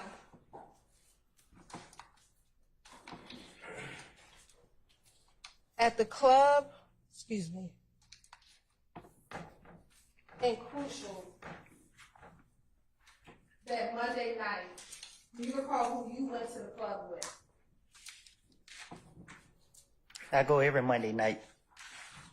That specific Monday night where you and Kel got into it. Do you recall who you went to the club with that night? I don't recall who I was with. Okay. Do you recall if Thug was at the club? Tonight the night I got into it with him? Yes. I can't recall if he was or wasn't. What about Nard? Which one? How many do you know? More than 3? Were any of the Nards there at the night? No, not that I recall. I don't, yeah. What about Yak? Was he present at the club? Yeah, I think Yet was there that night. Was Shannon there? Was he? I can't recall if he was. Was Little D from Mechanicsville there?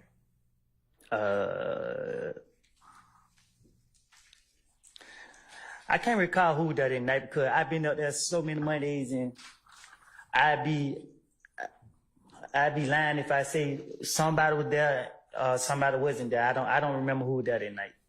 About anybody. And my last question, what about Little D from Cleveland? I can't recall.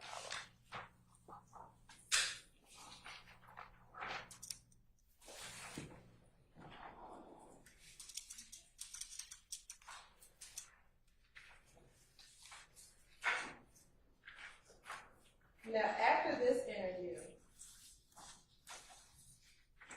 did you go and speak with police regarding what I just asked you about, which is the shooting between you, your child's mother, and your child being shot at? Can you know what you say? What about it? Did you speak with police regarding that incident? They came and spoke to me. Okay. Do you recall what happened the day that you, your child, and your child's mother was shot at? Yeah. If you can tell the jury what happened.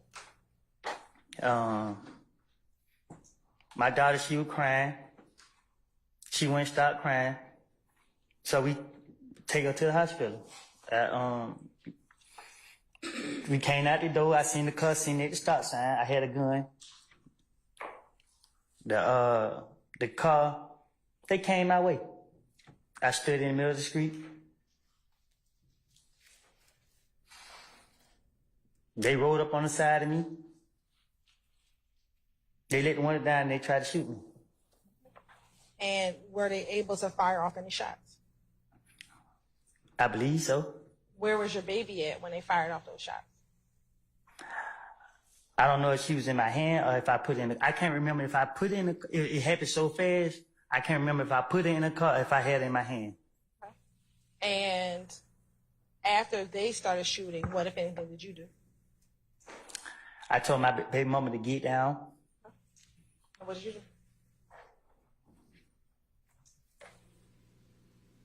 What you mean?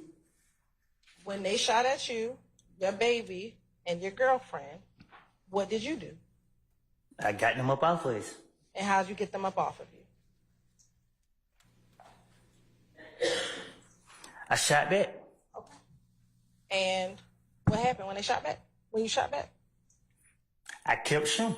Okay. And what happened? I made them crash. All right. How far away did they crash from your house?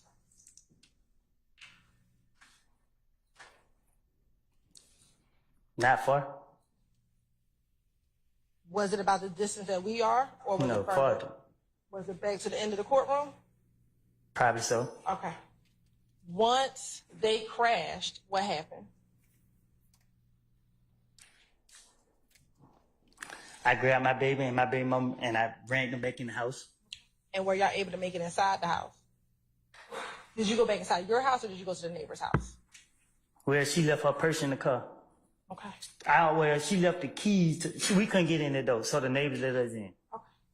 And once they crashed, did they ever try to shoot at you all anymore?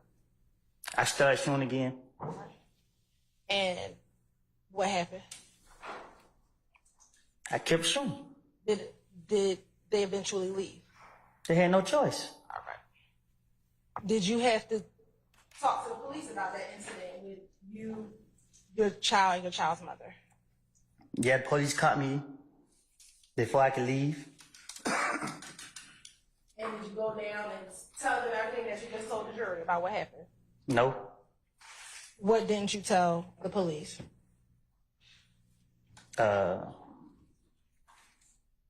No, I think I did. I don't know. I can't remember exactly what I told them, but I told them the car pulled on the side of me and tried to shoot me. I think I didn't tell them that, I think I told them somebody else shot back. Do you recall something that you shot back? Yeah, I remember. Cause I remember the other one told me, he asked me, did I shoot? He asked me something. I lied and said somebody else was shooting. And then when Gathering came, I knew that she was I couldn't come up with the name that I said was shooting back was a name that Gathering knew she knew I was lying about. So when she came, I went ahead and admitted that it was me who was shooting because I knew that I couldn't lie on I couldn't put it on the name that I tried to say. Do you recall being interviewed about this shooting twice, like back to back? Can you repeat it? Sure. Do you remember being interviewed about this shooting with you, and I would just say Deshaun and your daughter twice? One day you were not in custody, the other day you were in custody. Do you remember that? So when they let me go, they wanted the gun. I told them I'd give them the gun once they let me go. And they went for it. They let me go. And 24 hours later, they had the whole SWAT team at my house. My brother's house. Did you ever give them the gun that you used? No. Okay. Why not? But I look like. Whose gun was it? Clearly mine. Do you recall telling detective that it wasn't your gun? I probably did. Do you know whose gun you said it was? I can't recall. Do you recall telling them that it was Shannon's gun? No, I don't recall what I told him. Now, the first time that you went in to go talk about this incident, do you remember speaking with a Detective Curry? There's so many different polices. I don't know. All the names I know is Thorpe, Gaither, and Dennis. Okay. And the light-skinned lady. I don't know the other people name. All right. When you first went to talk about this incident, was it with Thorpe, Gaither, Dennis, or was it somebody else? With me and my daughter? Yes. When I came out the neighbor house to try to get the door key, I looked over, I ain't seen no police. When I walked out the door, the SWAT team was already right there. And when they got me right there, it was some investigator right there talking to me. But when he looked and seen who I was, he called somebody. Then they went to jumping out the sky, coming out the bushes, every which way. They questioned me right there. I don't know who it was. They questioned me. After speaking with individuals at your home, do you recall coming down to Atlanta Police Headquarters and speaking with the detective? I don't know his name. I don't know who. The person that questioned me, he wasn't Gathering, so he went for what I told him. Okay. And what I'm asking you is, do you remember speaking to that detective down at headquarters at Atlanta Police Department? I remember speaking with him, but I don't really I can't say for sure what I said to him.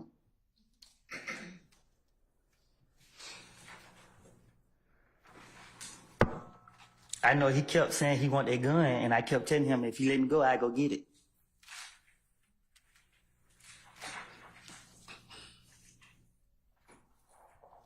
When you had the interview, when you met with that detective, did you meet with, was it you and Deshaun at that interview? Can you repeat that? When you went down to that interview, was it you and Deshaun? Did y'all both go to that interview? Yeah, I made them let her, because why y'all want to question me if it was both of us? Y'all, and I told him, y'all gonna lock me up, just gonna lock me up. And he was like, no, we not locking you up. So I'm like, well, why she can't come if she was a victim too? Okay. So he's like, well, she can come. All right. And did the both of you speak with that detective? I don't think she spoke with him, but, cause she didn't see nothing.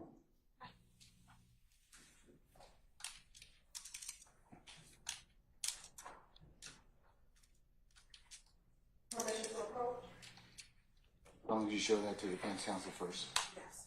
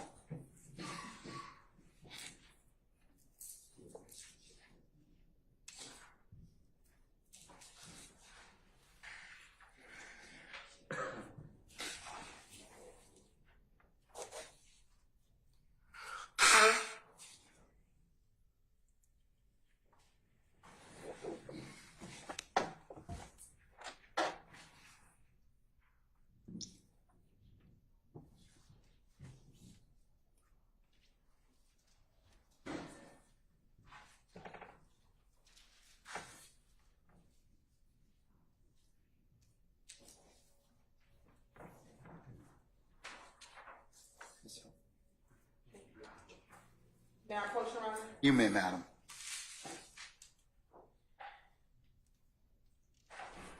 I'm showing you what's been marked as Stacy Gibbons 378 Yankee Charlie 1. Do you see yourself in that exhibit? Yeah. Do you also see Deshaun in that exhibit? Yeah. And do you also see the detective in that exhibit? Yeah. Your Honor, excuse me, this time say like Lieutenant Stacy Gibbons 378 Yankee Charlie 1. Is that Any objection to states 378 Yankee Charlie 1? No objection. All right, it's admitted and may be published as you see fit. publishing? Court's indulgence, one.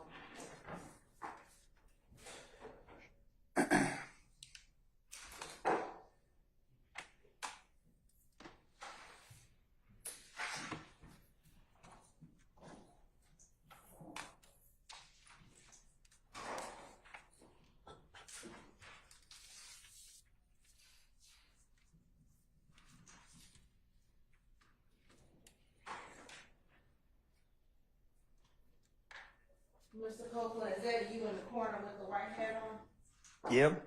And is that the Sean sitting next to you? Yep. And is that the investigator who conducted the interview? I guess so. Now, Mr. Copeland, a few moments ago, he said that he wasn't Gator, so he went for what I told him. What did you mean by that? He wanted the gun. Okay, so why would you say that he wasn't Gator, so he went for what I told him? Because I know Gator know she know me. Okay, and when you say she knows you, what does that mean? She know I'm about to bullshit her. She knows me. And again, watch your language. Oh, my bad. I'm sorry. I object to that comment. It's an adult forum. He can say what he wishes to at this point. What was your answer, sir? She know I'm about to play around.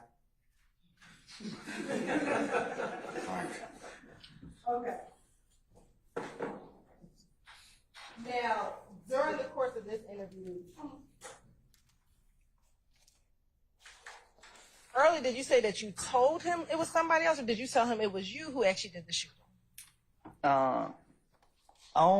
When they caught me at the house, I was trying to sneak back out to the car and get the door key. So when the SWAT team seen me, and then he wouldn't let me go back and let them know that they had me. So I had to stay right there. So when the police started coming out the bushes and stuff, they questioned me right then and there. So I told the man who walked up on me, I said it was somebody named Tayshun.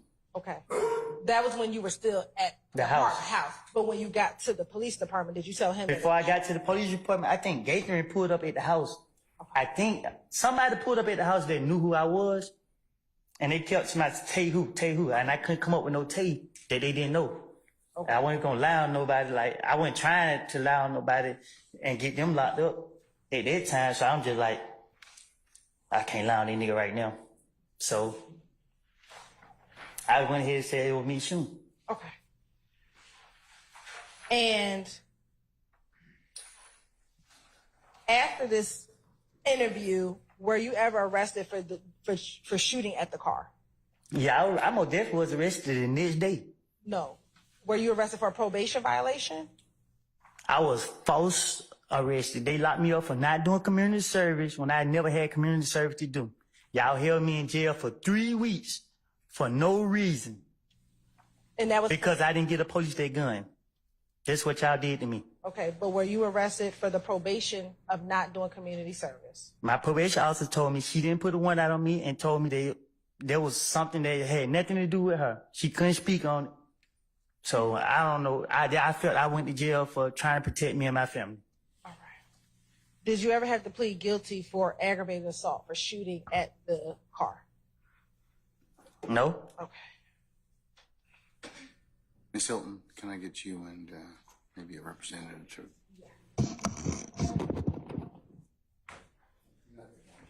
Yeah.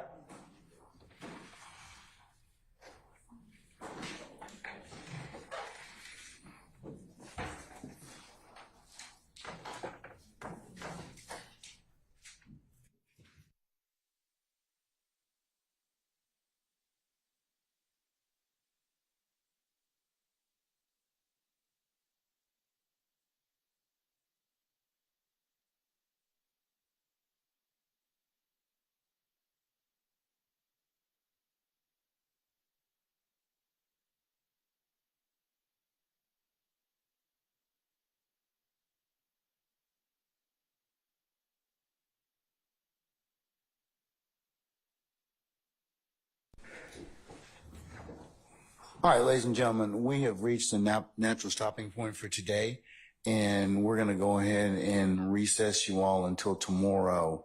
Remember that this Friday I have other unrelated business in the morning, so you won't need to report tomorrow until 12:30, and then we'll start up somewhere around 1 o'clock, and then we'll work until somewhere between 4 and 5 o'clock. Okay?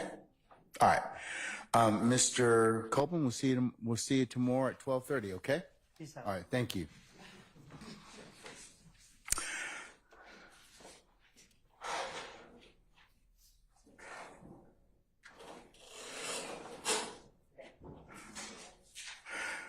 All right, ladies and gentlemen, jury, any ministerial inquiry of me at this point? Okay, all right. Let's go through your nightly admonitions, and then we chat here, okay? Remember to leave your notepads in the basket. Do not take them home with you or any other place. Remember, as you are seated back there in your headquarters or jury deliberation room, as you go to come here in the mornings or leave in the evenings, or as you take comfort breaks and lunch and other places where you're together as a corporate body, or even if you're in ones and twos, remember that you are not to discuss this case in any way amongst yourselves. All right. Remember, you cannot recap, review, handicap, or otherwise consider or weigh the testimony of any of the witnesses thus far, or begin any such thing that might be considered your deliberative process.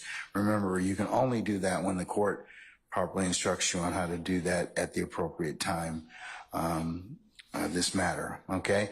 Remember as well, ladies and gentlemen, you cannot seek any advice from any third parties or third party sites, like, for example, any reference materials, Google, any other reference sites that you may think may aid you in your understanding of what you've heard so far. Remember, you can only consider what's been lawfully presented to you within the four walls of this courtroom during the trial of this matter, and you cannot consider any outside sources. Those include any recaps or any other testimony or any other commentary about this trial or anything such as that. That would be you would be forbidden from listening to that. You can only consider what's been presented in this courtroom. Remember that if any third party should try and reach you by any means, manner of communication, that your duty and responsibility would be to let myself and Sergeant Ingram know immediately. All right, and then remember, ladies and gentlemen, I told you as well that you've heard a number of scenes or you've seen maps that may depict different things. You cannot go by any of those places. You cannot do any sketches. You cannot take any pictures, and you cannot share any outside information you may or may not know about any of those places with anyone. Remember, you can only consider what's been presented to you lawfully in the four walls of this courtroom. And then lastly, ladies and gentlemen, thank you for your patience, and thank you for your attention that you've given and will continue to give to this matter. And unless you have any other ministerial inquiry of me, 12:30 tomorrow, and we'll get started by 1 o'clock, okay? All right. All rise.